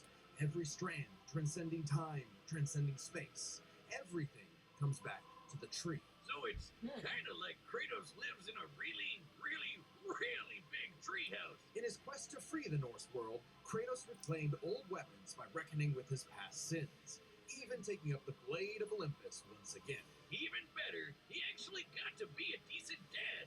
And now the boy is a man and also a bear. Kratos made a lifetime of mistakes, but this future would be different. He'd be more than he was in the past. Not just a god of war, but a leader, a father, and a defender. A god of hope. Death can have him when it earns This battle is him. sponsored by Robin Hood Gold. With Robin Hood Gold, you can now enjoy the VIP treatment. Skipping the ads. Skipping the ads. Okay, skip too far. A demigod fell from the heavens, only to rise from the depths of Naraka after 12,000 years. After 12,000 years, he's free. Punch everything dumb enough to get in his way. He was the demigod of wrath, Asura. Alongside 7 other demigod generals, Asura served as defender of humanity against the impure Goma. Dark spirit. Put him in Marvel vs. Capcom. And the demigods battled the Goma. Well, you by want other characters to have a reciting chance. human prayer, mantra. By advancing technology with mantra, the Guardian Generals became essentially hyper-powerful mystic cyborgs. They could each harness mantra through a different emotional affinity. For August, it was greed. For Yasha, it was melancholy. I'll give you one chance to guess what Asura's is. By tapping into his wrath, Asura can take many forms for battle, like the 6-armed Vajra, a snake powerful enough to subdue the embodiment of the planet's will and the source of the Goma, Vlitra. But he wasn't angry enough to put Goma Vlitra down for good. At least not yet. Of course, since he's literally powered by wrath, no enemy of Asura's would be stupid enough to do something that would make him even more mad, right? Right? Right? Funny you should say that. God damn it. First off, Asura is not some one-dimensional anger machine. In myth, the Asuras were powerful and aggressive beings, sure, but not inherently evil. Just like Asura himself. He's a warrior, but also a husband with a daughter, Mithra. And Mithra has the unique power to supercharge mantra energy. Which gave Asura's prideful commander, Deus, an idea. If he could weaponize Mithra, literally wiring her up to a super weapon, the Guardian Generals could maybe finally end Goma Vlitra for good. Well, obviously, Asura wasn't going to go along with that. So Deus framed Asura for killing the Emperor, murdered his wife, kidnapped Mithra, and then just straight up killed him. Oh. What a dick. But true to his nature, Asura was literally too angry to die. So long as a single part of his body remains and can possess mantra, he can climb back out of Naraka, a sort of limbo underworld between life and death. Thanks to some coaxing from a strange golden spider, he did just that, with an all-new purpose in mind. Make the gods pay! Oh yeah, they're calling themselves They're all gods fucked. now. Turns out they're all assholes who started sacrificing thousands of innocent people to try to power up. So Asura got really, really, really pissed off. You And bet. through his rage, Asura's power exploded, rising enough to throw giants like ragdolls, shatter whole moons, and destroy a fellow demon. What is it with blowing up the moon? Dwarf the What did the planet moon ever do to you with just a people? finger. Look at this. Asura is so powerful, his soul cannot be manipulated by the Goma or the deities. He can propel himself with mantra to fly, harden his fist to break steel, fire explosive energy blasts. And headbutt you so hard you wish you could die even faster. The dude literally stockpiles anger into a burst of energy that can one-shot even the toughest of foes. And when he goes unlimited mode, he can rapid-fire those super attacks without overheating. Asura's vengeance quest wasn't all shouting and explosions, though. I mean, it was a lot of that, but he also tried to protect people from the gods, including a girl who very much reminded him of his own daughter. Yeah, Asura's the kind of guy who wants to be a great dad, but all he knows how to do is punch anything that upsets his kid, like that one dad that knocks out a ref at a Little League game. And then the gods killed that girl too, along with her whole village, sparking Asura to unleash his berserker aura. You know how the gods were sacrificing thousands of people to power up? Well, Asura got so freaking angry, he built up enough mantra to match them, even though they've been building up energy for thousands of years. Seriously, guys, you're pissing off the guy who literally gets more powerful the angrier he gets. What did you think was gonna happen? Yet even in Berserker mode, Asura never lost total control. Berserker Asura adds even more extra arms, and they're big and glowy now.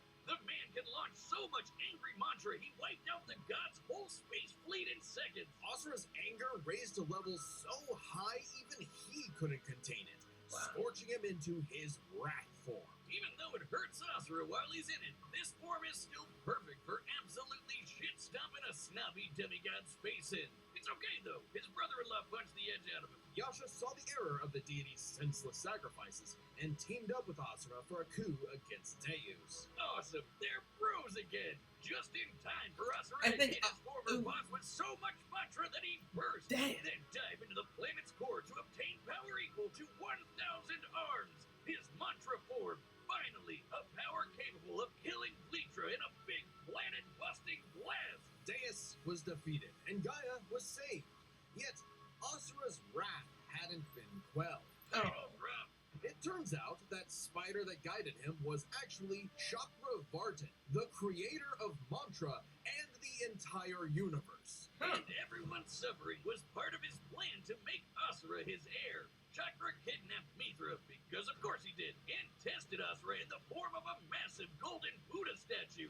Check out the size of it. That thing can literally hold a galaxy in its palm. Naturally, Asura and the statue threw hands. Enter the mantra reactor. Capable of holding 7 trillion souls, Asura instead used it as a vessel for a far greater power. His own unfiltered rage. I think Asura's got this, which means he's probably gonna lose. Therefore, I'm gonna go with Kratos. Chakravartin saw Asura's anger as a weapon, a sword for tyranny, when that was never who he was. His rage was really a shield to protect humanity, and most of all, his daughter. A shield larger than a planet. Unbound by his past limits, Asura's ultimate destructor form effortlessly punched through asteroids larger than nebulas, dodged planet-sized lasers moving 2 quadrillion times faster than light, and Actually, you know what? I think I'm just gonna go with Asura. Impressed, and offered Asura a chance to take his place.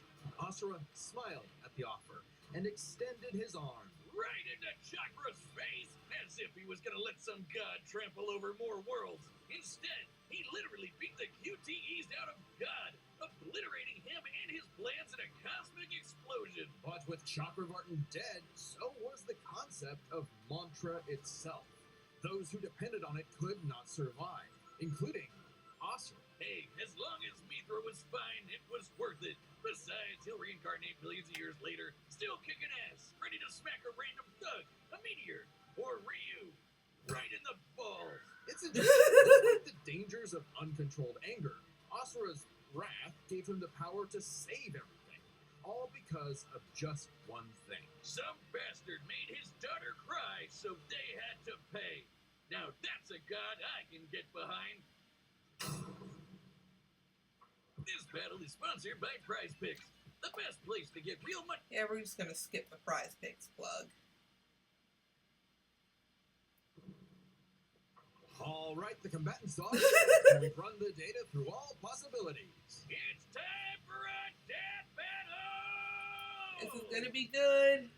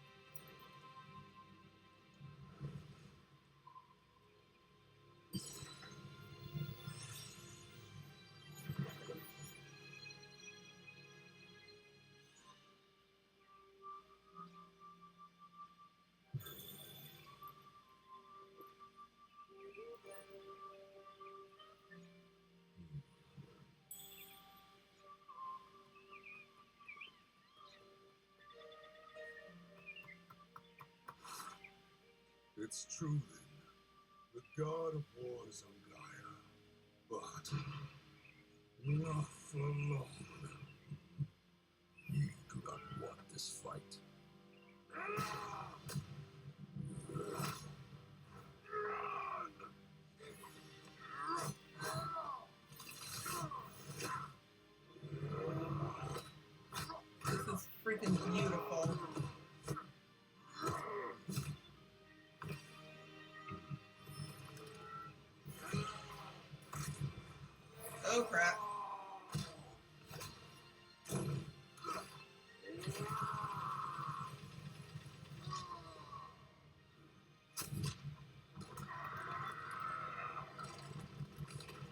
Aw, you broke it.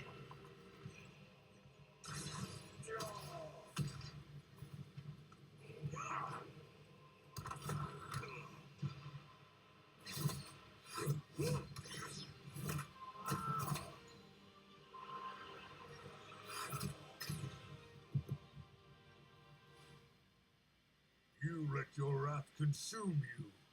I have been down that road before. Very well.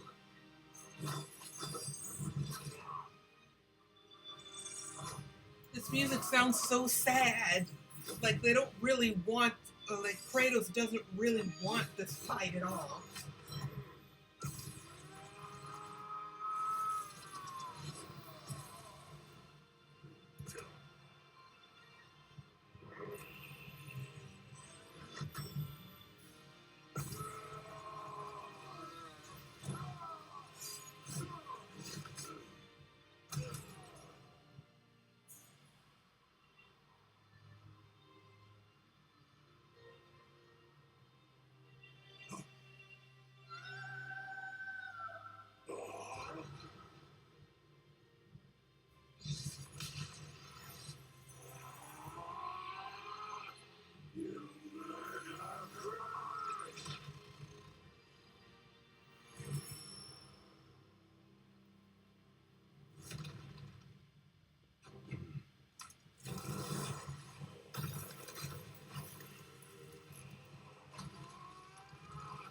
Don't you know fire beats ice? This is not fire!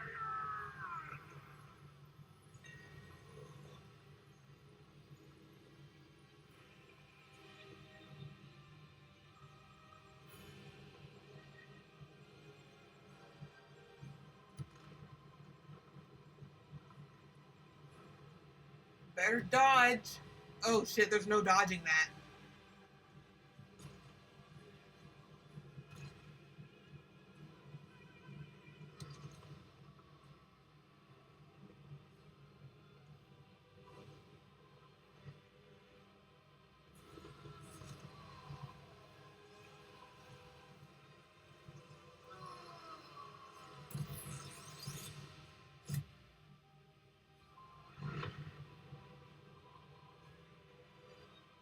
Death has not earned me yet, Titan.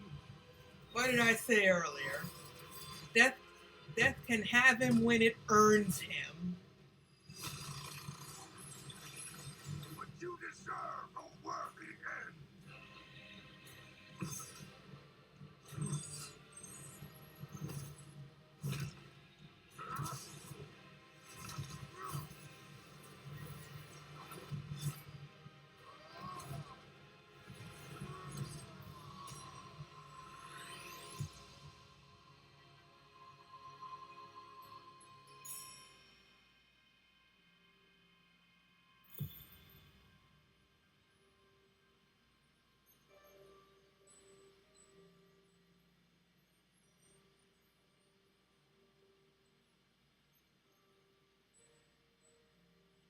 You are a monster no longer. I never was.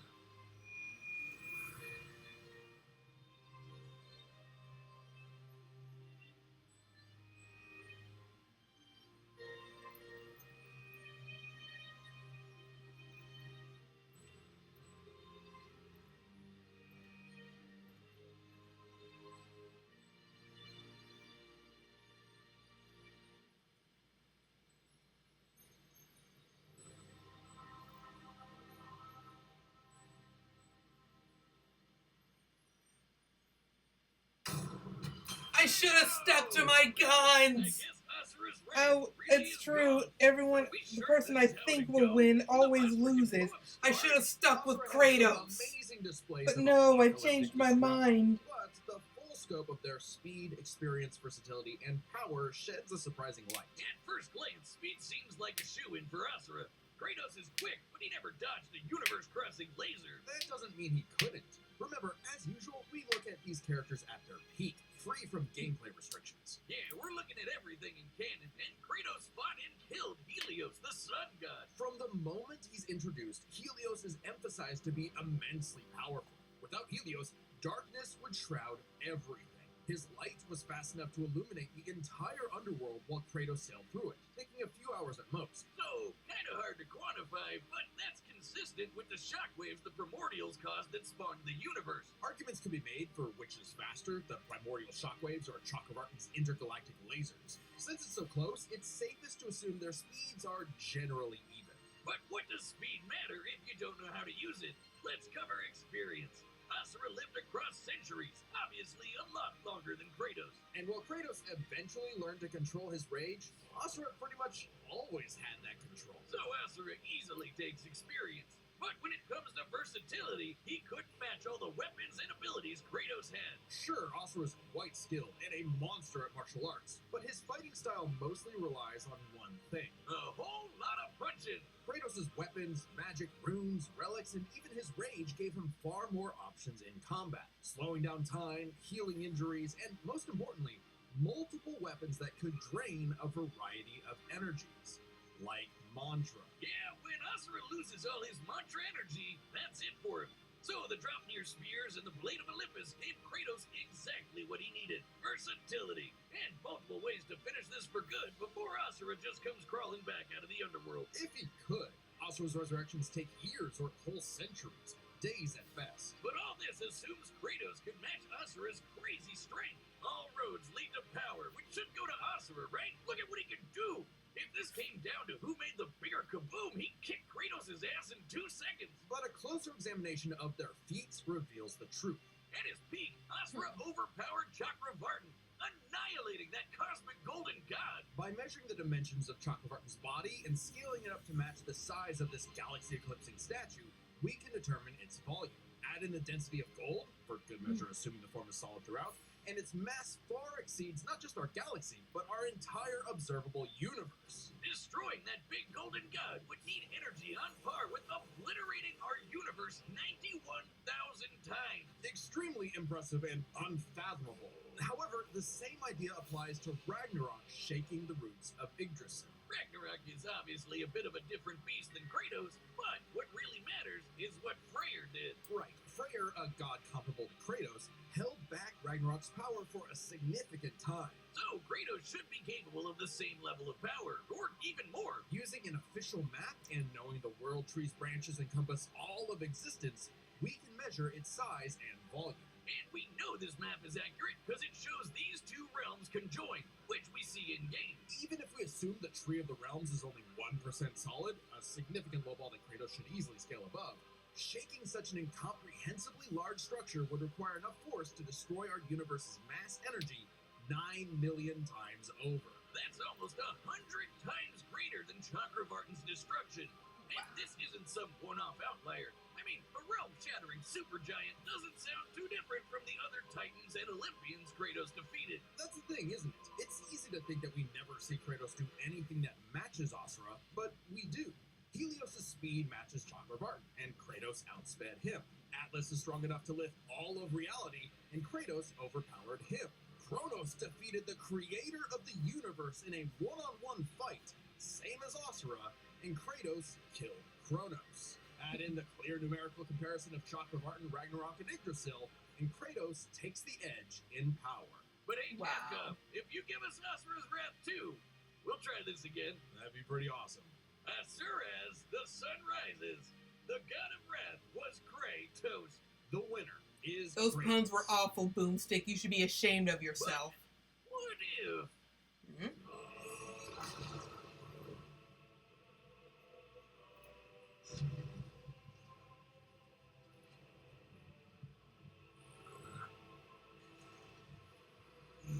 Wow. It's the first one I've seen with an alternate ending.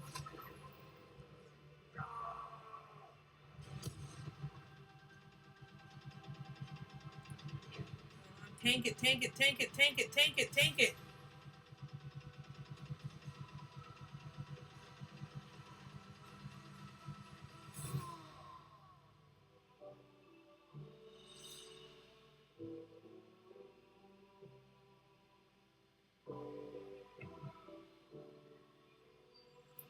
He didn't kill him, he just knocked him back to his own world.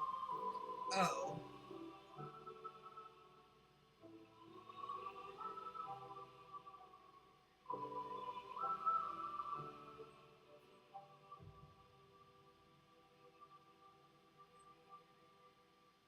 And that concludes my pitch for Asura's Wrath 2. The end. Next time on Death Battle. Oh, wow.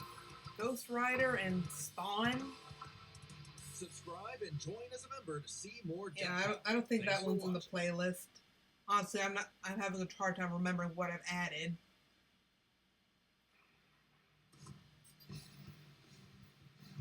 Their rivalry is legendary.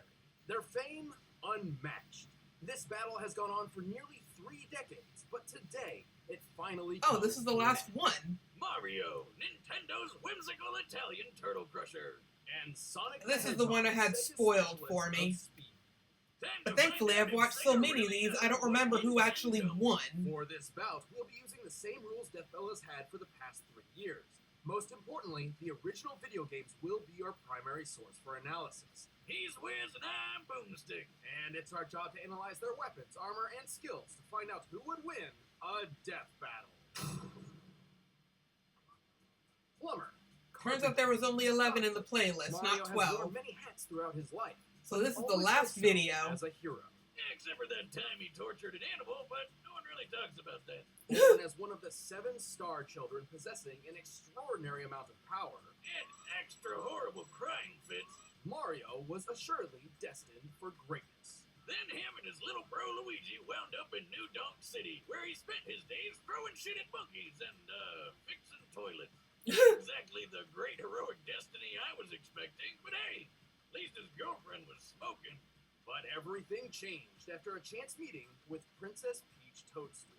Her Mushroom Kingdom had been conquered by Bowser, the tyrannical king of the Koopas, and her only hope of rescue lay in the hands of the Mario Brothers. And Mario had all the power he needed to take the Turtle Terror down. He's super tough, super quick, and really, really strong. Whee! He can jump several times his own height, smash tanks to bits with his butt, and toss Bowser around as if he's a featherweight. So long, gay Bowser.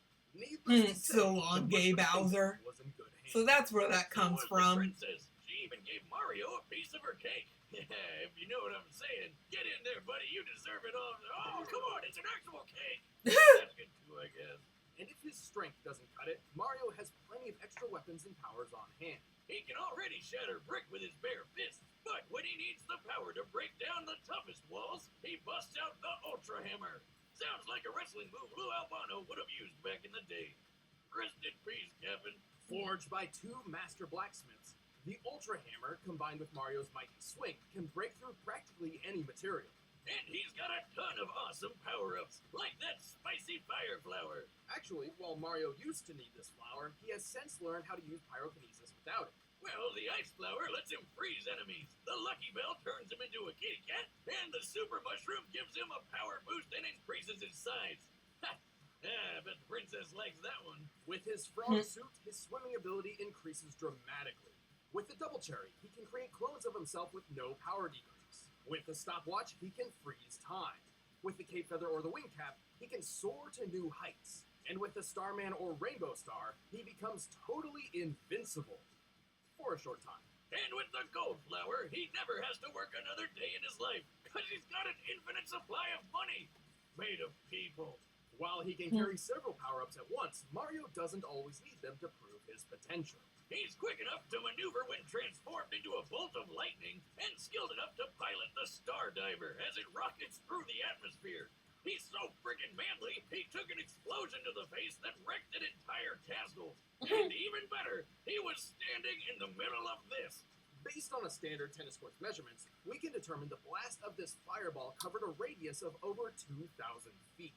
To reach this distance, the blast must have had an explosive yield of over 2.4 megatons. So what you're saying is Mario could totally play tennis with a nuclear warhead for a ball and be totally fine. Probably. Also, he can throw a baseball so fast it overloaded this speed gun, implying it was launched over 999 miles per hour. In the Mario World cartoon, he hurled a dinosaur out of orbit.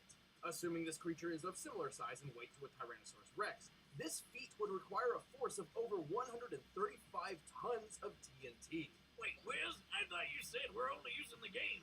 Any official material counts so long as it's supported by the games, otherwise we'd be ignoring a huge majority of the character's history. Take a look at this chain chomp. It's actually made up of solid gold. Gold is ridiculously heavy. While 1 cubic foot of iron weighs 491 pounds, a cubic foot of gold is over 1,200 pounds. Wow, gold is a chain dense. chomp is a perfect sphere, so we can compare it to Mario's height to find that it weighs nearly 6,000 tons. Wait, did he just leave it in that hole? Cash it in, Mario! That thing's worth $366 billion! That's actually correct.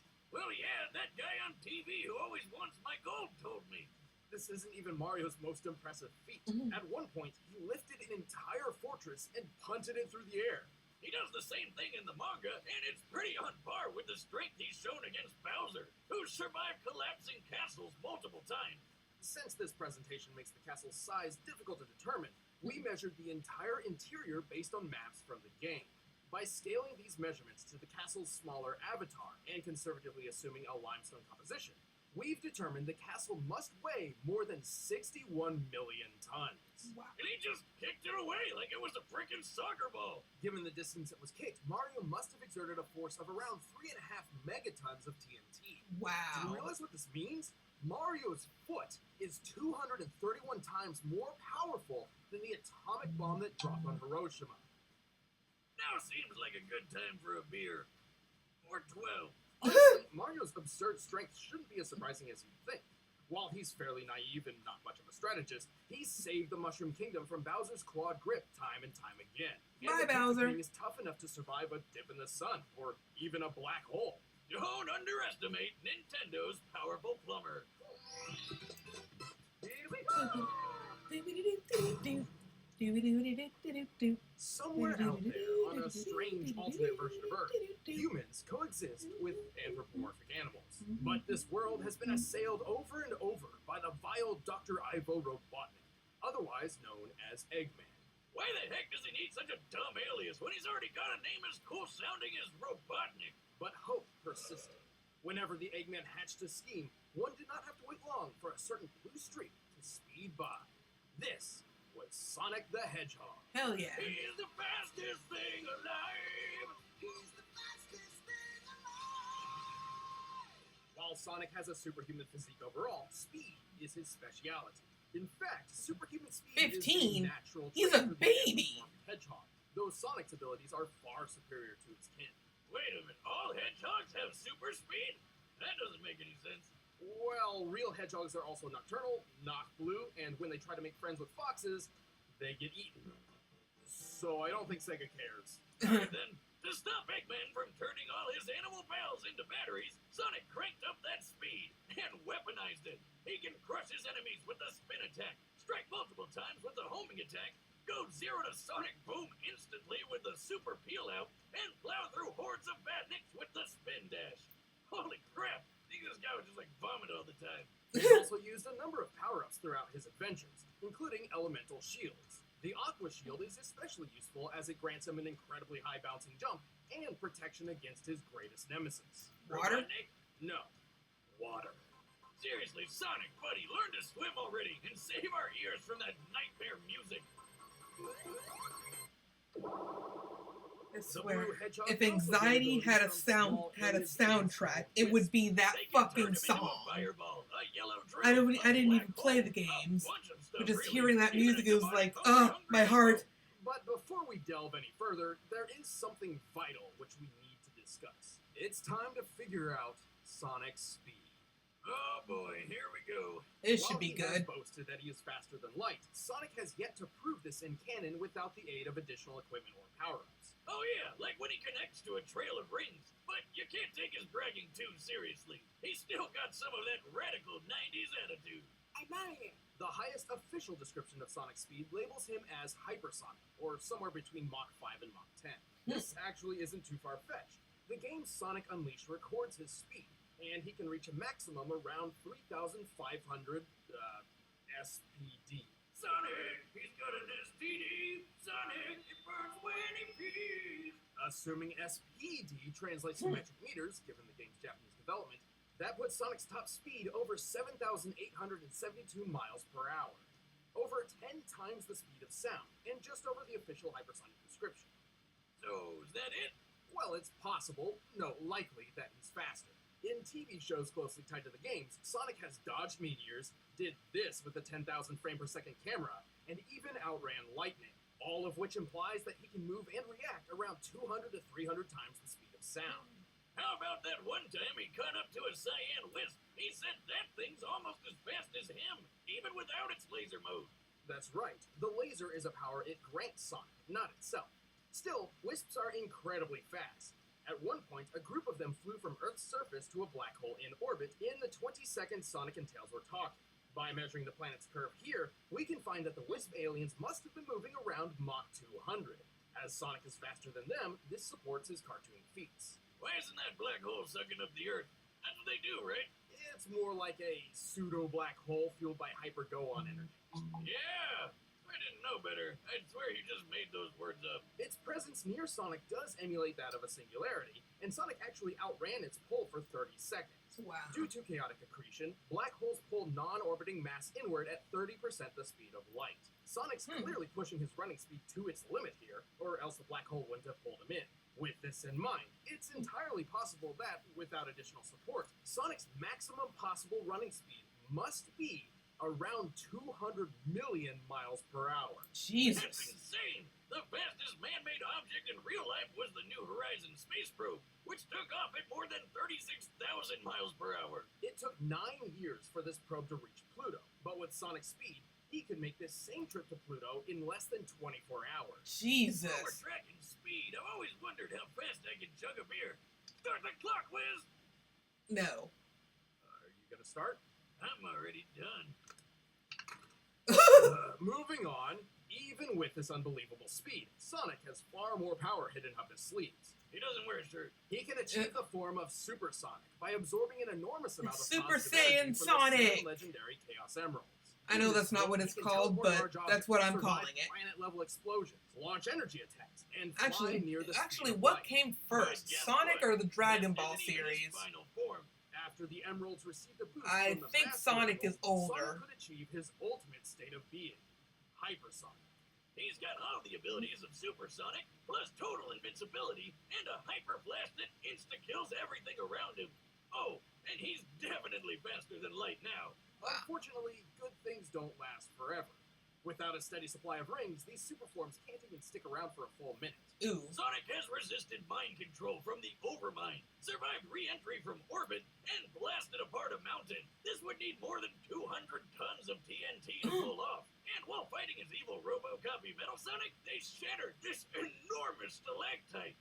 Holy shit, just look at the size of it! By comparing it to the buildings in this city and applying the density of granite, the most common rock in continental crust, we found that this stalactite must weigh almost 47 million tons. Jesus! Which means a break like this would need a force of almost 200 kilotons of TNT. Damn! He's definitely got what it takes to save the world from a madman scientist, even if he is kind of a dick. Well, Sonic may be a bit arrogant, and he's certainly a thrill seeker, but at his best, he's the definition of honest and heroic. He's used his powers to defeat Eggman time and time again, even against gigantic death machines and cataclysmic events. Those cute and cuddly Aw, look at them all. rest easy when Sonic's gotta go fast. I'll show you how outclassed you are. I'm in a class all my own. Time to put up or shut up, Infinite. All right, the combatants are. Oh wow, set. we're getting Let's right end into the this fight. No debate once and for sponsorship. all. But first, all this talk of Eggman's got me hungry. I spoke too soon about the By now, you've sponsorships. probably heard of Blue Apron, the leading God meal damn kit it. delivery service in the We're US. skipping it. But did you know about all the different cuts? Skip, skip, skip, skip, skip, skip, skip, skip, skip, skip. Not gonna listen to. There we go. Yay, Mario on vacation.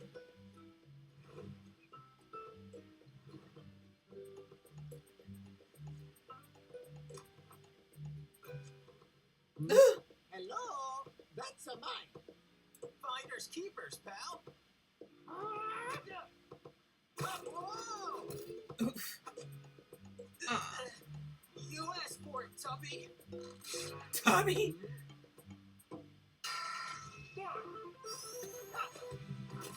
Oh, dirty tricks right off the bat. You're too slow.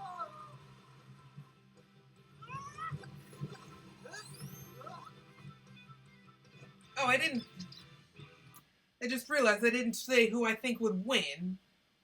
Let's see, of all these 11 videos I've watched, I've only been right twice.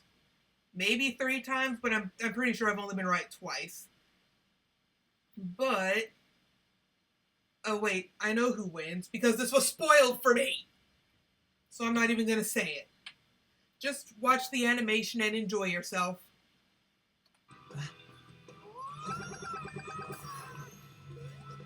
Come here. Squeak.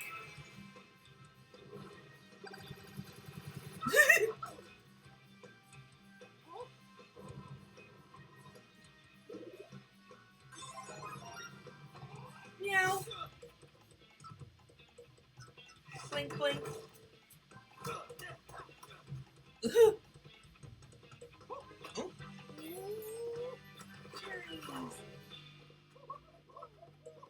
Uh-oh. Oh, give me a break. Sorry, Sonic. Pop.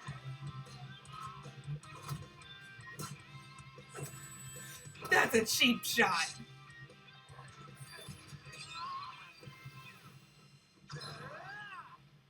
Now I'll show you.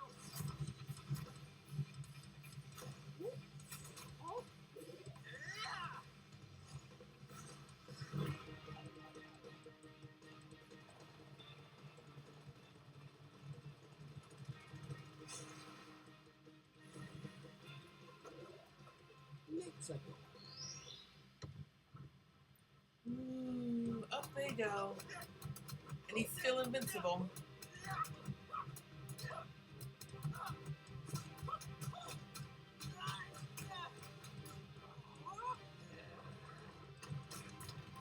No, not the moon again! Oh, shoot. Mamma mia. The moon keeps getting destroyed.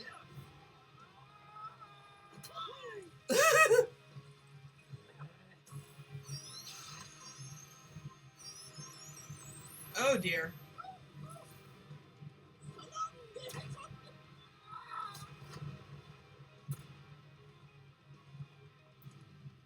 Ouch. Oh. I'm the winner. Wow. How did that happen? I know Nintendo won the console wars, but I really... Okay, I'm gonna be honest here. The spoiler I saw said that Sonic won. But, oh, is there more than one of these? Is there more than one Sonic versus Mario? There's gotta be. Or he was lying. Whatever the case, I was sure that Sonic had it because that's what the guy said in the video when he watched Sonic vs. Mario. And that made me very angry because damn it, I was going to watch that later. You spoiled it. But Mario won.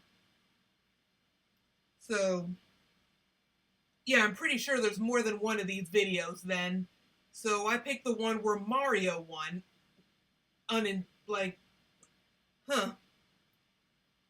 So once again, I was wrong about who wins. Don't come to me for bets, or just pick the opposite of whatever I choose. You're guaranteed to win. Now let's watch the breakdown of I seem this. to remember Sonic having this one in the bag. I'm sure Sonic could have won in specific circumstances, but more times than not, Mario takes the victory. Keep in mind this analysis was done with a focus on the games and their closely tied media, excluding alternate contrary sources like the Archie comics or the Mario Brothers movie, where Mario and Sonic are essentially entirely different characters from their gaming counterparts. Sonic had speed in the bag, obviously, but Mario was way too tough for him. Their top strength feats paint this picture very, very clearly. But I know what you're thinking. What good is Mario's strength if he couldn't even hit the blue blur? He's way too fast, right? Yes and no. While While Mario obviously couldn't match Sonic's relativistic top-running speeds, he's moved efficiently as a bolt of electricity and piloted the Star Diver. Based on our calculations, this puts him at the same level as Sonic's own reactionary feats. Since Mario was tough enough to tank almost anything Sonic could throw at him, it was only a matter of time before he tagged the blue blur with a deadly blow. But what about chaos control? Couldn't Sonic just stop time and take care of things? What? It's heavily implied he knows how to, but Sonic has never actually used the time stop ability in canon. Even then, Mario's stopwatch does the same thing, putting them on equal footing. Ah, don't do that. Where's my wallet? Actually, most of Mario and Sonic's power-ups countered each other in this way. Mario even had plenty of options for defending against Sonic's invincible super forms. But Mario also had a much wider variety of power-ups, offering multiple ways to overpower Sonic. For example, he could have frozen Sonic solid, or even turned him into gold. His arsenal would always outlast Sonic's because he's been shown to carry more of them on his person. Oh, God. Oh, I've seen things. Poor But even Boomstick. then, Mario's durability blew Sonic's out of the water. Even if we assume the 200 kiloton stalactite feat was entirely Sonic's doing, Mario survived an explosion that was 12 times more powerful. Simply put, Sonic didn't have a lot of viable options that could take Mario down for good. I always knew Sonic was impressive, but Mario is just ridiculous. Probably that mustache. Sonic was obviously incredibly fast, but he couldn't compete with Mario's superior strength, durability, and varied arsenal. He got Mario. After 100 episodes, you still can't think of a good pun? No, but now they can see me do this. Ah, check it out, Wiz. The winner is Mario. Thank you for watching our 100th Death Battle episode, and props to Blind Fair for that phenomenal Okay. battle. Well, now I'm actually kind of happy, because whoever I watched spoiled the other one, not this one. And this is Ultron and Sigma. Yeah, that's not in the playlist. I'm actually at the very end. It took, let's see, 3.5 hours, but we got through all the death battles I saved up. Man, this was a ride. I hope you all enjoyed yourselves. Because, wow, I know I did. And I'm not much of a talker, so sorry about that.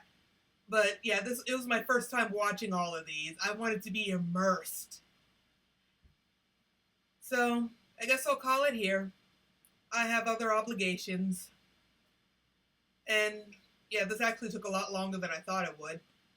For my next watch stream, we're going to get into Season 2 of DBZA.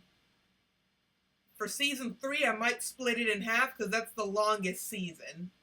And I don't know anyone who has all day to watch DBZA.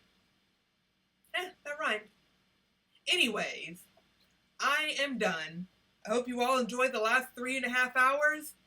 Have a good night or day, whatever time you happen to be watching this. See ya.